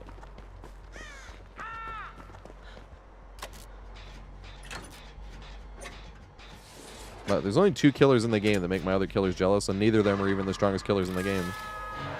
So it's hard for me to call for a nerf.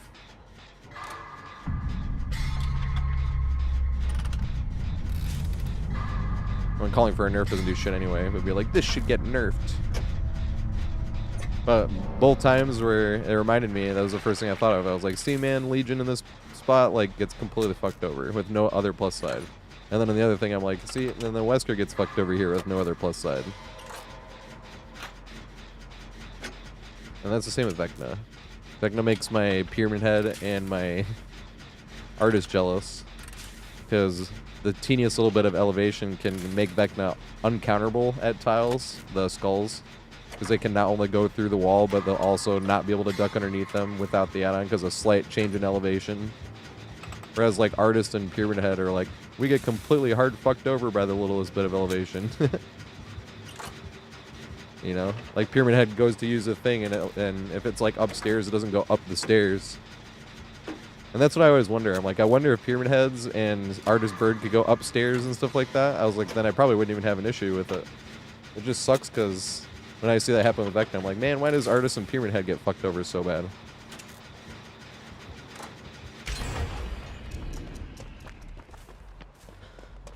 That was, like I said, that was kind of the case here. You're just like, man, Legion's jealous. And then here, man, Wesker's jealous. I like what you said, though. It's like Legion and Wesker had a baby.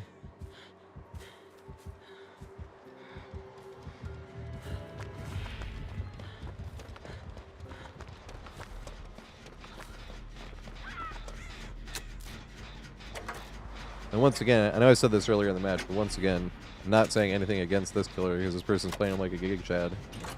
Fucking 12 hooking. Literally. They already did. I don't count hatch. They could have slugged for the 4K. What are we gonna do?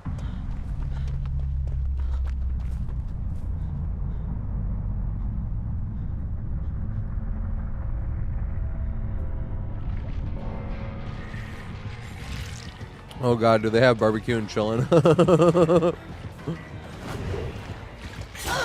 Damn it.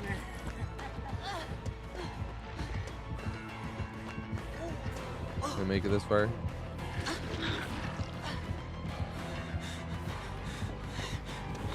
I don't know if I can make the window. Maybe.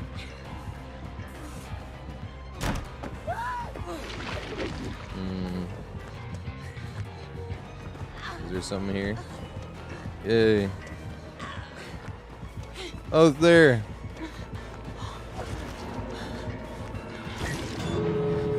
They deserved it. We could have jumped hatch there, but it's been a long time since I've seen somebody. Oh, fuck, there's no thing here. It's been a long time since I've seen somebody go for the 12-foot here. I have a video actually on that where you let the killer decide. If they were 12 hooking, when they didn't even slug for the 4K or anything like that, I'll let the killer decide if they need it. No, it just looks like that when you try to close hatch. I thought it only happened like that on stairs, but it looks like when you're at the back of hatch. The only sad thing is I already have the video on that, so I can't put this one in the video. That's the only it's like, and I don't know if I could make another video, because that video is like 4 years worth of doing that, where you let the killer decide. Good shit, though.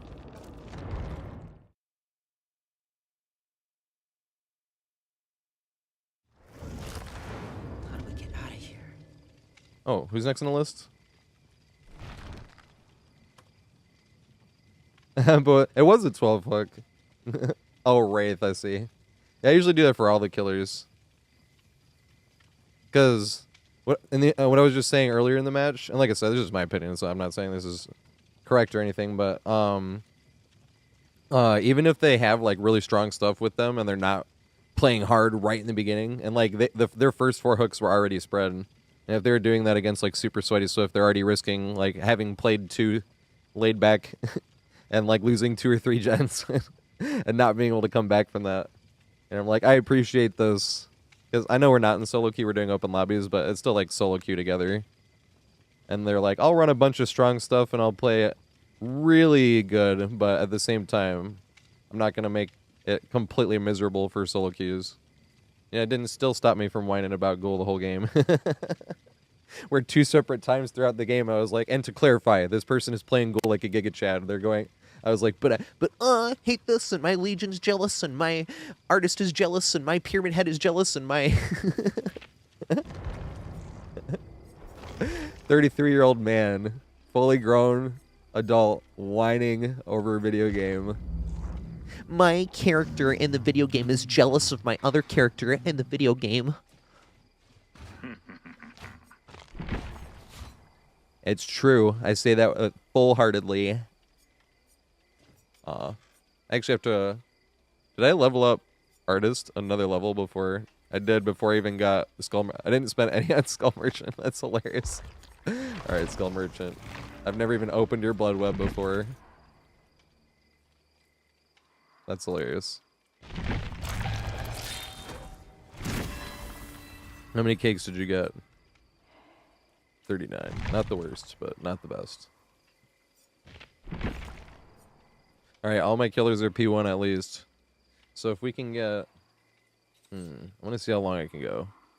Because if we could get 2 million more, maybe, that would be sick. And then who do we get to P3? Oh, Artist to P3. And then who else to P2?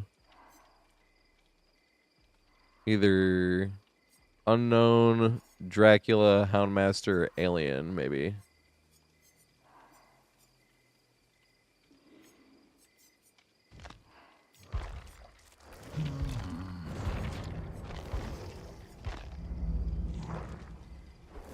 Alright, here we go. What is Let me get this list. What's up, Amanda? Prank? This is such a summer song. Alright, who just played? Alright, Big Bit's getting in this one, right? Or did Big Bit just play? Big Bit just played, because Big Bit played right after I smoked. Robbie just played, so this is Icy Bluey. Oops, if I could spell.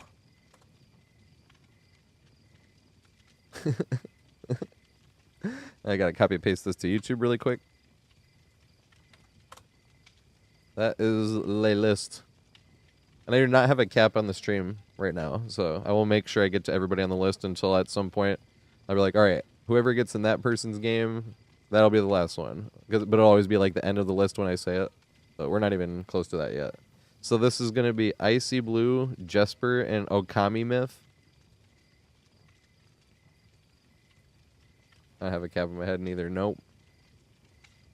That's the only thing I'm looking forward to when I inevitably go bald. I'll start wearing hats again. Because someone told me that years ago. Because I always wore hats. Always wore hats. Until I was like 20. And someone's like, yeah, that's how you're going to go bald. They were like, that's why do you ever realize when people have like the exact bald spot where they wear their hats and stuff? And I was like, when I stopped wearing hats, but I have flat caps that I like don't wear anymore. There's one that I wear when I'm with my nephews. I'm like, they'll be used to it. I'm excited. I want to start wearing hats then. Reserve what you got, and then when it's gone, then you start having fun with hats. At least that was me. Because I was even thinking, I was like, what if I never get to wear hats again? And I was thinking about giving up hats. And I was like, hey, but then I keep my hair forever. It was like, all right. That's fair. Both are pluses. Lose my hair, then I get to wear hats.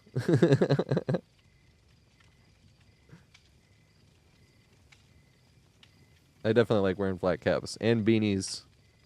Huge fan of both.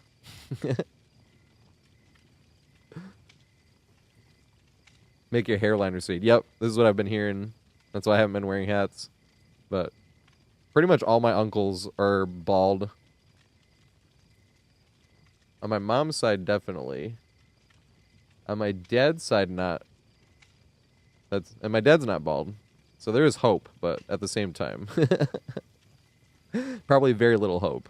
just by the fact that my mom has 4 brothers and all of them are bald. And so I was like, but my dad didn't lose his hair, so there's hope. And my dad's brothers, so I was like, 2 of them are very thin, but not bald. Not like my mom's brothers. And then my dad, like I said, his hair is fine. That's why I'm like, hey, there's hope. But, like I said, as well, I loved wearing hats as a kid. I was like the kid where you couldn't find a picture with me without a hat. And then when I got told that, I was like, uh-oh. I was like, well, and then that was what I did. I was like, I'll use that as a thing to look forward to when I start going bald. I'll be like, hey, all these hats. Can't wait. And I want to be like, I can't wait to go bald, but at the same time, like, yes, I get to wear all these hats again. Like, whenever. And not, like, just when it's cold. Alright. So, I don't know if anybody's actually here for this one. Is MK Tommy Tricks or Beast Mode or Hamdalf here that want to jump in?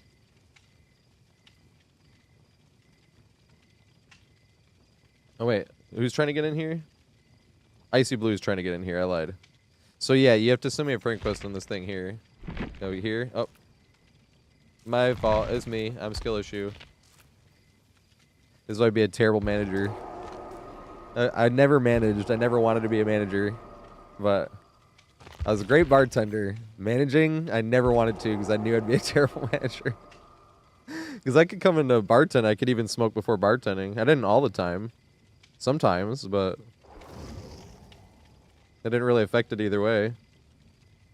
Like when I came in and I didn't smoke, people just thought I was stoned anyway. Because you came in like a few times stoned.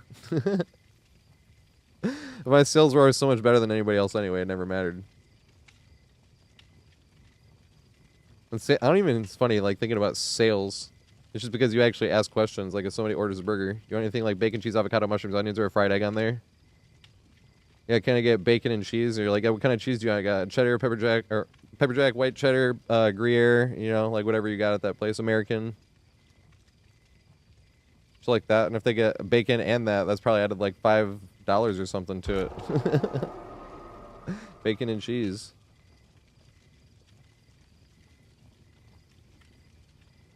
Same if someone's like, I want a rum and coke. What kind of rum do you want? You know, Bacardi? Or, you know. Because Bacardi, I can ring it as Bacardi, whereas rum and coke's going to get the house. It's funny, I never did this, but sometimes you could have a place where it was Bacardi and you could ask them, do you want this? And then you're ringing it as that, and it's like $1 more, and I'm like, you fuckers. And they still couldn't outsell me. Hey, what's up, Loki? How you doing? Oh, Loki. I miss Loki's streams. Loki streams DBD. Loki's hilarious. Oh, I'm gonna ready up. I can ready up, right? Is Icy Blue in here? So that's Icy Blue and Jesper, I'm assuming. I don't know if Jesper's here. And Okami. I don't see Okami here, though. But I'm also, once again, dumbass. I haven't seen Okami either.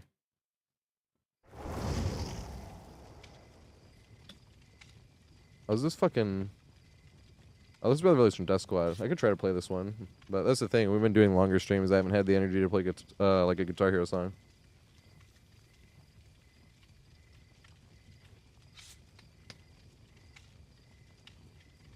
Or like have to take breaks.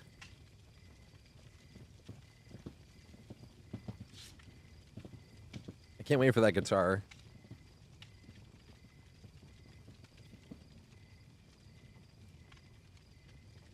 I'm still like remembering this. I actually think this was the most fun, one of the most fun Dragon Force songs. Oh, they were all fun. Heroes of Our Time was my least favorite, though. Parts of that solo were just like, what the fuck is this?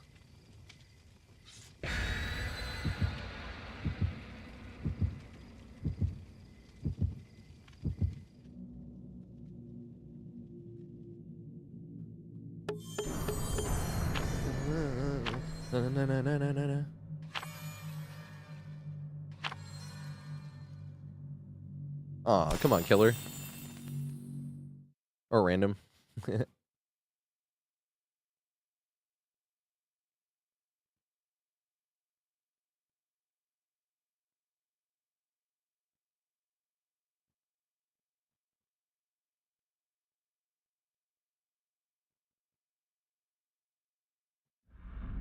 God, this Soul is so much fun to play. It's really making me want to play it.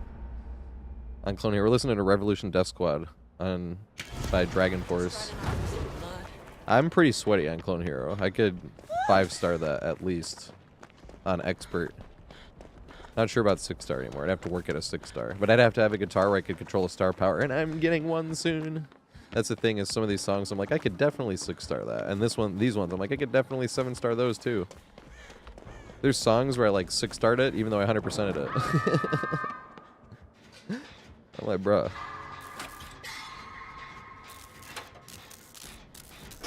It's because my guitar just goes whenever it wants to. It's an old Guitar Hero 2 guitar. That thing is like, that thing can probably order alcohol. No. When did Guitar Hero 2 come out? Because I got this Guitar Hero 2 after Guitar Hero 3. I think I got this guitar in like 2008. But all the wireless ones went bad.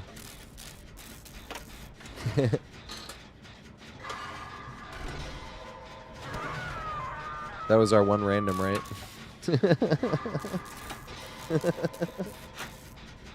And that's what I mean by the open lobby games usually go better than the solo queue games.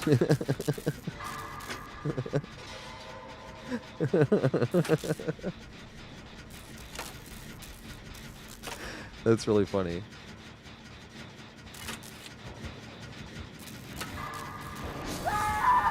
Hey, it doesn't blow a skill trick anymore. Uh-oh.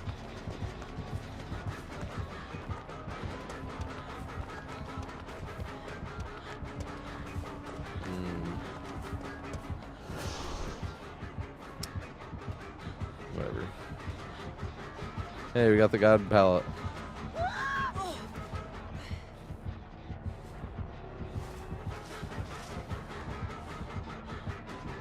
Aw, I don't think he went for it.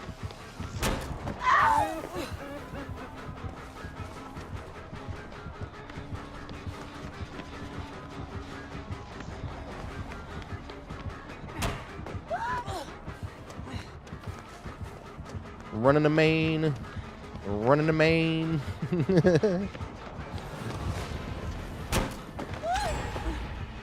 Main is blocked.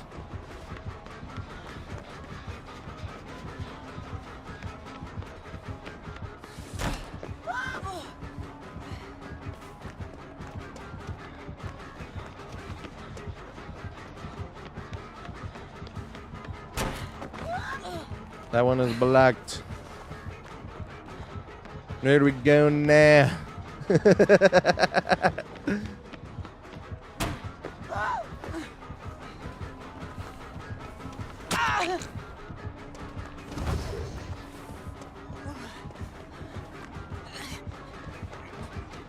Oh, this one over here unblocked. Yeah.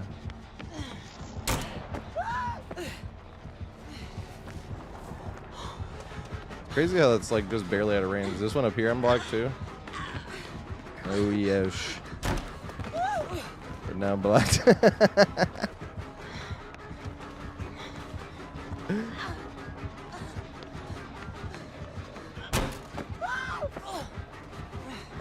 He's vaulting. Oh, that one's not blocked yet because I see. Because the other time wasn't in chase. How's it still not blocked? Was it because it was long enough to completely reset?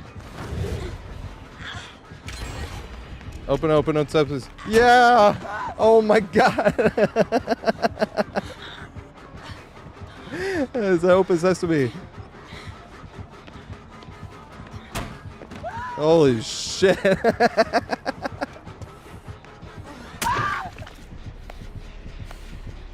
That timing was hilarious. That fucking running vault and everything. Escalators. That's the funny thing, T-Man, though, is just fucking just running in the right circles. I don't know how I was out of range that one time. Seriously. I'm not in tier 3 yet either because of all the elevation change. See, this is what I mean about remember I brought up I should bring up Doctor in that one too. Remember I was talking about how Vecna, like the slightest elevation change like helps him a little bit and makes my other killers jealous. I hadn't even thought about Doctor, the same thing. Like a little bit of stairs and it's like fuck, can't fucking shock him. Because all those are the only two killers where It's not like I have a serious problem with, because balance-wise, I don't have a problem with them at all, because neither of them are as strong as Nurse or Blight. It's just my petty-ass self that makes my other killers jealous. And I'm like, they get that and I don't? Why? Same with Doctor. It's just like, bruh, these teeny little fucking stairs, seriously, completely nullify my power. Like this, right? If you walk up these stairs and he shocks, you don't get hit by him. You know? It could be like half that height. It could be like 3 stairs up. I think it's literally like just barely high enough to... Oh, where's the one Michaela's on?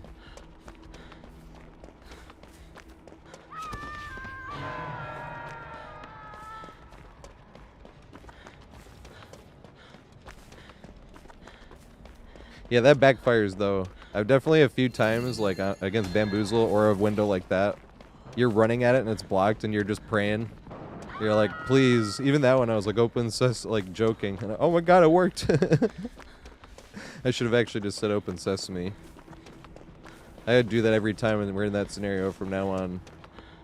Open sesame. It just goes down.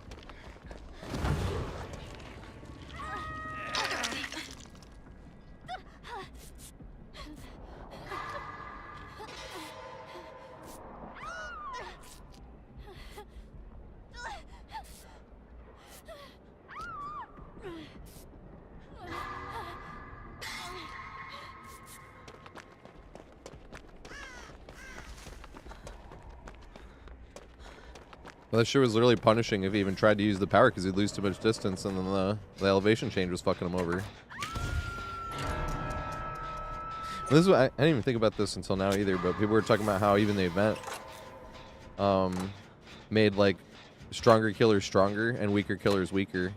Because if you're an M1 killer, which Doctor essentially is, the party palette, you still have to, like, that's 8 million more pallets now. Whereas if you're playing a killer, the pallets don't matter that much. That doesn't matter, you know?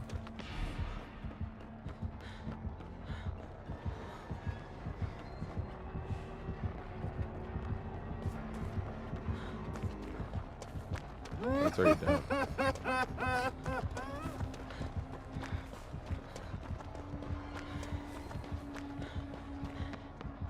I don't want to do it again, though. Oh, he's running with us. I guess it will sit up top.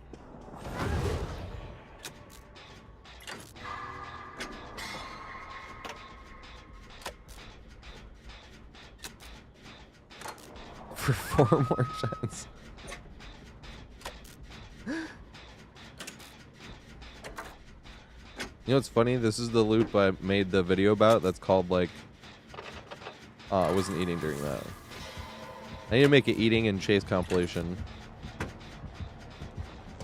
Because this was the video where I was talking about how Survivor's so easy that, like, even though it's considered like, oh, juicing the killer, you know what I mean? And I'm literally sitting there eating, like, I'd vault the first window, and I'd see which way the killer run, and then I'd put, like, a few grapes in my mouth. I was sitting there chomping on them.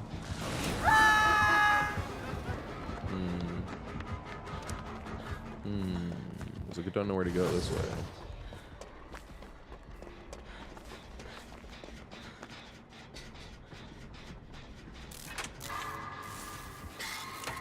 Bamboozle.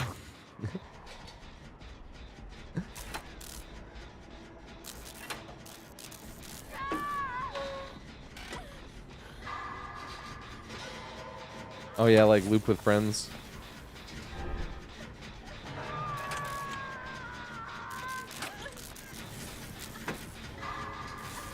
It's funny watching the inner machinations of the bot.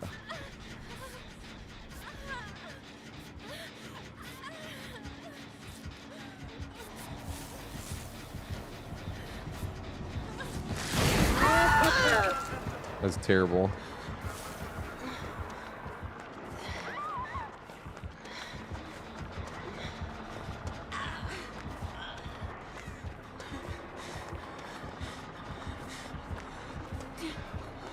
Please make it.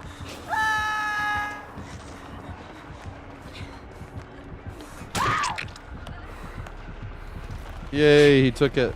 He's being nice.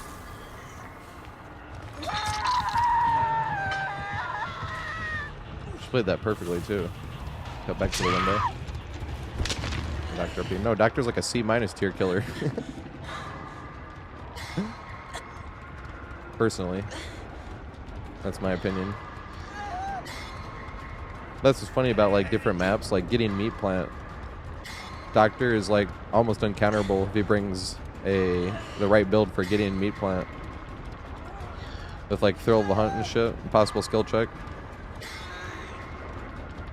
Like good luck getting the gens done. You're gonna be in tier 3 the whole fucking match. And you won't be able to get the totem done because it takes like 40 however many seconds, and he can keep shocking you once every 45.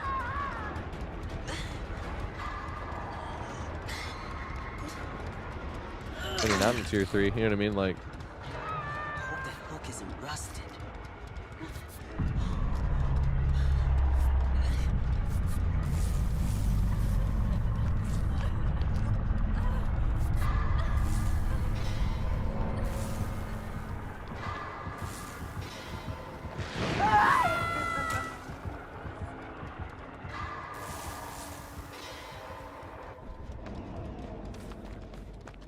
oh, it's the fucking bot.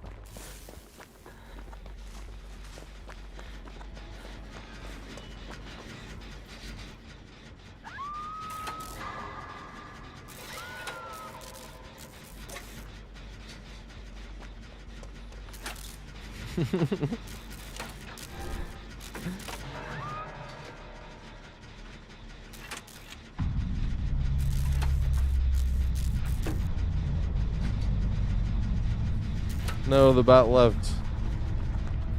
Scaredy bot. As they run behind the rocks in the corner.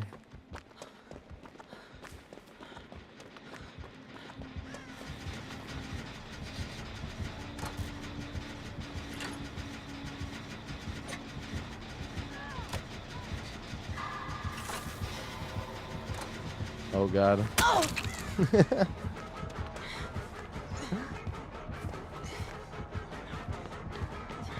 He's gonna know now.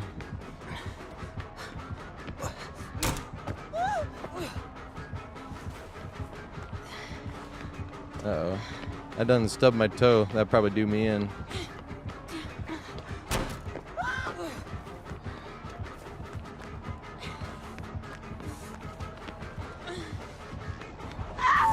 Damn it. That was good shit.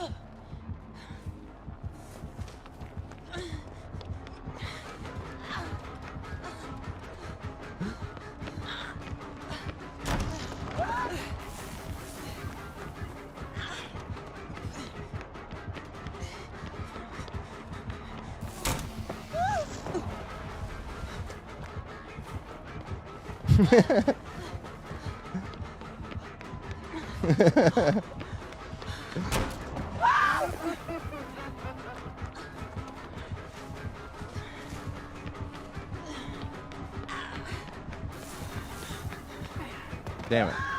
That's that. I was hoping to go the other way. I won't make it nowhere. Good shit.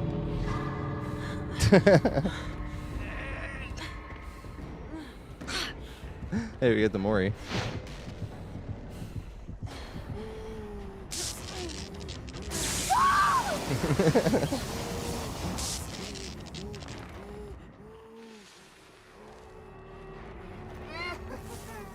Ooh, I have to take my ibuprofen actually. And I dropped one. I got it. It's in the lab.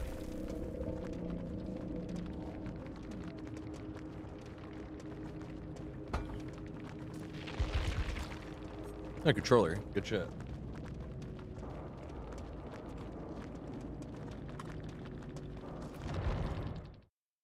I ain't sick of that map. I just get the map again. What is this? Some kind of prank? All right, so who's next on the list?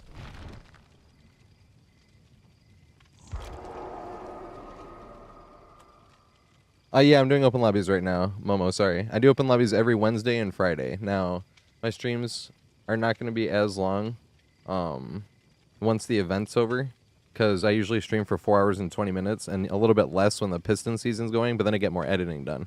But when the Pistons season's going on, I end the stream and watch the Pistons game while I'm doing more editing.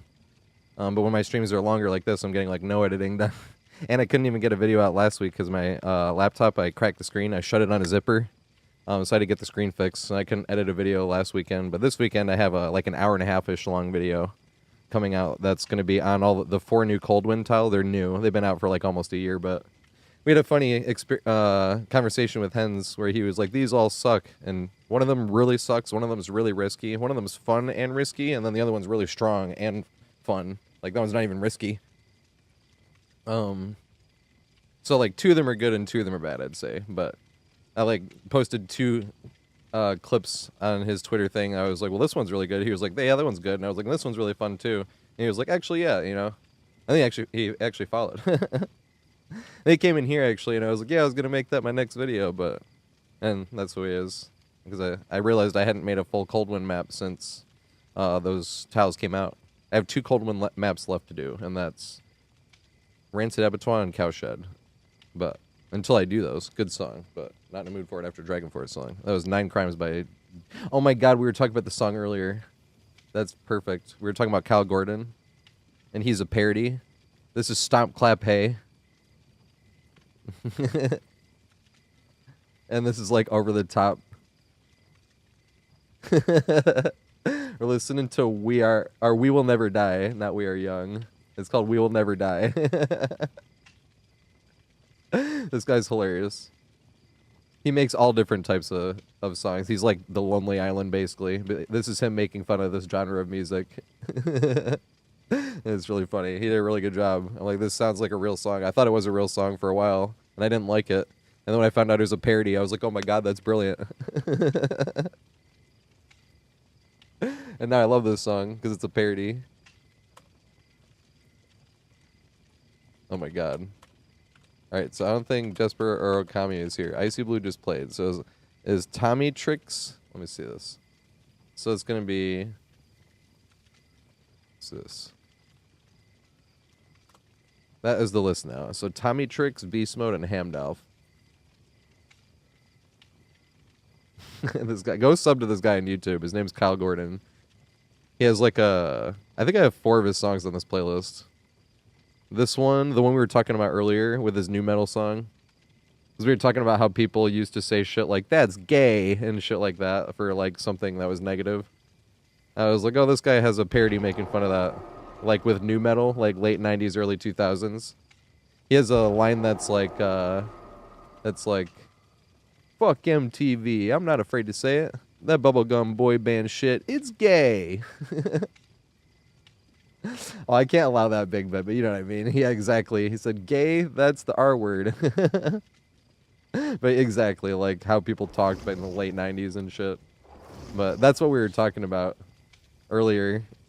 That specific song. Because of that. And then I brought up this song. And I'm like, hey, here it is. Because the playlist is pretty big. It's a 1,187 song playlist. So it's just... It is actually funny to me that it came on the same day we were talking about it. Like, oh my god, here's the song that we talked about 2 hours ago. He has a Eurodance one called Planet of the Bass. I love that one too. This guy's hilarious. Go sub to him. He makes shorts too on YouTube. That guy's great. Kyle Gordon. Yeah, let's get it started in here. It was let's get rit. Yep, that's what it was. Hey, throwback. You think this would appear on the classic station now? I saw this short the other day that was hilarious. That was it was like, remember the throwback station our parents used to listen to in the radio on the car? And they're like He was like, I tuned in the other day, listened to what they're playing, and it was like Neo and Rihanna. And he's just like, and I'm like, hey, all these songs are on my playlist. There's some eye boogers. God damn.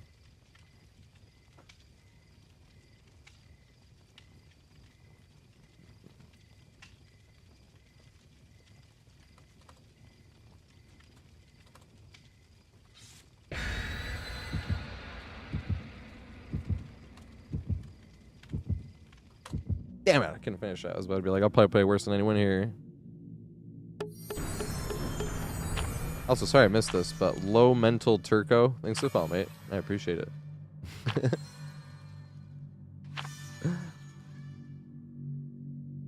Better change topics, they're gonna get banned. Yeah, that's my thing, I guess. I'm not really afraid to talk of anything or to anyone. I talk to everybody the exact same, whether you're my manager or my friend or this and that. It's probably why I think it's funny with like kings and queens, you know what I mean? I always like to poke fun at Britain and stuff like that. Like, yes, let's put all the power and authority into someone that could end up a huge spoiled brat just because they were born with the right last name into the right family. It's a great idea. Oh shit.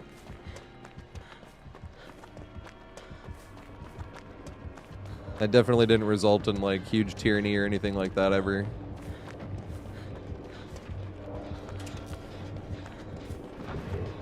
I guess that's the definition of getting political, so I probably shouldn't do that. I am not smart enough. We talk about that too. Like 20 years from now, I want to have a... Speaking of like not being afraid to talk about anything. Like 20 years from now, I want to have a channel about that. I just want to talk to like all different types of people, and specifically about like what they believe and their life experiences that led them to believe that, because there's obviously going to be huge outliers and people will be like, that's not universal truth and this and that, and it's like, but people went through that. I always have this one example where I'm like, if you literally only met 10 white people and they all treated you like that, like you would literally be like, every single white person I ever meet is going to be a humongous racist. But this is when I worked at cafeteria, actually. We were talking about cafeteria earlier. The one on 17th and 7th. There was a bar across the street called Merchants. It closed while I was working at cafeteria, actually. And there's 3 of us in there. And this like 5 foot, and it was me, Christian, and Kurt. Now, Kurt is like a 6'7" black guy. Now that's important just because of what's about to happen. But this like, and the other reason, I'm not making fun of anyone being short or anything, obviously. It's just like for a size difference, it was just like, dude, how fucking, you're gonna like, and I know Kurt, so Kurt wasn't gonna actually hurt him, but in my head I'm like, you're gonna get yourself like killed one day. Like, because he walks in the bar, this guy's like 5'3", Australian guy too. I don't know if that's relevant at all or anything, but if we're going over all the details. And walks right up to Kurt and starts calling him the N-word and starts starting shit, and I was just like, and Kurt just stands up and is like looking down on him, and I was like, dude, this guy's gonna get himself killed one day, and Kurt's not gonna do it, but... And that's when I realized, I was like, if you only met 10 white people, and every white person you met treated you like that, you know what I mean? And the thing is with the world, is you're like, if something is possible, then someone probably went through it. Oh, damn. Oh, that was lucky. And then he should have vaulted. That sucks. I should have either gotten hit there, or he should have vaulted.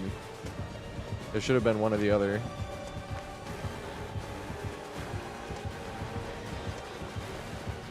Oh, shit.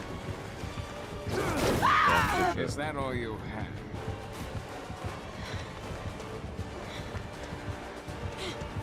But that was the thing, is like when you think about it, you're like, if you can imagine it, somebody's probably experienced that.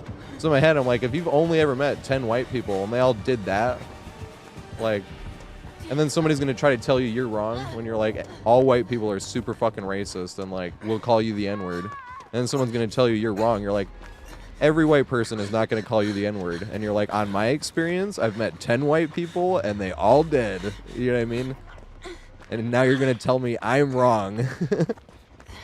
You know what I mean? Like, that's what I mean by you can have completely different experiences coming from completely different places and be like, no, that's out of touch with reality. And it's like, they went through it. Like, you can't, you know, but that's basically what I mean. Like, 20 years from now, I want to get as many people from as many different backgrounds and talk to them what they went through and shit.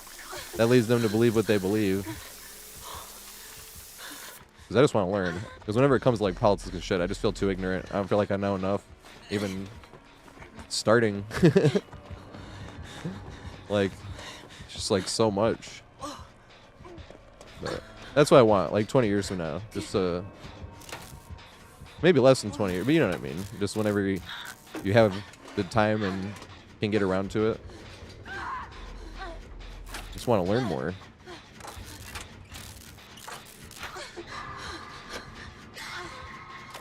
Hey, what's up, cocaine? It's funny saying that, but I like doing it.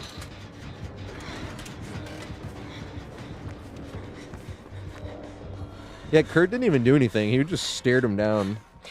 And it was funny because Christian started hitting on him, and then all of a sudden he was like, "Oh," you're like, "Yeah, you're in Chelsea, bud." And then he like skedaddled out of the bar.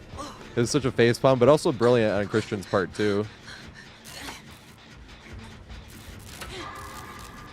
Christian was hilarious. He was like, "Why did he have to be racist? He was beautiful."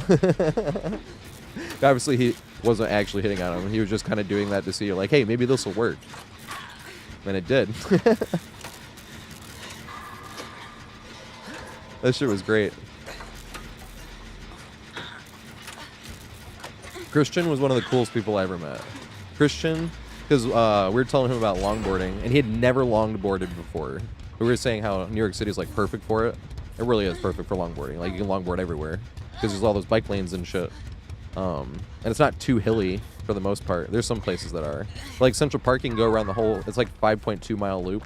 And there's only one part where the downhill is pretty intense, but it's not super crazy. Like, it was my very first time on a longboard, but I'd done a bunch of skateboarding and shit like that before. Not tons, like the hardest thing I ever did on a skateboard was a kickflip, you know, but at the same time it was enough where I was like, yeah, I can jump on a longboard. And I went to Central Park, did the whole loop. And there was one part on the loop where you're going too fast to try to stop, and I was like, I don't think I can stop here. And I was like, and you're kind of turning a little bit. It's like near the north end of the loop. If you live in New York City and you know which part I'm talking about, you can't really, you can always see buildings if you're in Central Park, but it's the part where you're like most crowded by trees. And it's only one way on the path there. There is no uphill, but that's because they know you're coming downhill and they know you can't really see because of the winding. So it's actually only one way there. But I do remember that, and then like a bunch of times later, but like me and my friend, when I talk about Anthony, the one that did my tattoos that I've known my whole life, it's literally since we were like born, like since we were kids. Yay! I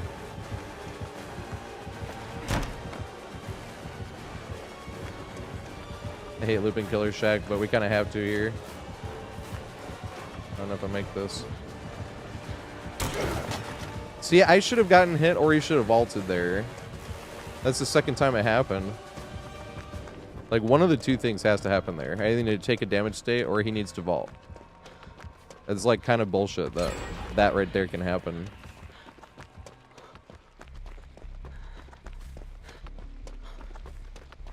Obviously, for the Wesker, it would be preferable if I just took a damage state instead. Look, now they're gonna go to them. Well, all the gens are pretty much done anyway. That's the thing, he got fucked over from his pressure twice. Both times I should have either taken a hit or he should have vaulted. If he vaulted there, it probably would have resulted in a hit, and if I got hit, that is a hit, you know, like. You gotta call it like you see it. I mean, I'm super cracked, right? OMG, I juiced him.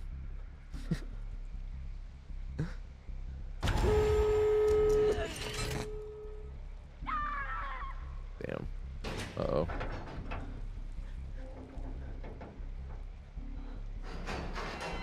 I lived in Washington Heights. I lived in 171 in Fort Wash. I loved that neighborhood. So the place I go hang out at, where I get caught up like drinking 40s and chain smoking like 8 cigarettes, there's a bodega, not like a full bodega because they don't offer food.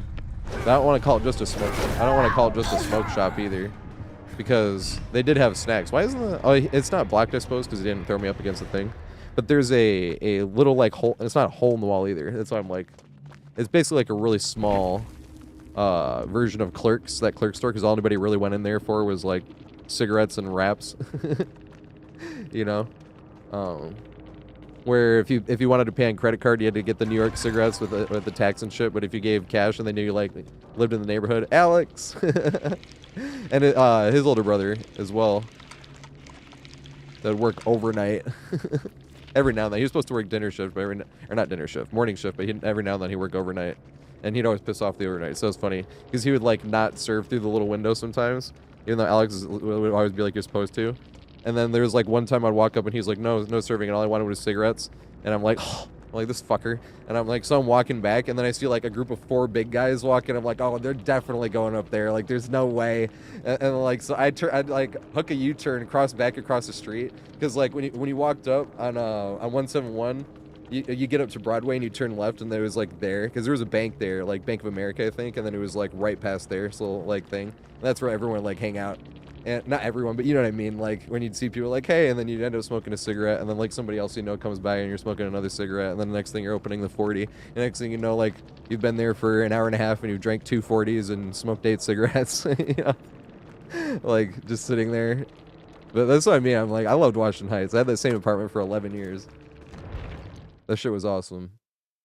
But oh yeah, so I hooked across the street because my place was on this corner. So like it was kind of had to cross the street on 171, then come up to Broadway and go this way. But usually I'd cross this place and come down this way, and they were coming up on this side, and I see them. I'm like, there's no way. So I cross this way, and I'm like, they're totally going there. And then they walk up there, and they're like, knock politely at first, and then Kurt tries to wave them away. And this is a different Kurt. It's just funny. I was thinking that too. I was like, am I getting his name wrong? We're like, no, his name is Kurt too. It's just funny for both stories. But and then they just start like really big. Open this fucking shit up. And he's like, and then he like opens up, and I'm like, yep. And then so they get what they want. They're getting like, I think they were getting Dutches, and they go. And then I kind of sneak in behind, and I'm like, hey, can I get Marlboro Lights? I always remember that. I'm like, there's no way they're not going up there. And I was like, number 1, and number 2, there's no way he's not going to serve these guys. Oh my god. And then I sneak in cigarettes. I'm like, ha, I got my cigarettes.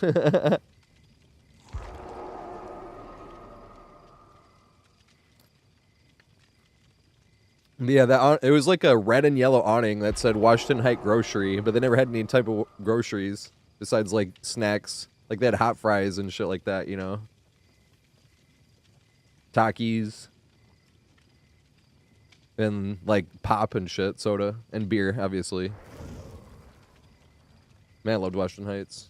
Malik, there's a kid, well, he's a kid to me at least. He's like, I don't know, 27 now, I think.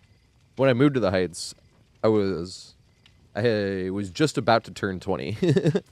No, I had just turned 20, sorry. I was like, no, it was right after. Wait, who's in here? Oh, we listened to the song the other day. Good song, though, but... Wait, oh, yeah, let me see. Who's next on the list? My bad. I'm just getting caught up talking about random shit. They did take food stamps, yep.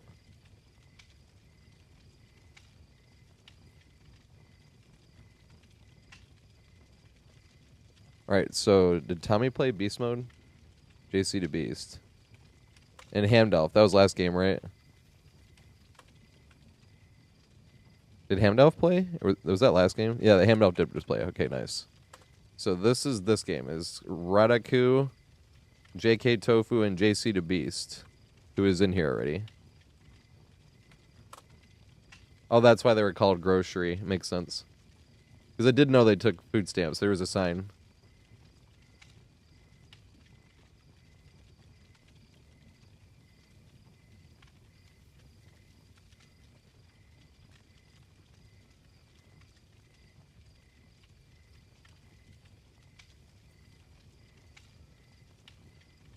Yep. So this one's going to be Rakadu.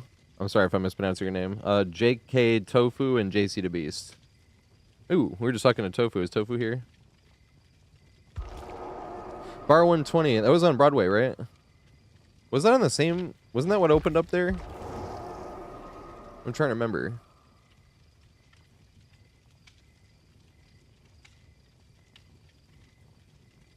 There's a Rite Aid across the street and 171 on Broadway.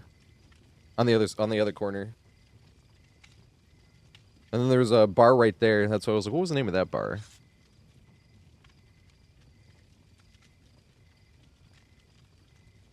Because when I was in the Heights, I didn't go out too much. We'd always hang out. Either just like wherever, or we'd come back to my place.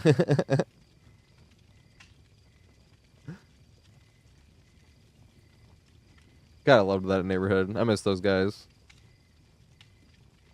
Oh, but Malik, what I mean as a kid is like when I moved to that neighborhood, I think he was like 17, I think. But he never wore a shirt unless it was like once it got cold enough. Like once it like was the first warmest day of spring, you're like, oh, Malik doesn't have a shirt on, and he was not gonna have a shirt the rest of the summer. But he grew up in that hood, like he, you know, that was like his hood, kind of. All right, I think we're gonna ready up.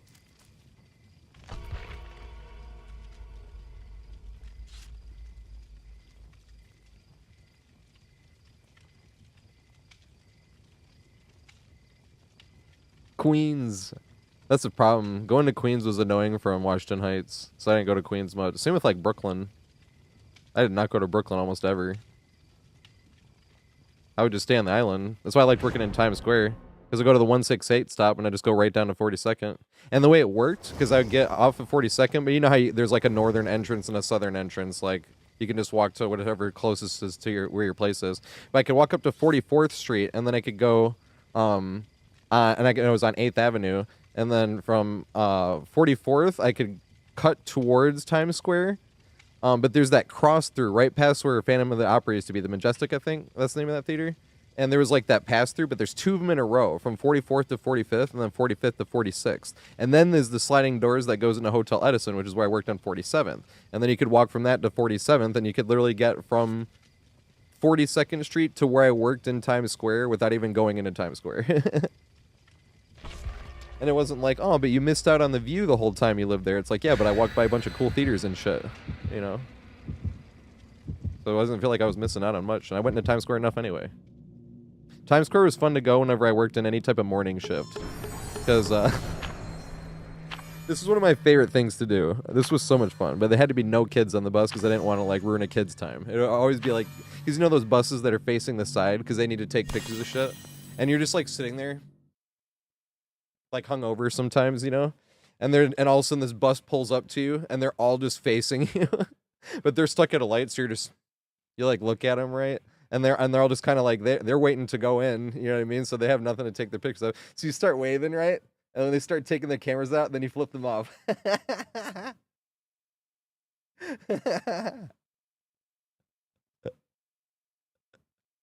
The thing is, we had to do it with a big smile on your face because then they really thought it was funny.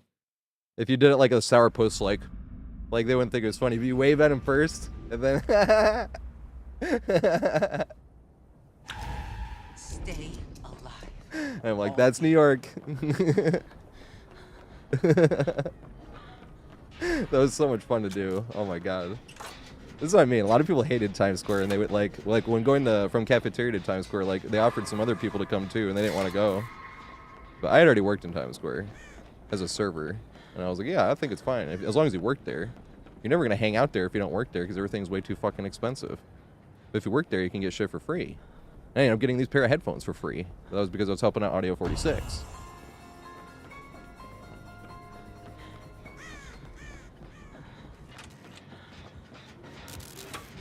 I guess I'm not feeding him anymore.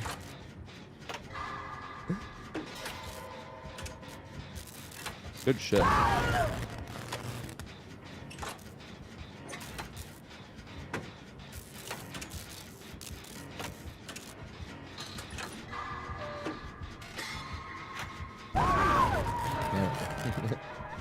Well, we know 3 slowdowns, right? And that was Eruption, or not Eruption, Surge.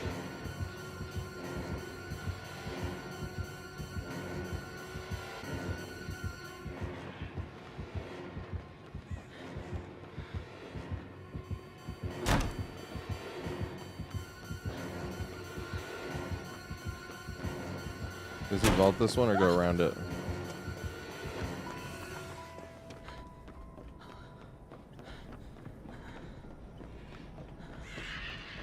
Ain't happy hour no more.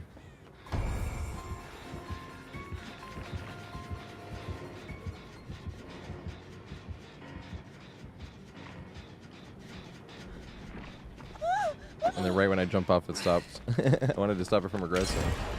And I was like, I need to do this gen more anyway. Oh, fuck.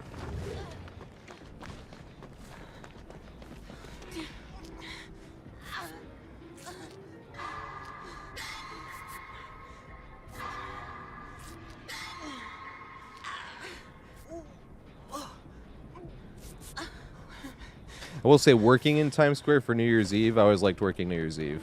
New Year's Eve was like chill as fuck, and then sardines. Or anchovies, not sardines, sorry. Here comes the anchovies.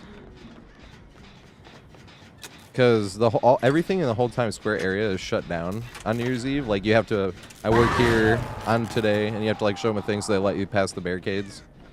Because everybody's already in Times Square waiting for the fucking ball to drop the whole day. And, but then you go into your place and it's always like buyouts, so you're already getting like huge included tips because of like the whole restaurant's bought out from whatever. And then when it comes to the ball dropping, everybody goes out in the street to watch it anyway. You don't have to if you don't want to, but I went every time because I thought it was awesome. That's one of the coolest things. And then seeing all the confetti flying everywhere, people are just giving each other hugs and shit, like it's fucking amazing. When you don't have to sit out there for 12 hours. But when we talk about sardines, or not sardines, sorry, anchovies. Oh shit. That was bad.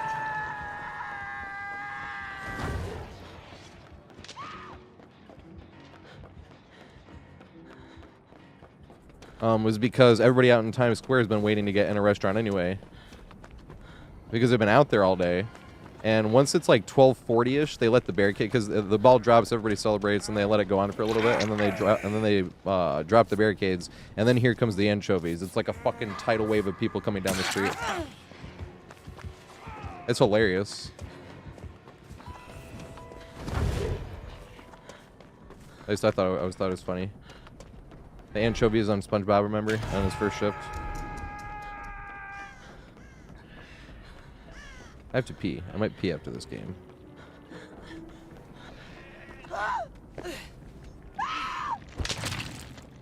Did they give up on Hook, or did I not unhook in time?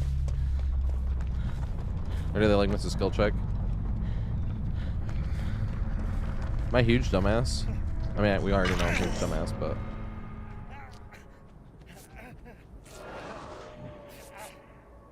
Yep, California in this song too. It's in the title. Yeah, I like a few of their songs. I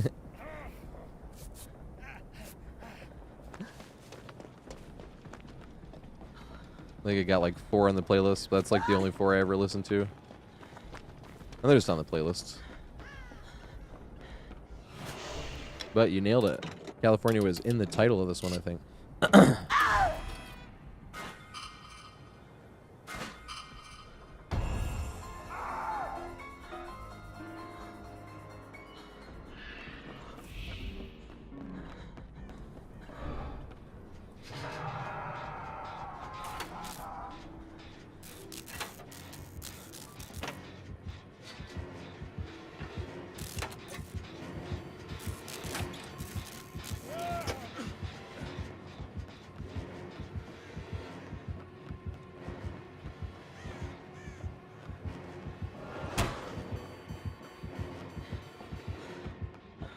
Vault it.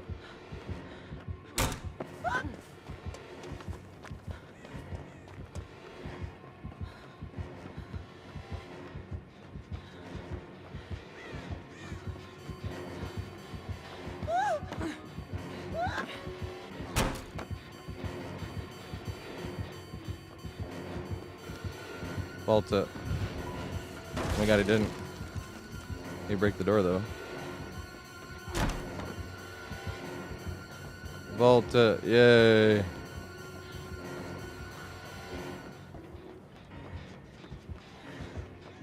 Oh, he doesn't have bamboozle. What the fuck?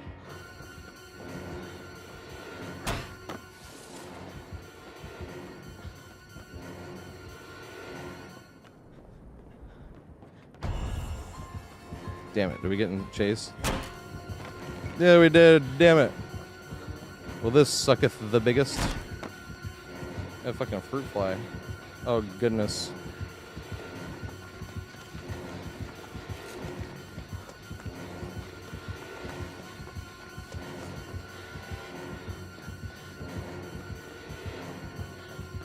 Aw.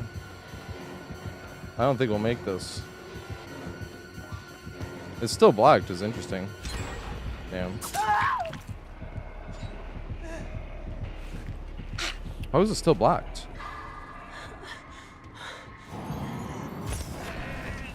Did he just vault it somehow? Or was that not 15 seconds? I thought that was way longer than 15 seconds. Wait, a gen just got done. Is there a... Would that be his last perk? It like blocks windows when a gen gets done, right? Or was that really less than 15 seconds?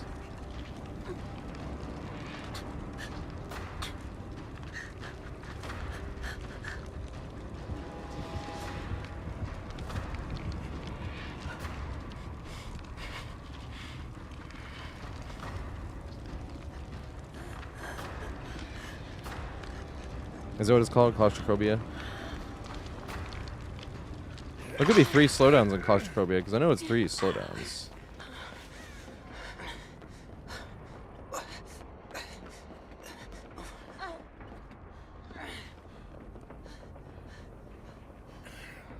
No, crack controls the last 5, and we'd be hexed.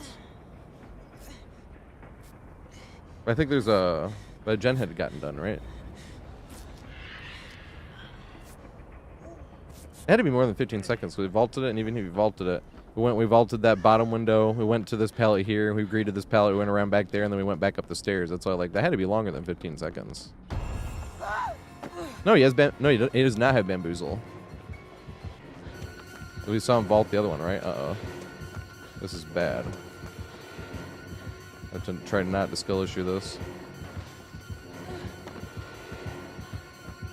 Yay, did he open up the door of opportunity? He did.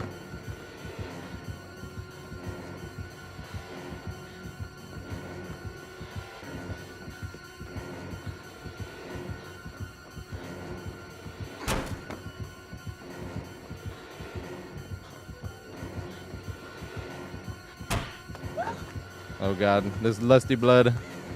I ain't even gonna make this. So I think it's not bamboozle actually, because that would be blocked, right? Didn't he vault that? No, but then a gen just got done, and that's not blocked. I cannot figure out why that window was blocked.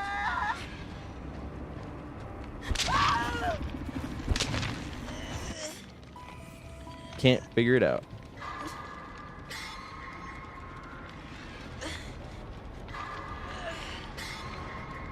That's what I mean. I was like, it could have been just too short. But I was thinking about the route we took. I was like, we jumped this window. He could have vaulted this. We vaulted that window, and he went around.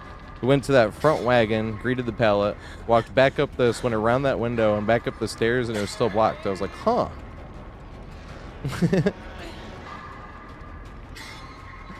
That could have been less than 15 seconds. But also, I don't think he has bamboozle. Didn't we see him vault once, and it wasn't blocked? Yeah, Kaneki is like not quite as good as Blight, but something that has like a long side. Guess I'm off the hook. Kaneki is going to be able to cut off.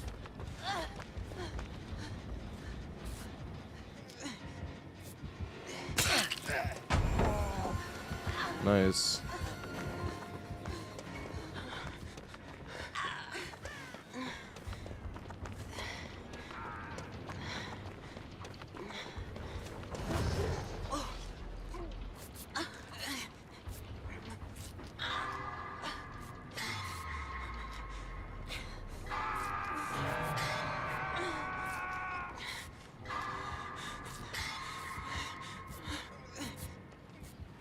Does Giller have what option when they vault?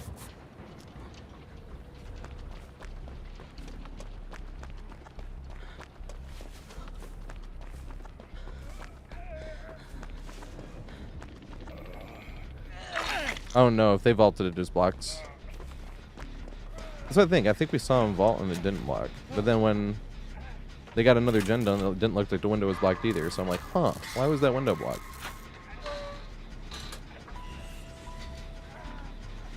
And when they vault another window, it doesn't keep this one unblocked. It unblocks the other one that was blocked, and then it blocks the most recently vaulted window as well.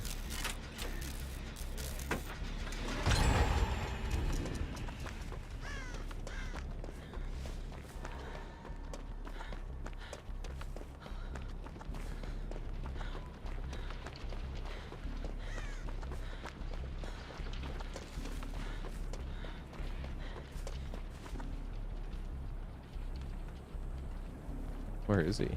I do have to pee after this match.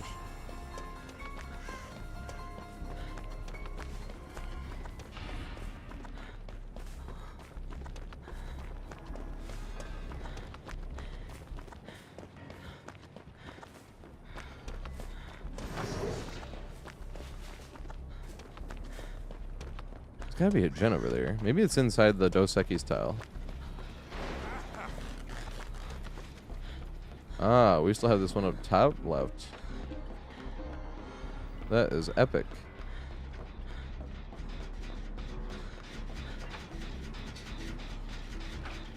And the door of opportunity is open.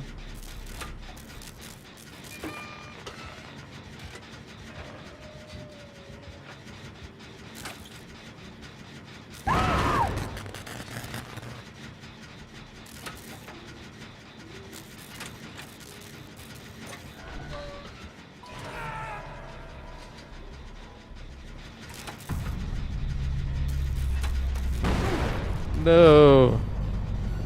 Big Sag.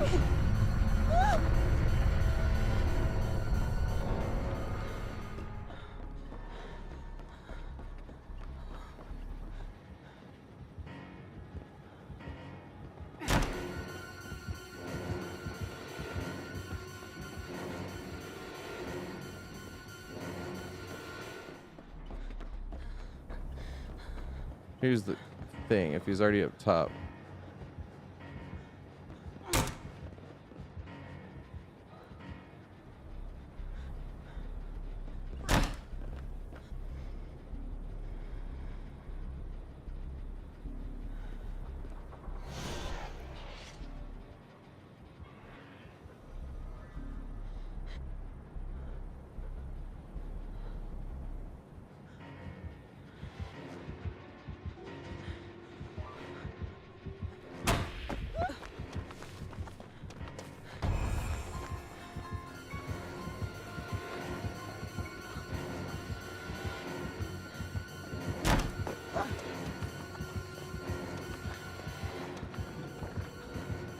I need to make this right. I think so. That's a skill issue.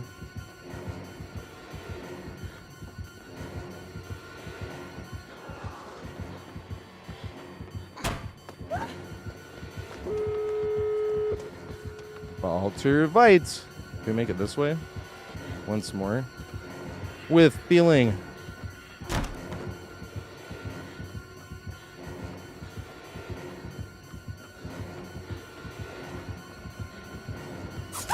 Damn it! I wanted him to. I should have vaulted the window. What I was hoping would happen here was if I faked this way and he went just wide enough around that way, then we could push into here. And if we pushed into here and greeted this pallet, we might be able to make it to town.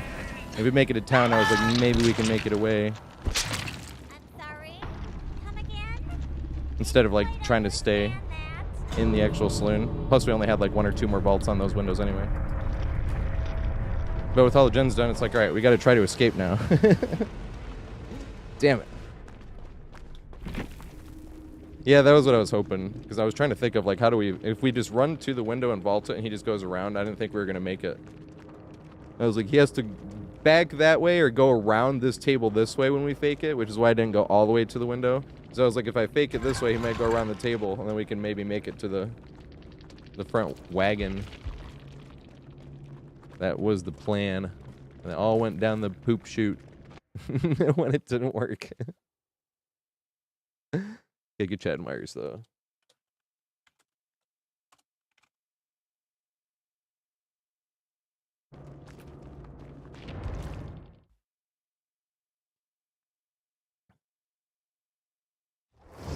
Alright, I do have to pee really quick. What's going I have on? a video though. I need to make more buttons like for stuff like that.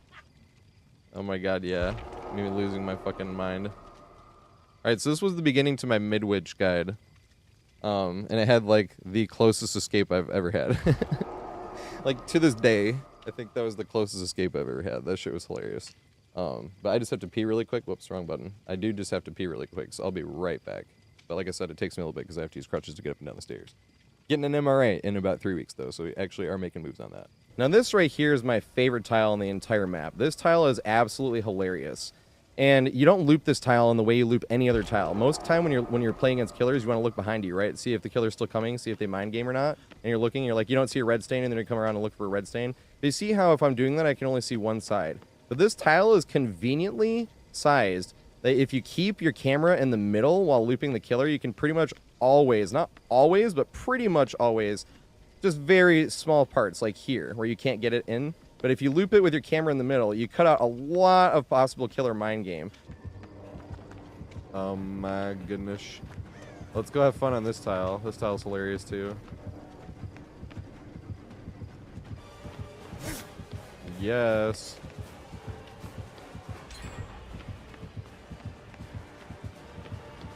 Dang it.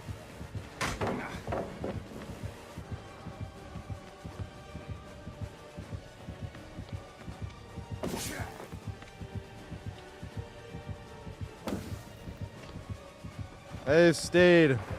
Now let's do it again for lulz.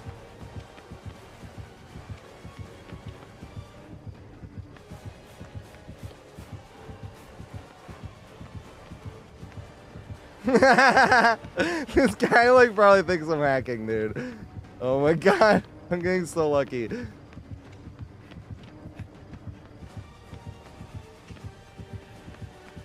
I was like inching forward, but oh my god.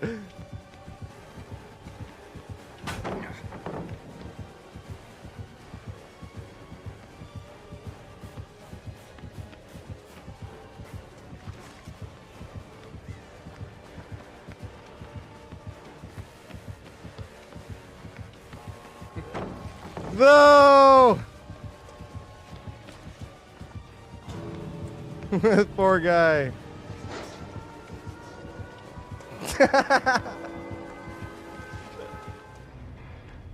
Knowing that you have some lockers here can be the difference between you surviving or dying. This locker right here saved my life and the most epic escape I have ever had in all of my time playing DBD.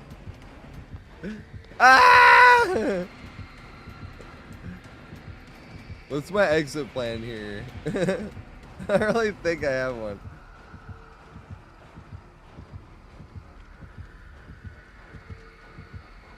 Hedge. Nope.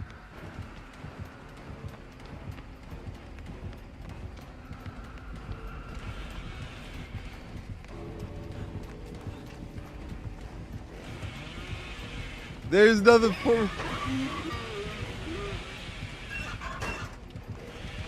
No. Bruh.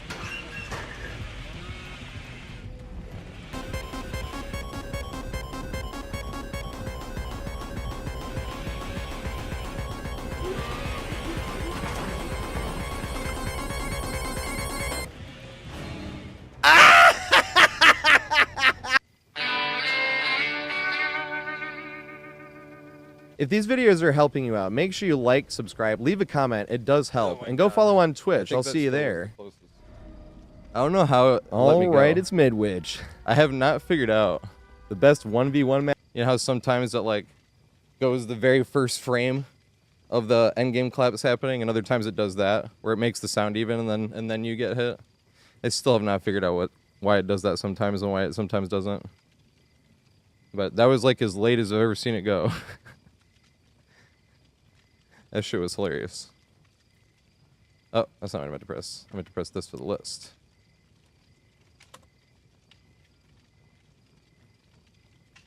Alright, so that was Tofu, Radiku, and JC to Beast.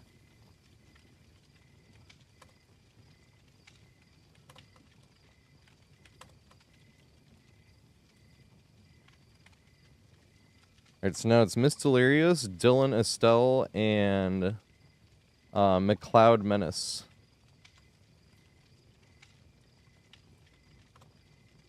That's the three we got. That's who we... I should have done that before I went to the bathroom. Ooh, let me actually see which one has the higher. No, this one has nothing.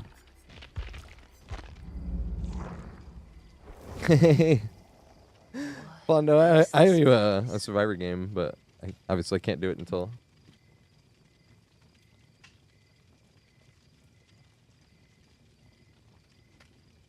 Oh, you gotta send me a friend request in the game. If you're on console, if you're on Steam, my friends list is full. And you have to open my profile and hit the green button on the right-hand side that says join game. And you gotta look for no perks since 2020. But you have to look for it. The one that has a TV in it. I don't know who the one without the TV is. Hashtag off for.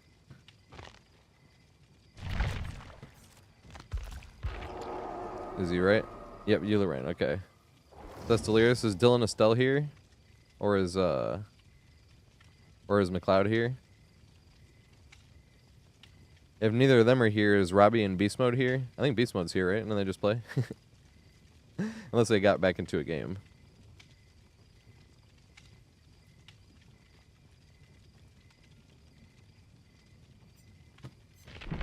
Nice, that's enough for a while.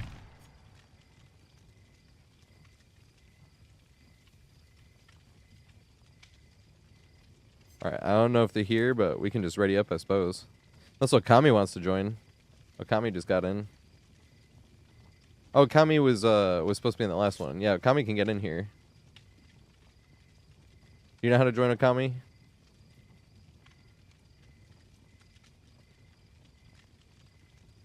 Hey, let's go, Blondo. I could do that for you.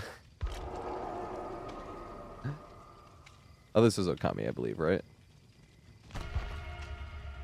Oh, no, this is Beast Mode. No, Beast Mode's name is Beast Mode in the game. We readying up, though. What song is this? Motley Crue.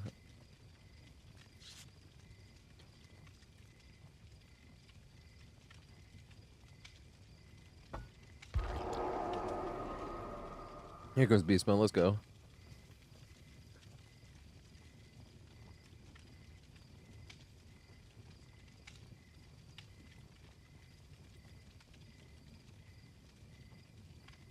Ants. This is how you get ants.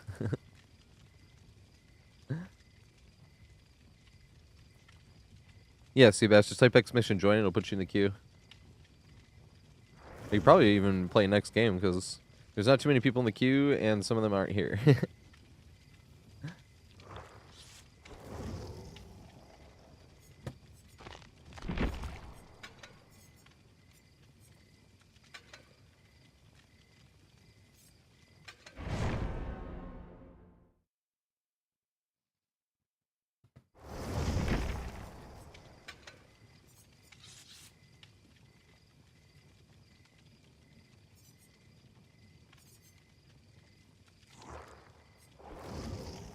Sure.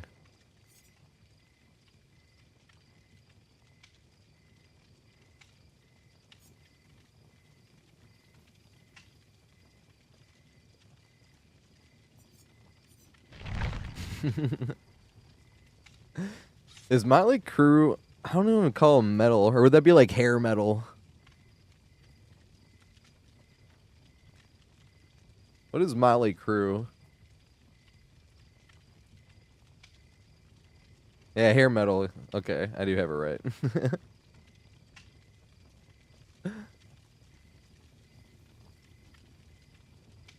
Hair band.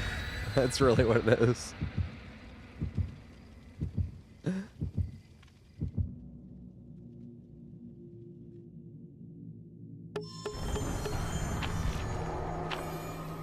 There we go. I don't know how I can accept this here, but that was cool. I've never seen this appear on this screen before.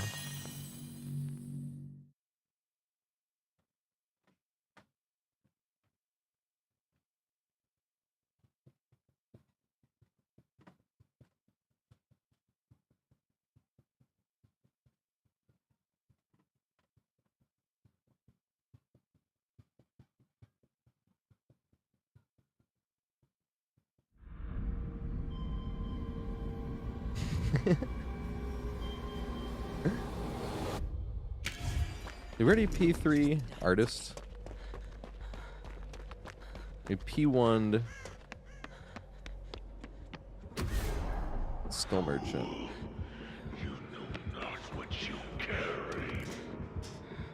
Uh oh, we're gonna have to use this shit already.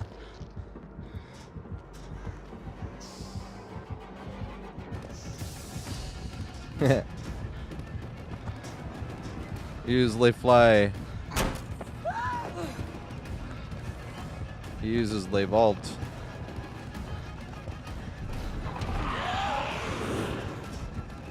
Oh shit, I should have looked. We have nothing here. I have to vault this or greed this, hopefully. Yay! Now here's a question, do we have anything here? Nope. Oh shit.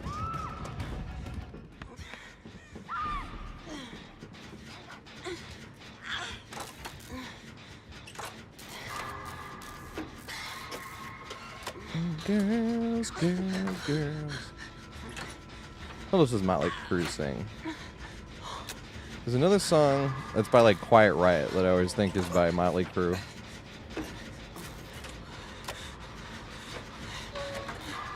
Is Smoking in a Boys Room Motley Crue, or is that Quiet Riot?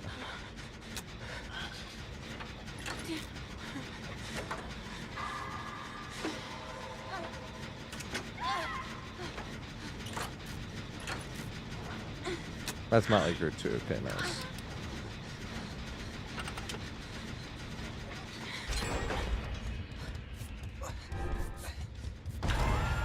Oh, nice. But also, uh-oh.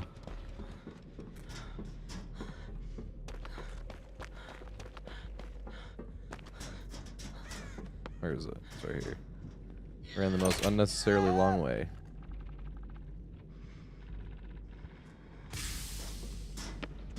Right? I kind of think the same thing. Because I think those are the only two songs I have in the playlist, and I kind of think of them as low-key parody songs as well. Girls, Girls, Girls, and Smoking in a Boys Room. I think those are the only two songs I have in the playlist. Yeah, Quiet Riot's the Come On Feel the Noise, right? That's Quiet Riot. Girls, rock your boys. We're getting wild, wild, wild. Okay, yeah. That's the one I always think is Motley Crue, but it's Quiet Riot.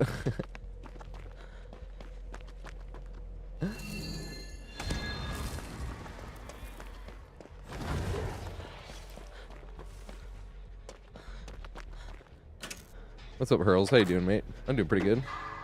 Got no complaints. Working on getting another prestige. Trying to decide if I should go for longer tonight and get 2 more prestiges.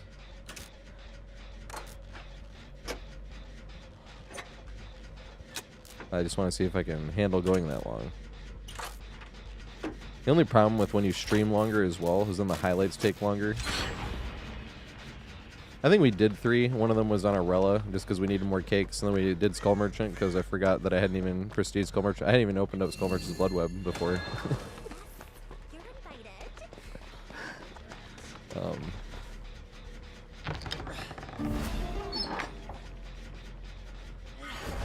These are the ones that show you the skulls, right? Nope. It's the one that shows me the big ol' eyeball.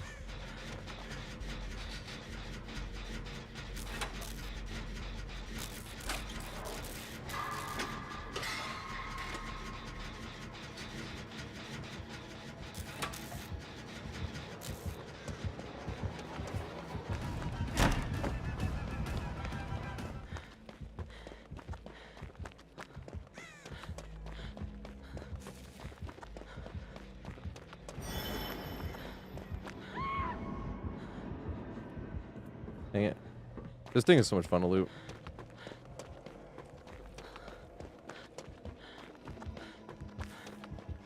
The back tank. Back rolls? Back rolls. Can somebody tell me if that sounded echoey? Or did that sound just right? And can somebody tell me who said that? I'll love you forever if you can tell me who that was a quote from. Yeah, Robbie. She was my favorite, but I was always partial for the dancing queens. I'm a tap dancer, you know, so of course.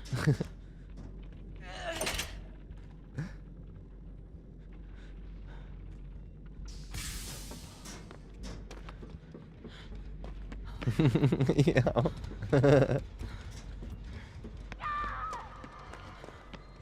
I need to make the sound effects. I have a few, Alyssa. Like, bitch, sit your ass down and shut the hell up, bitch.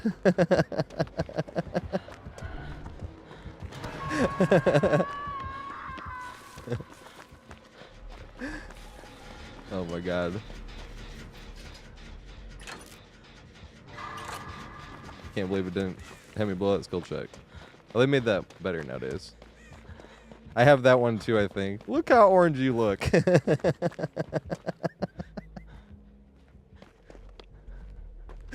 Oh my god, Alyssa is my all-time favorite though. Oh shit.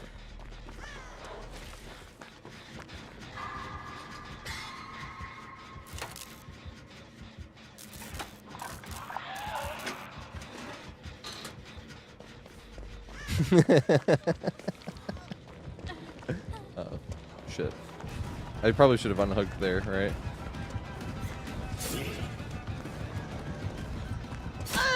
Okay, they're unhooking. I was gonna go trade if I needed to, but they were gonna go unhook.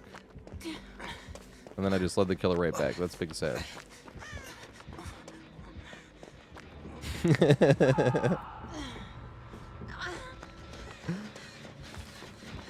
Oh fuck.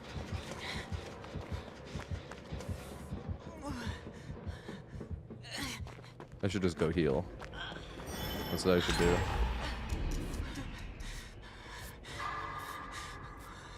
I think you only have 3 sound effects because I wanted to see if they would last, but it's been like 2 years. Because I had like a whole, like 3 whole pages worth of sound effects on the stream deck. And then there was like an update and I got rid of it and you have to do them individually. I'm like, I'll do this one day, but I wanted to see if it would last. I had 3 sound effects and another one on a front page that I didn't even remember until the other day. But I have that one that I just played. I got... Get those nuts away from my face! And I got... I'm not gagging. Oh my god. I need to remember to get on these sound effects page more. I could use these so often. Like when we're talking about whenever you see like copy pasta, you're like, oh my god, the absolute brilliance. Yet somebody else is over in the corner saying, I'm not gagging.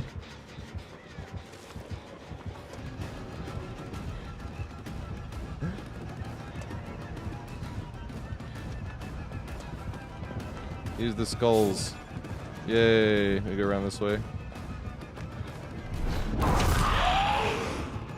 You can go back this way. Please mind game yourself. No, I don't think they mind game themselves hard enough. Be able to read this. Use the hand. Yeah, the hand.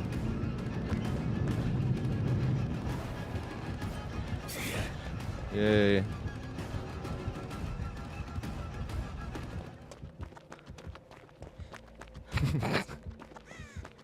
That's sad. They're playing super nice. That's why I'm like, dang, I shouldn't laugh, but that was sad. Not like they were sad. I think they got forced into a short swing. I'd be like, that gameplay was sad. But I think he got forced into a short swing, which means he might be on controller. Because I thought for sure I was getting hit there. That's what I think is sad. Because I don't think he had anything to do with it skill-wise. I think it was literally just the same shit we've been talking about, auto-aim. Doesn't ever help you, but sure as fuck is there to hurt you 14 times in a row.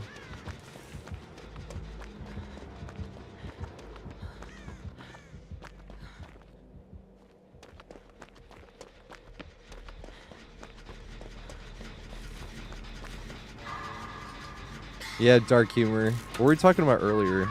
That was supposed to end. Oh, Clerks. Speaking of Clerks, because we brought that up from Washington Heights Grocery.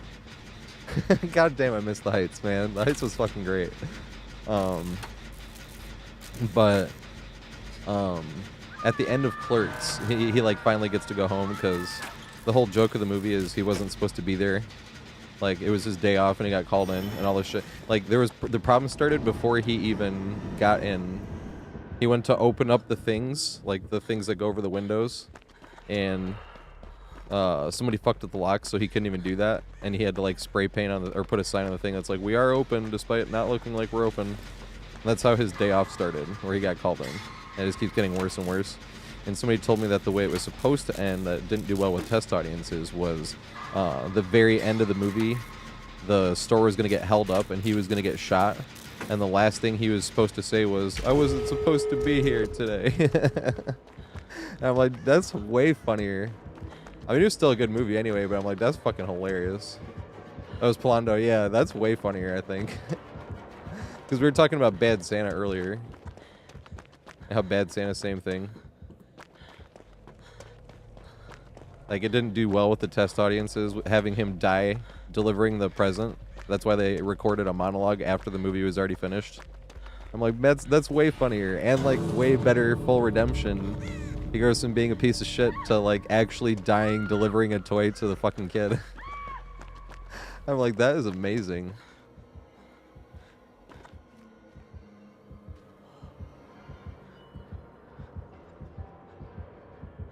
Damn, I was hoping he'd come to this one.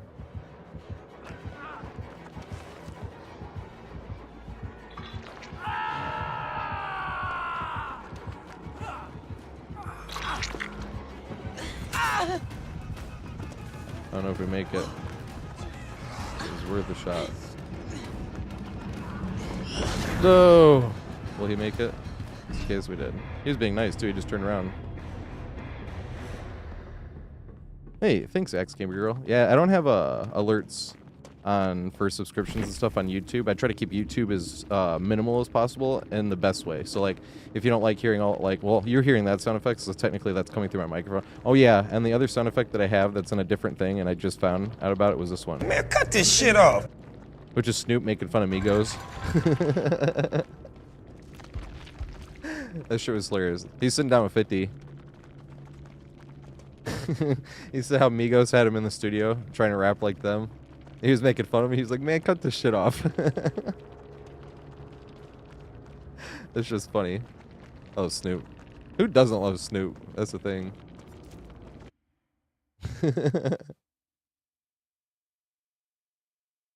It's like serious suspicions, like red flags if someone's like, fuck Snoop. It's like, the fuck? Hey, what the hell?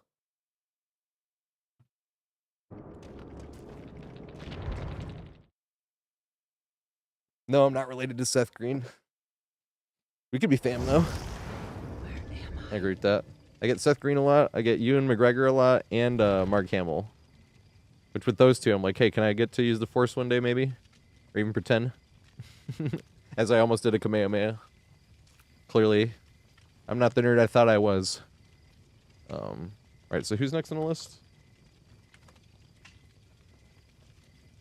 Alright, so that was...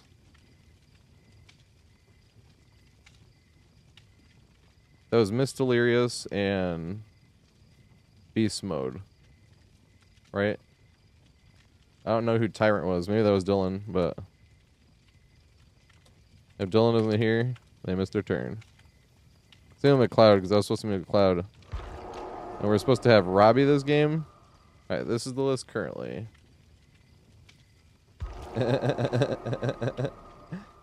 Automod looked at fingers in and said that looks dirty. That's hilarious. All he said was, I mean, Snoop has dipped his fingers in all kind of shit like MFTs, AI. Oh, NFTs.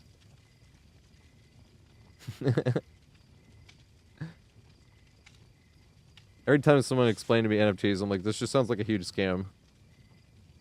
Every time somebody ever told me.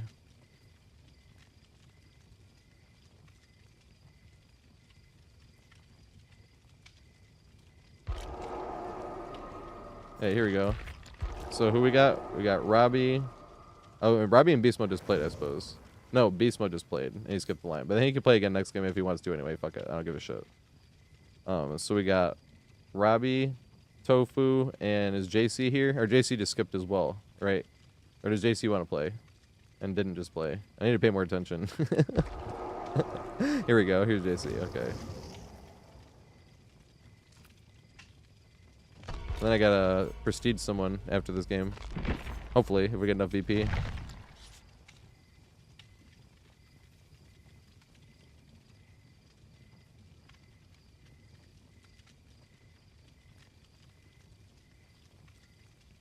No jury duty. Good shit. And now I'm hearing Jim Carrey From the Grinch. Jury duty, jury duty, jury duty, blackmail, pink slip, jury, jury, jury.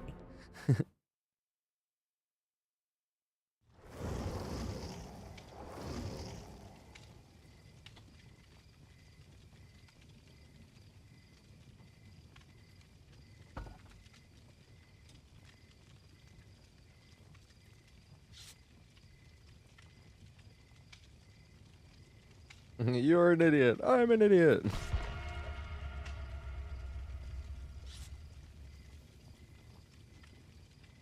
No, it's the other way. I'm an idiot. You're an idiot.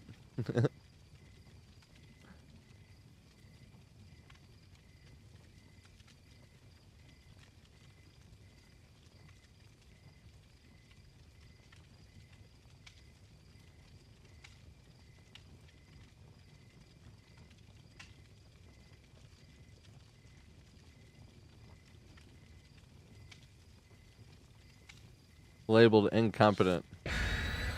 Can you just like say that you can't make a judgment without bias or something? Just claim to be like a huge racist or some shit.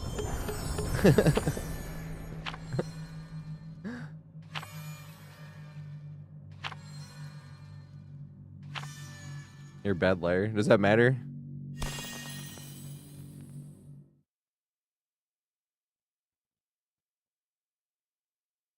You can't just be like, I'm super racist. Most racist human being you've ever seen. You can't put me on a trial. Or on a jury, I mean. Do you think they probably get that a lot?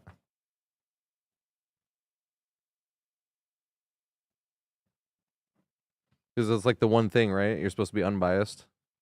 If you're on a jury. Like, nope, I'm too racist.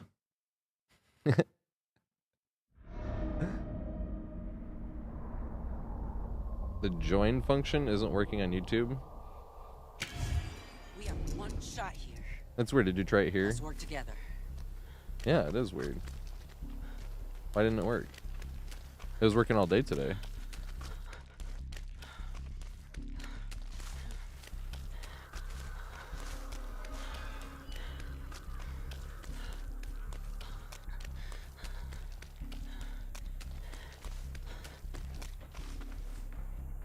Oh, it's Sping Tarp.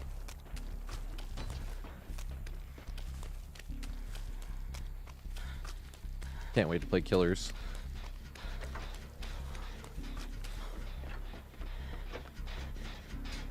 It's so relaxing having a P100 Sping Tarp with essentially an unlimited amount of cakes. Look, go fuck around a Sping Tarp and get a bunch of blood points.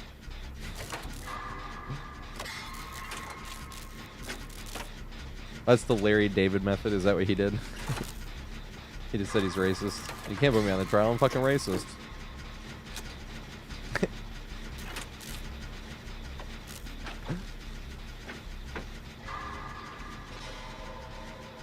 Or on the jury, I mean, not on trial, obviously.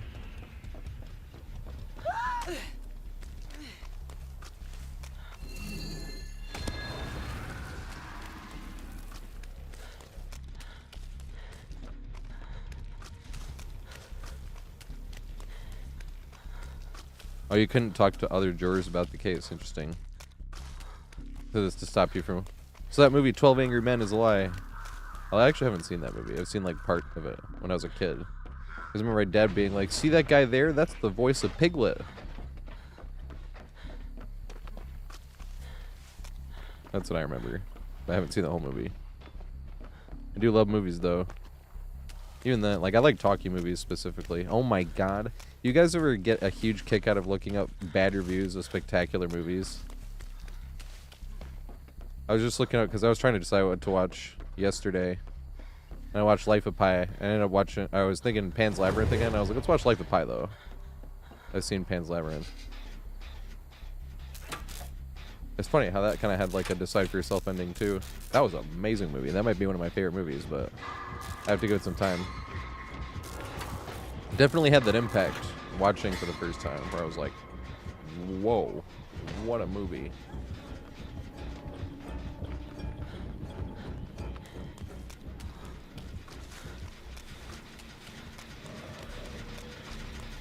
To buy a tiger in set sale. No, not at all.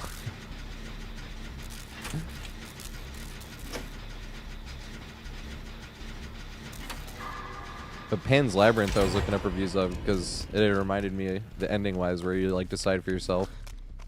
And like one of the 1-star reviews of Pan's Labyrinth, which is also one of my favorite movies, it gave 1 star and it was like the visuals were cool, but there was basically no plot, no character development, no this and that. And in my head I'm like, did you watch it without the subtitles on? I was like, what? I was like, that movie is so story driven, it's insane.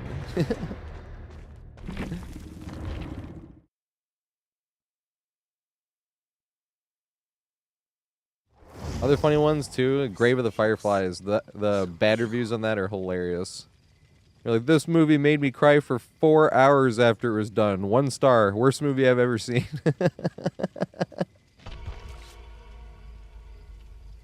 That shit's hilarious.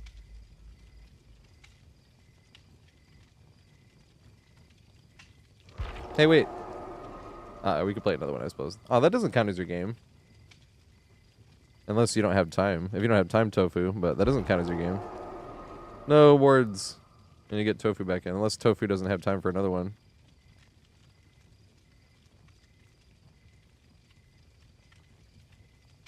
Does Tofu want to play another one?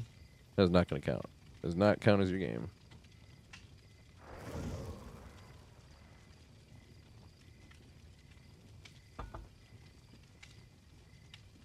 You'll be back in there. Sorry, words.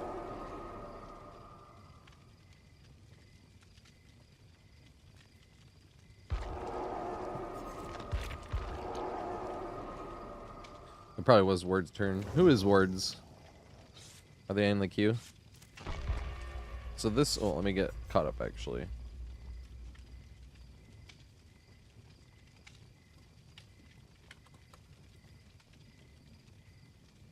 Who's not here? Oh, Robbie played last game, right? So this is Tofu. No, Robbie's playing right now. We don't... Oh, Beast Mode didn't play before. I see. So Beast Mode can play next game if they want. We got 2 players in the queue.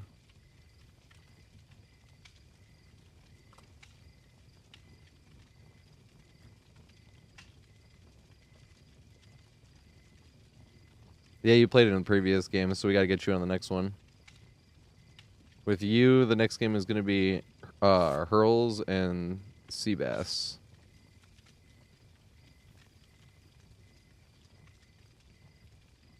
Oops.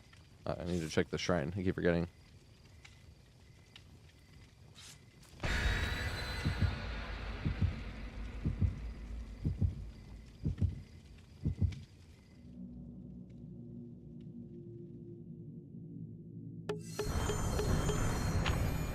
So you're going to be 2 games from now, Galaxy.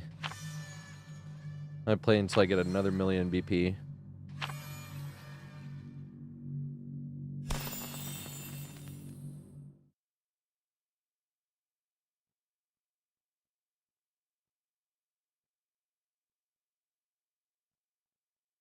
Probably like 4 more games-ish, maybe more.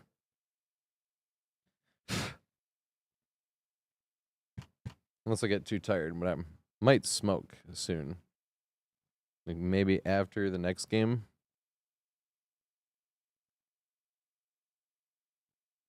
Yeah, I love Cudi. That's my second favorite. But if somebody makes me choose one rapper, I'd choose Kid Cudi. Not for the GOAT. That's Tupac for me. But he's my third favorite. It's funny, I was calling Tupac third, but you know what I mean. But Outkast is actually my favorite. But whenever someone's like, who's your favorite rapper? And I say Outkast, that's a rap group. And I'm like, fine, Kid Cudi. Is that the answer you were looking for? Avoid the hooks and hit those generators.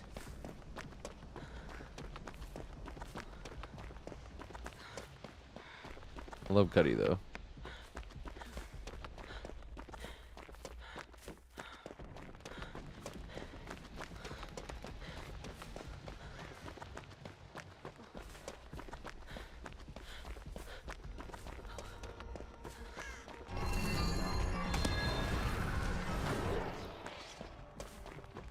Aw.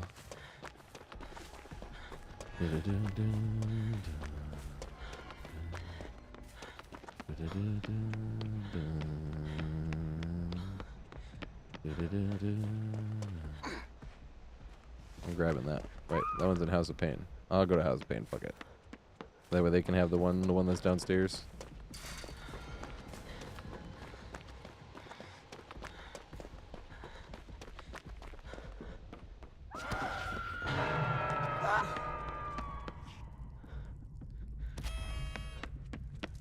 Luckily we can see the door here.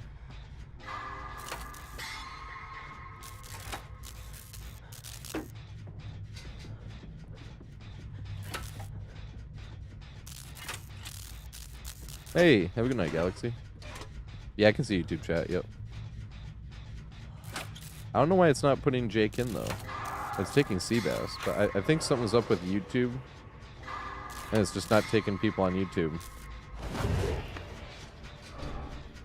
The actual bot itself. I can close the bot and reopen it, though. That might fix it.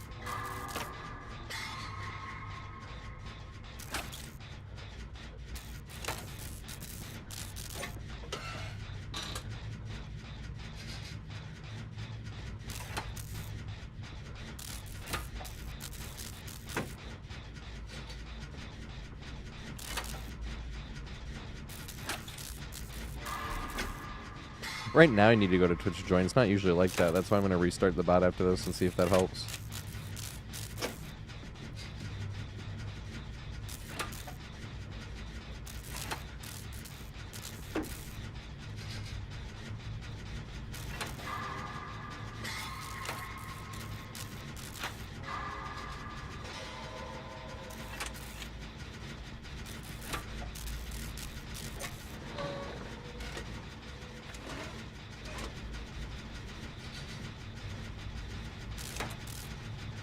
My throat is a little sore though.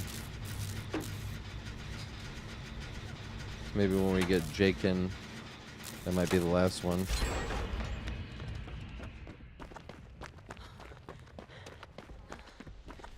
Wanted to go for another million, but I'm like,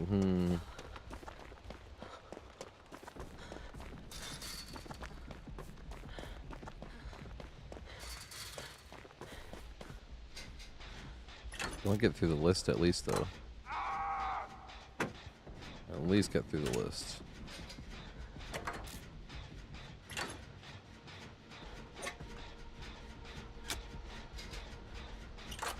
Bongs. I like bongs more than J's. Oh, nothing. I just miss comments. I'm just a dumbass. I can't read fast enough. It's not all the time that I can't get to all the comments, but sometimes.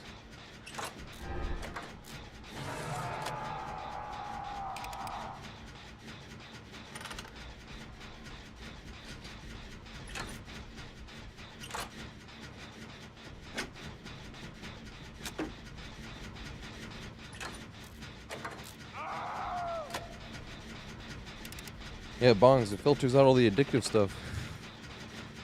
Is that from not Half Baked? Is that from Pineapple Express?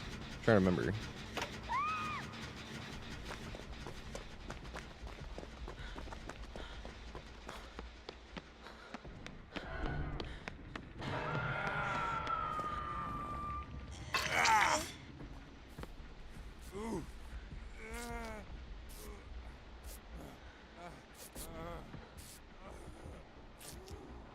Oh, glass stones.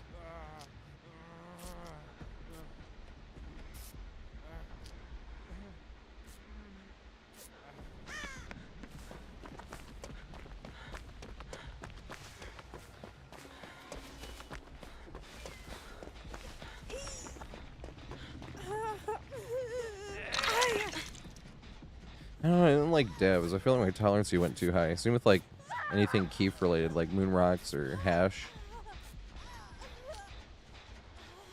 I feel like my tolerance just skyrocket. Because I used to use a Keef catch, and then like once it would get completely full, I'd start putting Keef in my stuff, but that always made my tolerance skyrocket. I stopped doing that. I don't use a Keef catch anymore.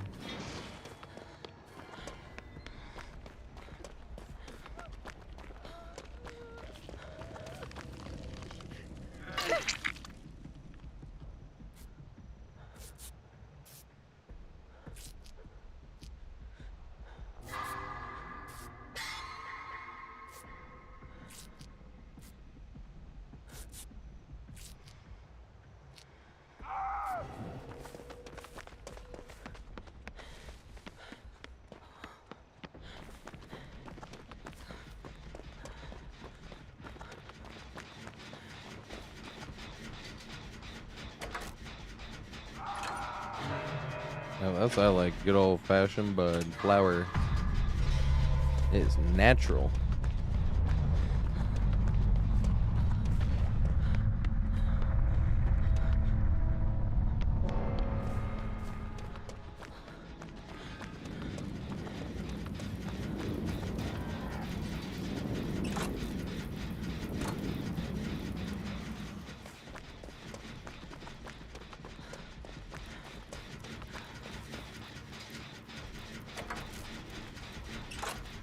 Here it come now.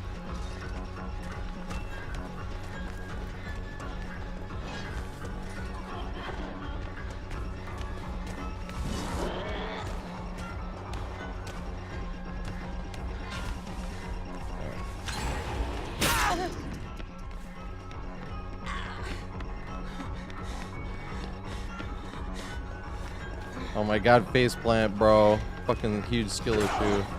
And then he got auto-aimed. I get rewarded for skill issue. That was huge faceplant.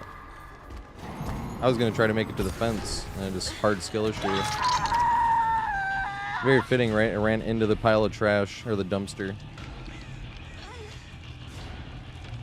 It's poetic to play like garbage while faceplanting into a dumpster.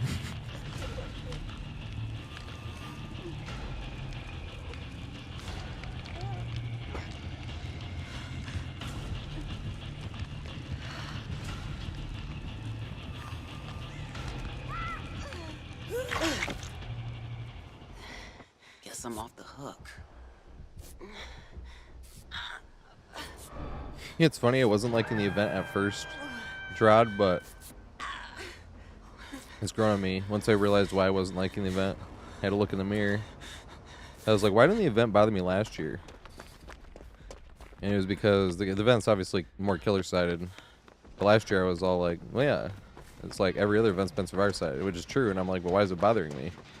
And I was like, because I just spent the blood points on killer, which makes me want to play killer. And the killer queue times were already going to be long, and then a killer-sided event made them even longer. And made me be like, fuck this event. But it took me oh shit, it took me a while to realize though. Oh shit.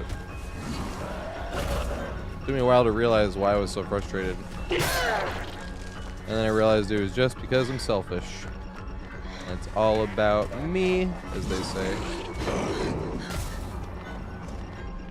Oh, fucking sweet. Oh, do I make this? The haste. And greet it. Yay, the haste. Damn it.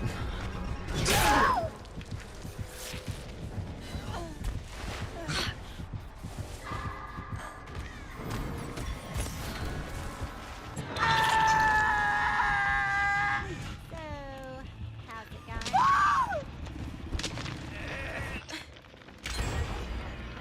Yeah, always greed. It's way too much fun not to.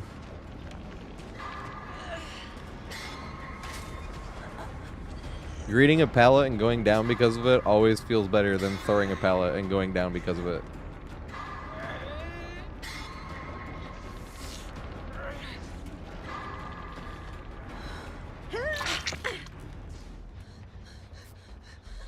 What's up, Shoob Shoobs?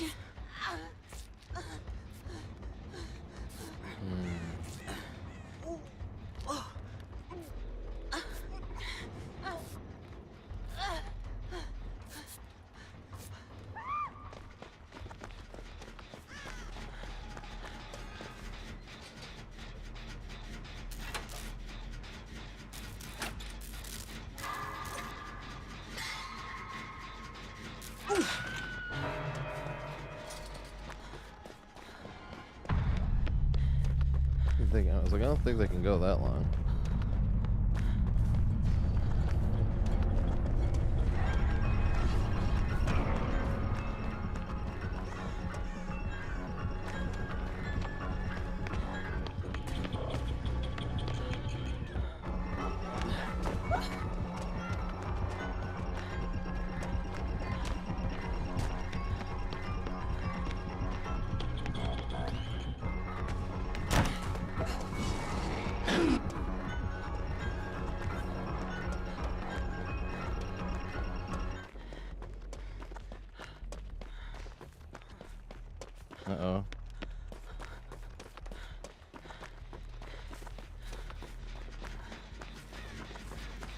gen were they on?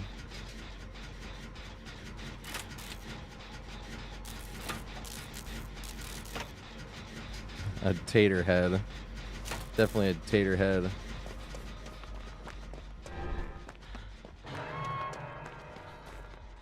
You know where Hatch always likes to spawn on this map?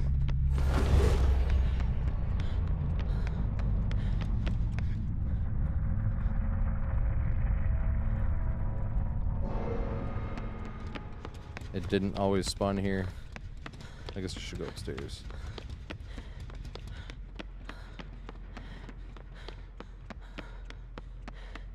Nope.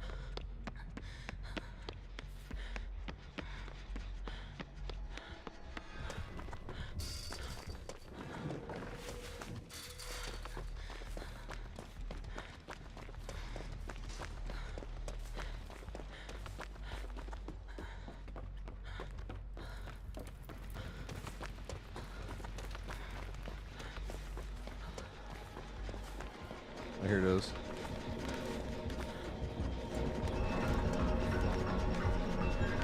We got to do it twice in one day. Or we got to let the killer decide if they wanted it. Hey! We haven't been able to do this in fucking months. And twice in one day. It's funny how shit's like that. Because, like, when the killer's playing nice and you want to give them the opportunity to get hatched, so many other things can happen. They could beat you to hatch, you never find it. They kill you before, you know, like, just... Where the killer was going out of their way to 12 hook. You get to run past hatch and they get to see it. Or you're like, yay. Thank you. I have a video about that, and it's funny because I was talking earlier, I was like, this is like the second total time, and third total time now, since making that video. I just haven't been in the position to.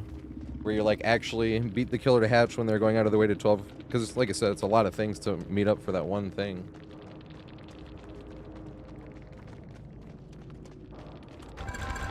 Oh, the thing's glitch trap, which means I can't write on the profile. Gotta say it in chat though. Good shit.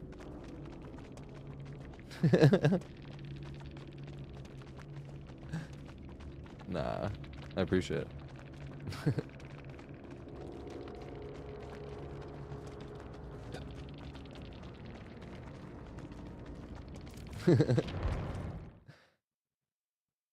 Excuse me. The new Superman. No, I haven't. I've heard it's pretty good though. From Kuka Hill. He is the Pistons, the Lockdown Pistons podcast guy. He's who I watch for my Pistons content on YouTube. And he gave it a 8. No, he gave it a 4.25 out of 5. That's what he gave it. 4.25 out of 5. Alright, so who's in here? So we need to, that was Jason. No, we need to get, I need to remember we get Jake in here. Oh yeah, it's still broke. Let me close this and then open it back up. And then test if YouTube can join.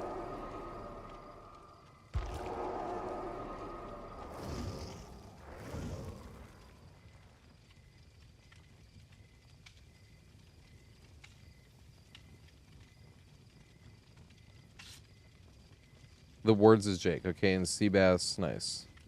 And then we need to get Hurls in here. Is Hurls here?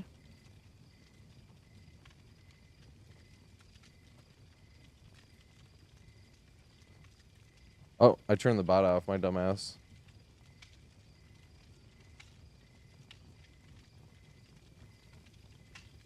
A copy of StreamBot is already running from this folder? What? And now it's opening up 2. No, it's opening up 1, okay. Alright. Platforms. YouTube. Alright, is it working now? Have YouTube types exclamation join? Does it work?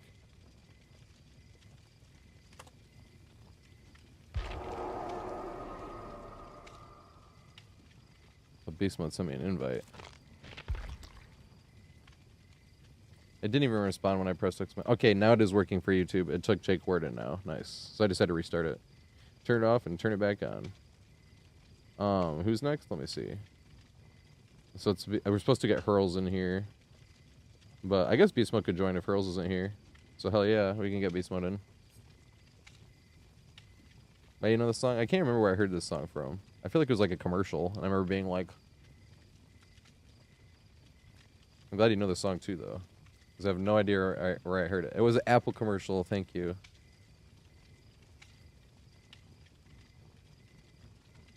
Because I literally had no idea. I'm like, I just remember hearing this on the commercial and being like, damn, I need to get this shit.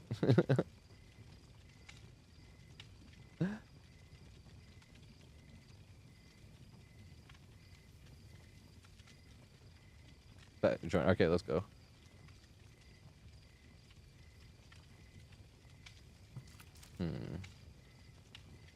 Actually, you know what I might do? You guys are gonna hate me for this. You're gonna hate me, beast mode. I am a stoner though, so you know what's coming. I'm gonna have to throw a little indica in this shit too.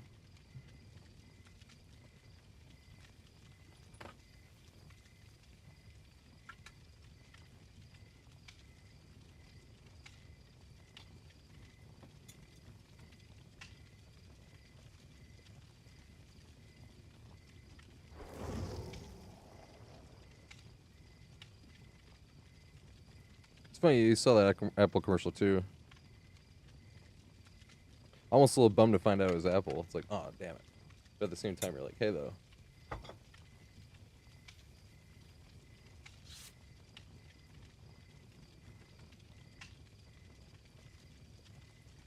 Gotta put a little indica in this shit too. Also, what's up, unique name?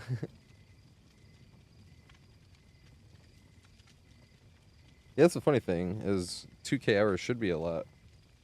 But DVD is just so much different than every other game. 2K hours in DVD is like nothing, and it's like, come on, man. Well, I guess I can ready up while I get the weed ready on this one. I'll smoke after this one.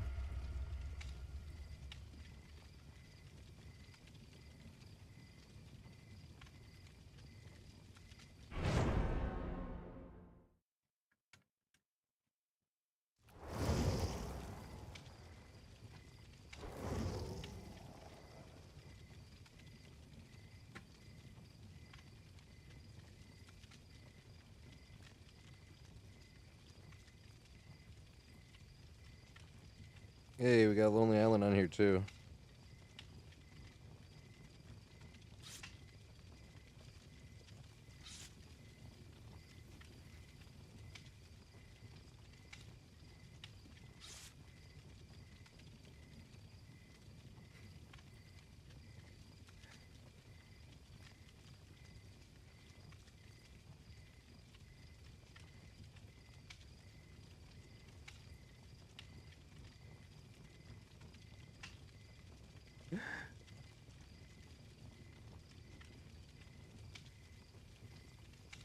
This is a masterpiece.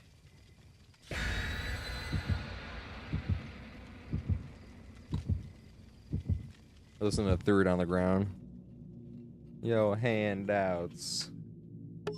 I'm an adult.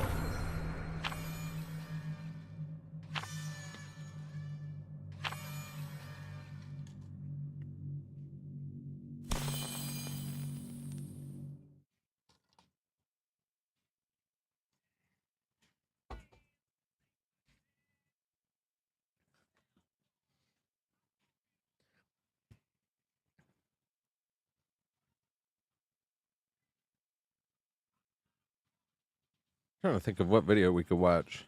Ooh, the trickster bullying.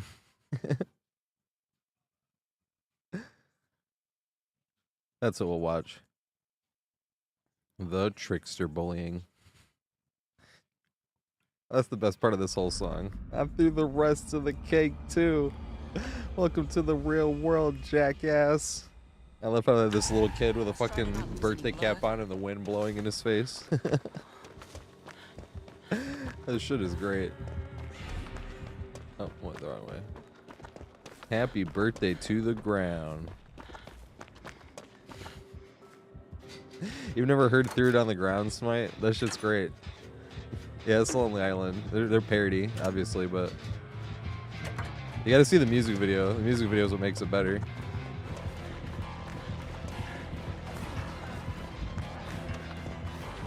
Oh shit. Whoopsie. I don't think that was gonna happen.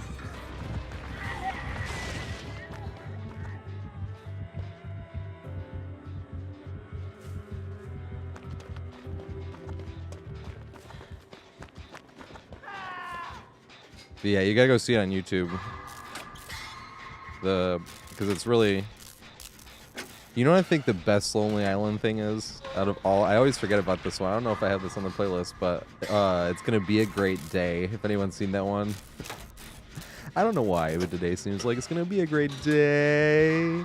There's something in the air that makes me feel like things are gonna go my way. He's just a coke addict, like high as fuck on coke. The birds are chirping, tweedly deet. Sun is shining bright.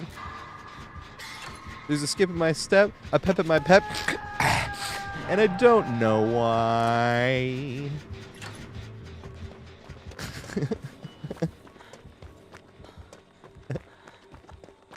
That fucking song is hilarious. But you gotta watch the music video. Oh, Reba with Keenan. I'm Reba. This shit is great.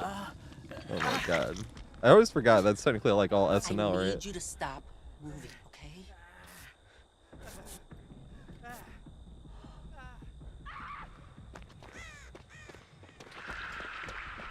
okay? Right, ghouls. I actually think since Springtrap came out, at this point, I think I've seen more ghouls than Springtraps. Since Springtrap came out.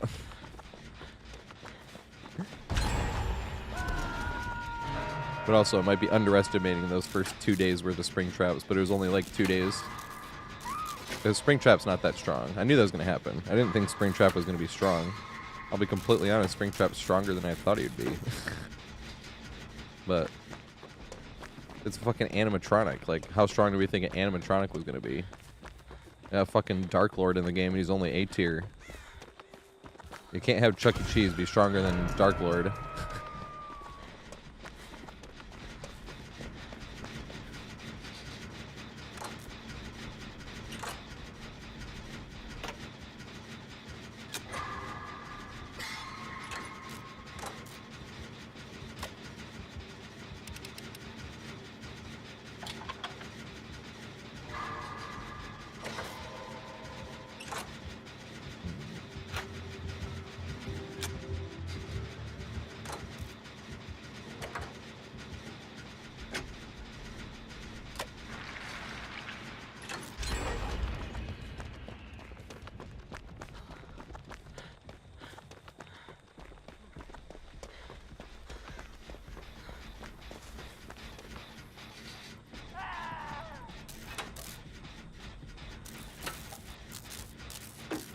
But isn't Chucky technically like a demon possessed doll?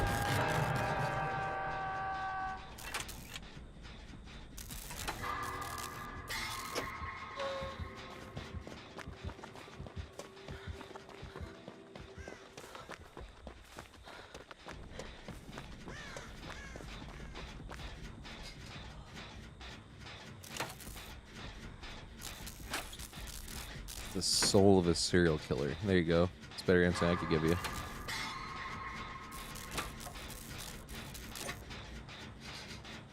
Yeah, I like Pineapple Express. I've actually had Pineapple Express one time.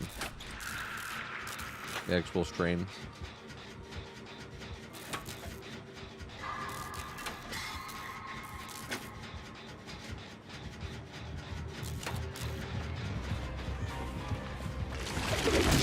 Free hit.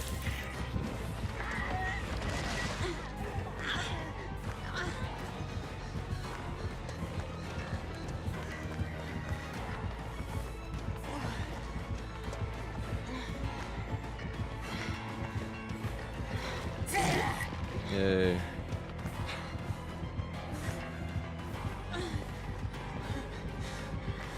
Well, you can kind of see his tentacles. Yay. Oh, they got this. Yay, we did.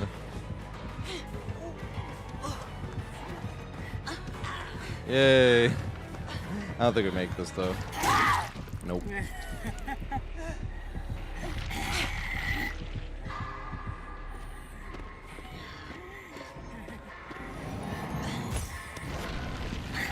I didn't know Springtrap was like a doll, or was like a demon possessing an animatronic.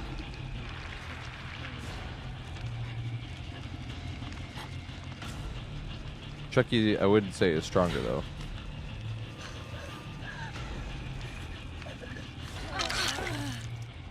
Hey, holy shit. Tofu.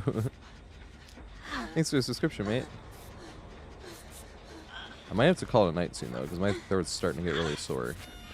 I'm gonna smoke after this game anyway, but it's not my throat, it's like my voice, which makes my throat sore. But that's why I'm getting it checked out.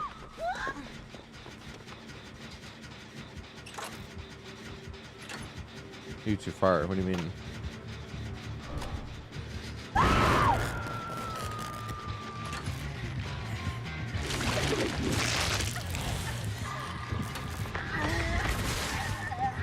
Yay, it stopped. It no longer regressing. Oh my god, this one's regressing too.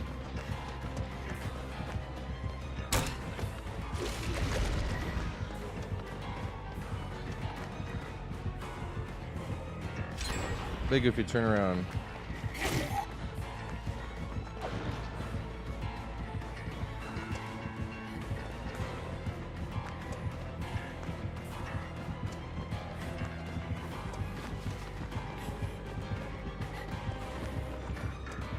Is this enough? Yes, it was.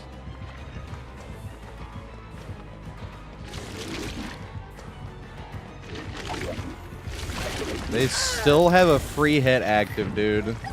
This killer is so dumb. Not the person playing the killer, but literally how long did that just go on for? And they still have a third hit active. That is so dumb. Can't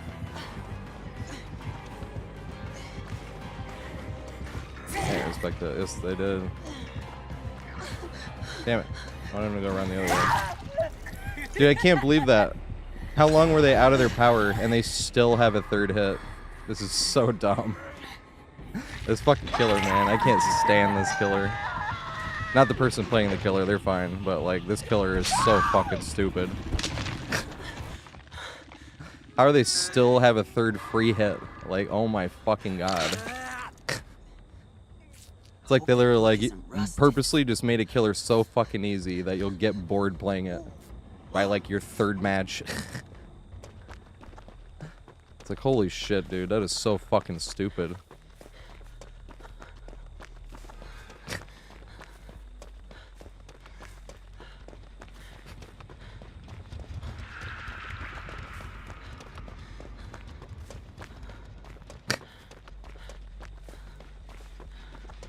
They're playing super nice, too. This girl's playing like a Giga Chad. And all I'm doing is whining once again.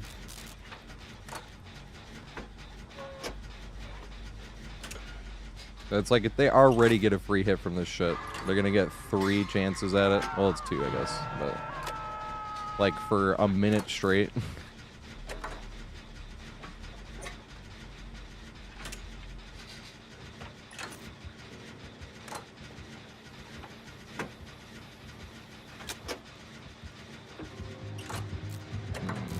Maybe get it. I would be like, no Ed. It wasn't Noed though.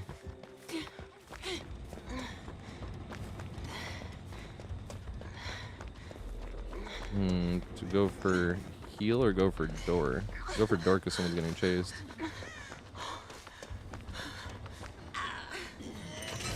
Nice. They have a medkit they can self-heal too.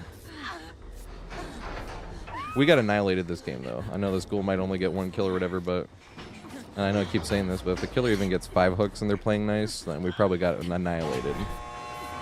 Yeah, 9 hooks before I have the doors open, and they were playing nice as fuck. Wow. You're the real fun. I won't forget this. I had to give some nodders.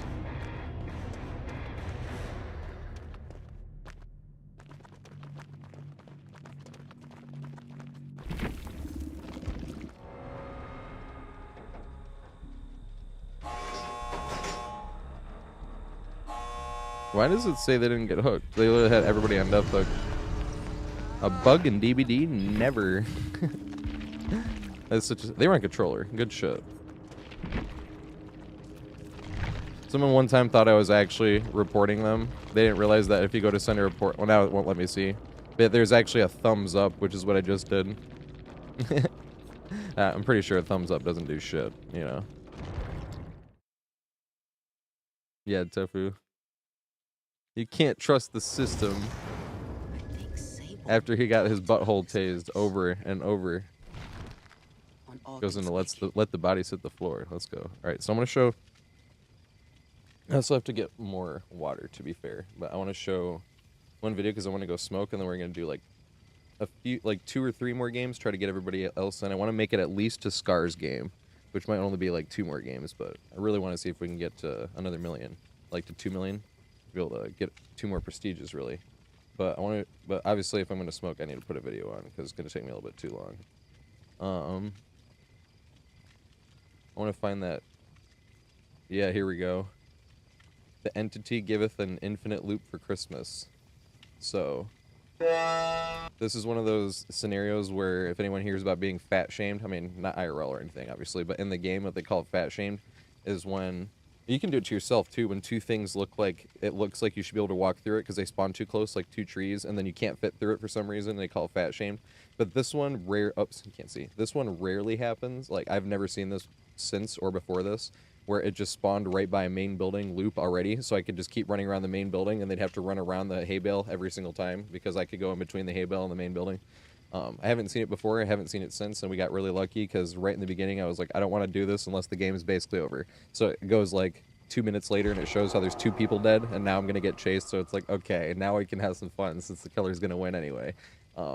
And it was super lucky that we got to be in that scenario, too, because I wasn't gonna loop it, like I said. If the killer was, like, struggling in the game, then it's no fun.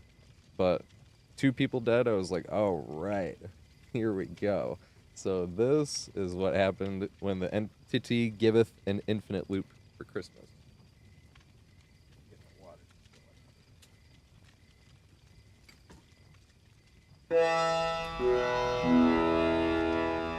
It's a trickster. It sucks. Because I want to run the new harvester. The new harvester, and you can't do it against projectile killers. Oh god, what the put that shit there for? Is this shamed? Or can I run through this? I can run through that. Can he run through it? He can. No, he can't! Oh my god, he can't run through that. I can just run through that over and over. Oh god. I think, right? It's like you can use your power main.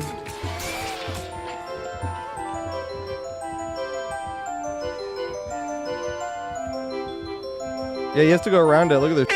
This is literally just how the RNG spawned. Good. I wanted to see how long it would take him.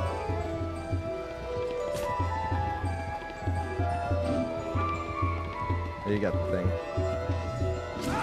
Look at that. I felt bad, but I could probably just go loop that over and over if you like hard tunnels or something. But look at that. You can just like run it like through that. He has to go around. That's so unfair. But yes, exactly. This is why DVD is unbalanced. But it does make me curious. I kind of want to keep trying. This is to be a like it shouldn't be in the game anymore. Where the f is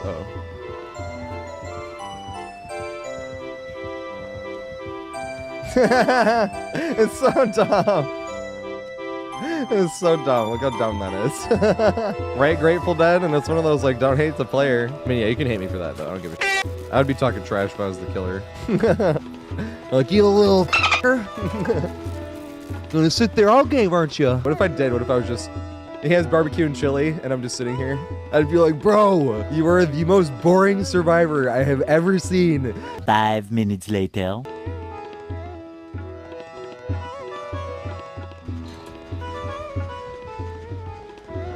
Are you ready for the huge cheese?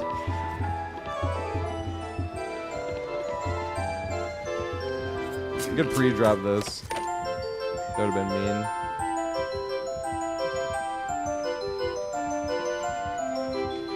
No! I couldn't see. He went right through at the right spot.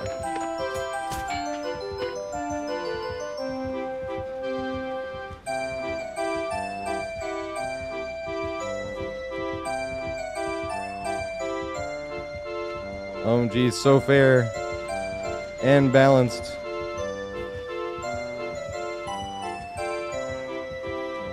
This is so dumb.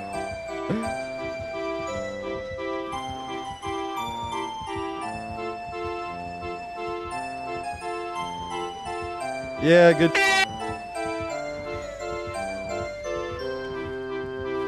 I think he gets me here, right? Oh, it's close. Oh my god. Is he double back here? He didn't.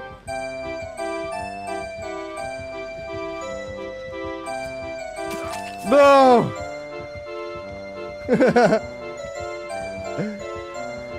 This is so dumb.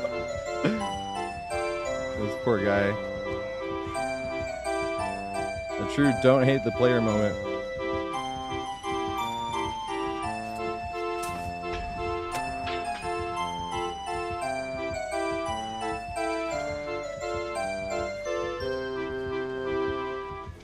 Like, which way did he go? Oh, that way.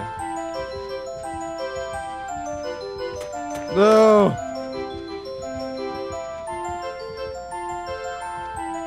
This is so dumb. I didn't run it though, now it's just me and him basically. And Claude. I'll stay here the whole time though, I'll let him kill me in endgame, because this is funny.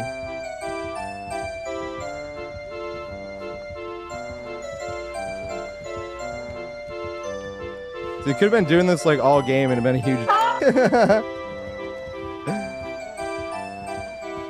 Oh my god. Oh god, I fucked up the easy route.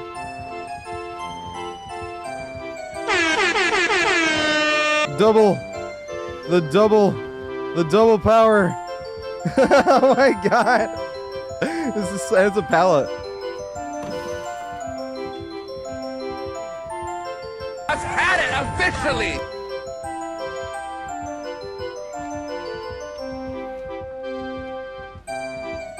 It's so dumb. Oh my god. I don't want to actually escape this though. This is stupid as shit. If I got a med kit and I just camp there. This is the dumbest RNG I've ever seen.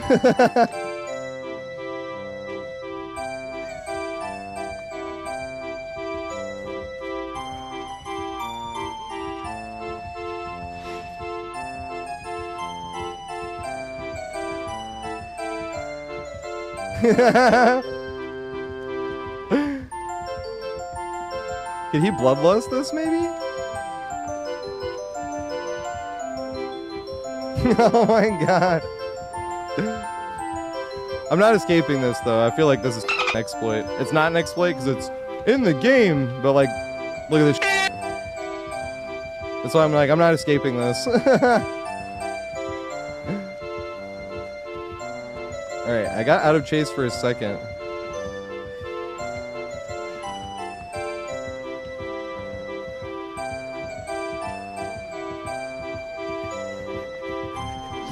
Yeah!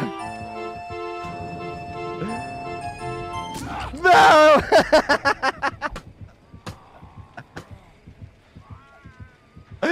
Okay, I feel good now. I'm not... Claude, don't even come for me. I'm being a huge asshole. What it's like playing killer in 2023. No way! Please close hatch in my face and bleed me out or something. Yeah!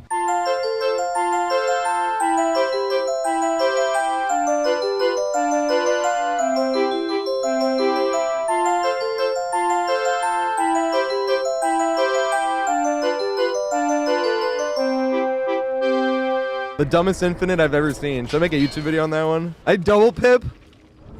That's terrible. You play like as big a asshole as you possibly can and you get rewarded on Survivor. And the killer just has to sit up there and put up with it. And you know if he bled people out, some people after doing that all game, toxic killer, bled me out. Like you weren't humping like an actual infinite the entire match. That poor guy, man. That was the most unlucky RNG setups I've ever seen. Yeah, technically that was just RNG. That shit was dumb as fuck. But also, yes, hilarious. I was happy that we got to loop it where there was 2 people already dead.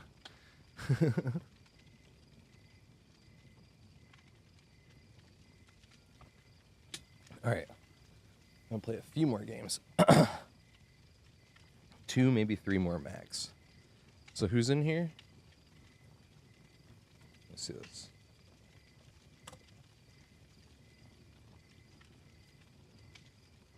That was too loud. Turn that down. Alright, so Hurls was not here, right? And Seabass just played? Did Beast Mode just played? So we're at Tyrant Dragon.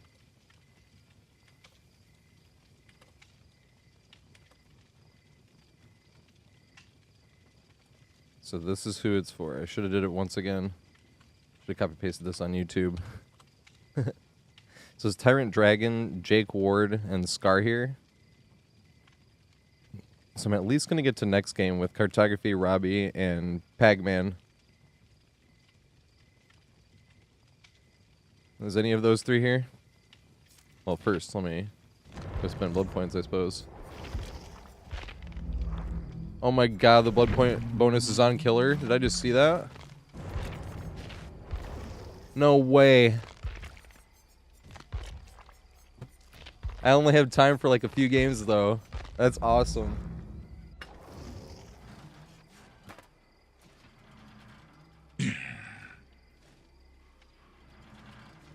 That's fucking hilarious.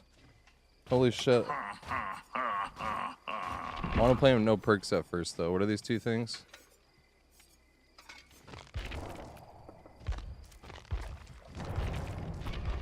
How long is queue times? Are they really short on Killer?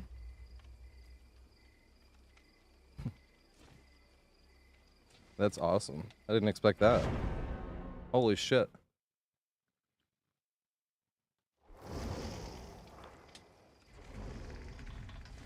That was 4 toolboxes at first. I mean, it's still 4 toolboxes, but who gives a shit? Here's the thing. Wait, we're doing open lobbies, though. But wait, none of the people there were here anyway.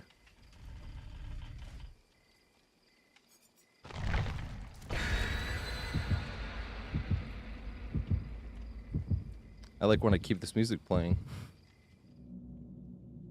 I feel like I can listen to music and play Killer. Because I don't ever give a shit when I play Killer. Who didn't bring cake? Getting toned out.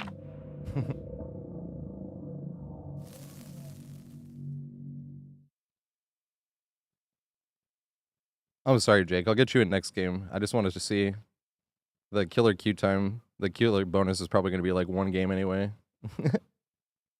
I got completely sidetracked. Holy shit. I totally even forgot we were doing open lobbies.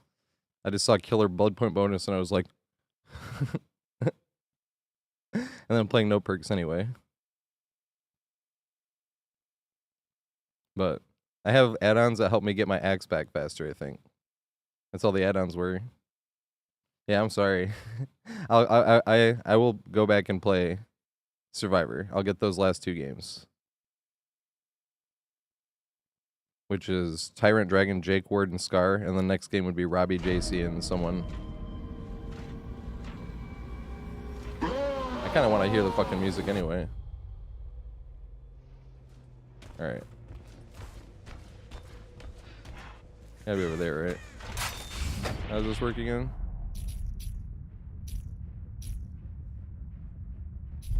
There we go. Nope, big Sag.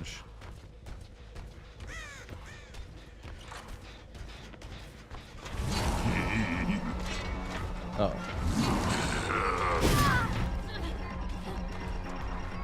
But I feel like it's doing it. No! I want leg grab.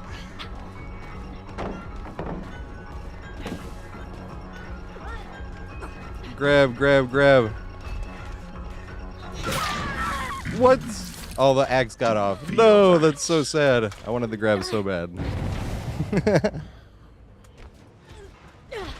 Damn it.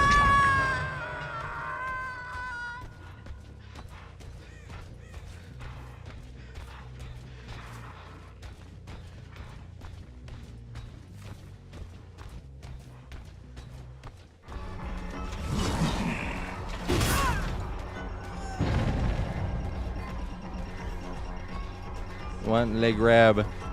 Leg grab. Yay. Oh fuck, who did I hook? Okay, I hooked Sable once.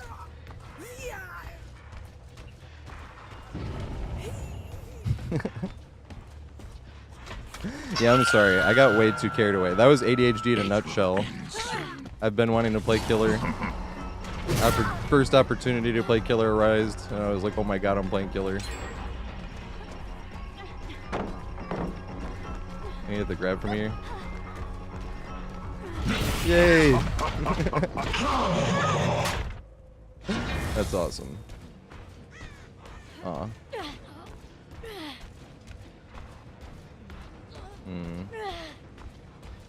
I think they can sabo those if they're here.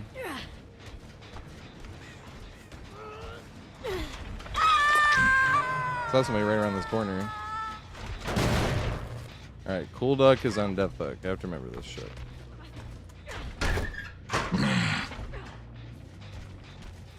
Saw somebody here. Where'd you go, you fucker? Oh, here we go.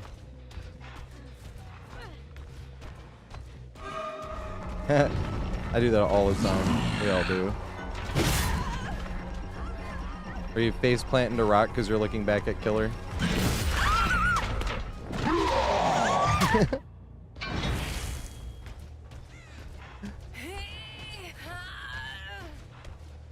Is Huntress you have to... It's been so long since I even played Huntress. Doesn't Huntress you have to let go of M2 to throw it, right?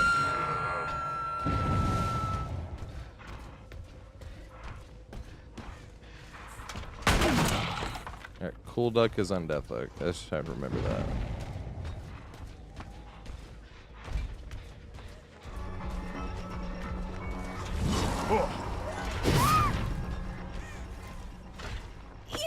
Dystro is also on Death Hook, right?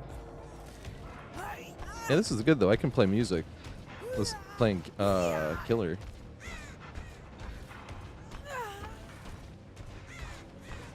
Yeah, Lorenzo, that was funny. I was supposed to play Open Lobbies, and I saw the Killer bonus, and I immediately, without thinking, jumped on, and I was like, oh fuck, I have to get those last 2 games in though. Because I was like, wait, I could play Killer. I just like immediately stopped thinking about everything else. I was like, Killer.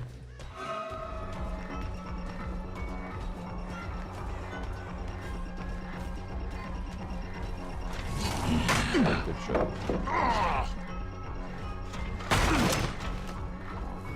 And they're like, you're camping. Oh, I thought she was camping on that side. That's hilarious. How much wood would a woodchuck chuck?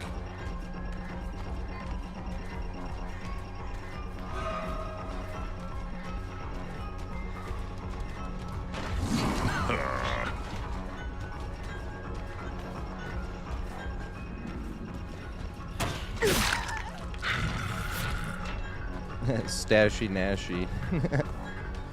Main humping. It's my turn to take the main hump. Oh, not that one. What the frick?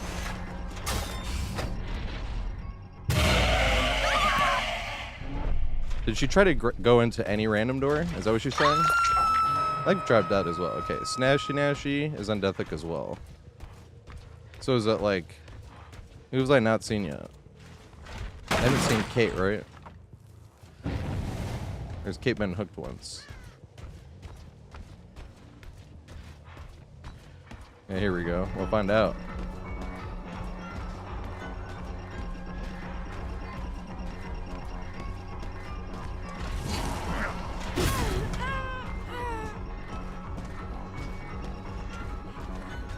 Vault it.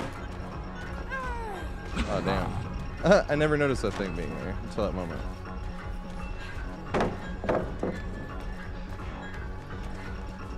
No, I want the grab. Don't take it off. No! I started the animation and then it stopped. Big Sag. That's why I like paused for a second. Because I started the animation right when she took it off. Okay. I think Kate's the one. That. Yeah, I have to tunnel Kate. After this.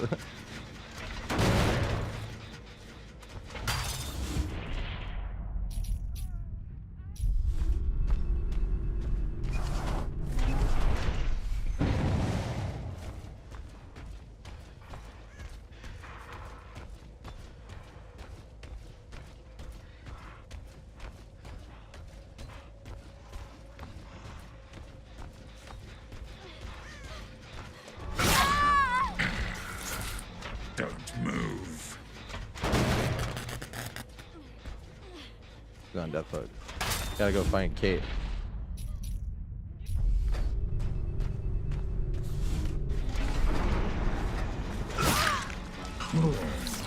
Is Kate here?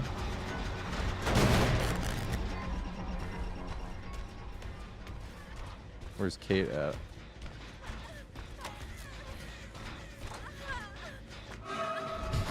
Oh, I'm indetectable.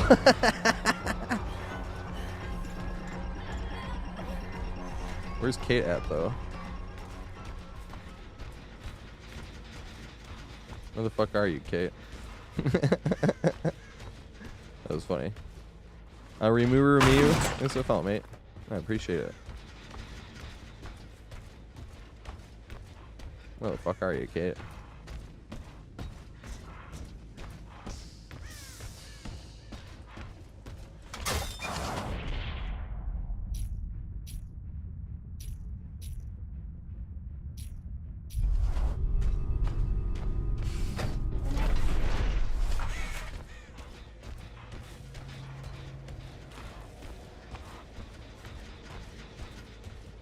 Where the fuck did Kate go?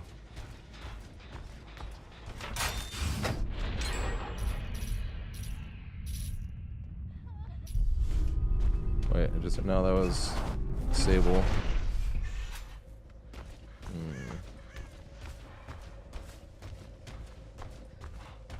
This hiding ass Kate is what gets other survivors killed.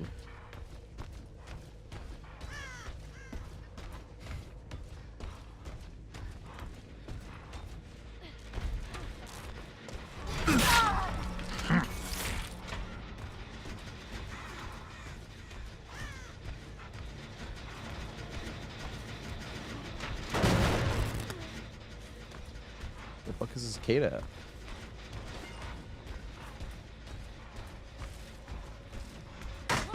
Oh, is that Michaela? That's Michaela. This is how it happens. Wait, she's back up. I mean, Kate's over here.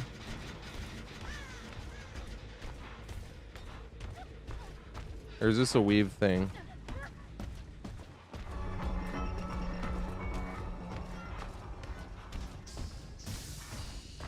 Oh, so intricate. Oh, so intricate.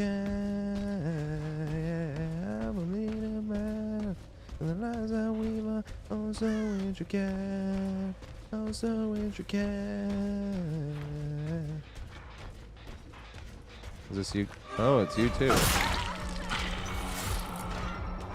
Is Kate literally just hiding? I knew I should have just straight tunneled her out the hook. Yeah, I don't listen to too much Fall Out Boy, but I love this song.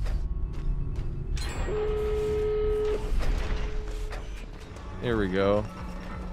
Mary, where are you, fucker? Doesn't show her face until the gens are fucking done. Goddamn arms race.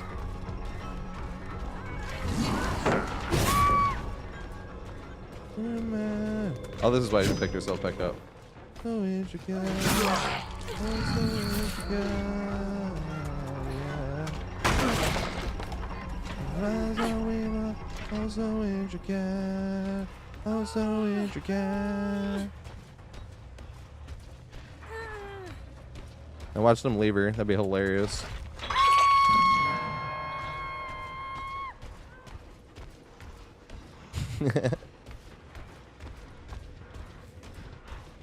If I go out, can I just come back in? I'm gonna go this way.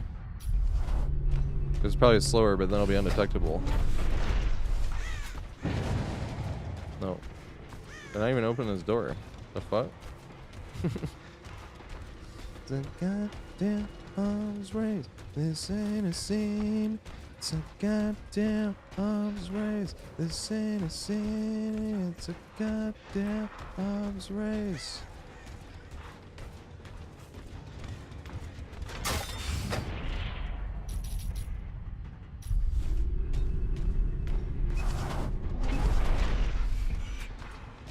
Yeah, I want to play the. If I haven't played the killer before, I still want to use no perks on him. And then put on Ada.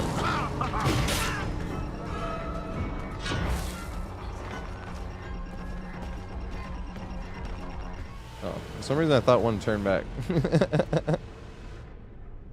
Oh no, I didn't 4K. It must mean I'm trash.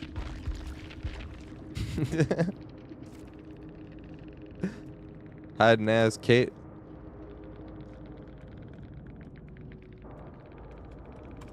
I don't know if any of them are still there, but...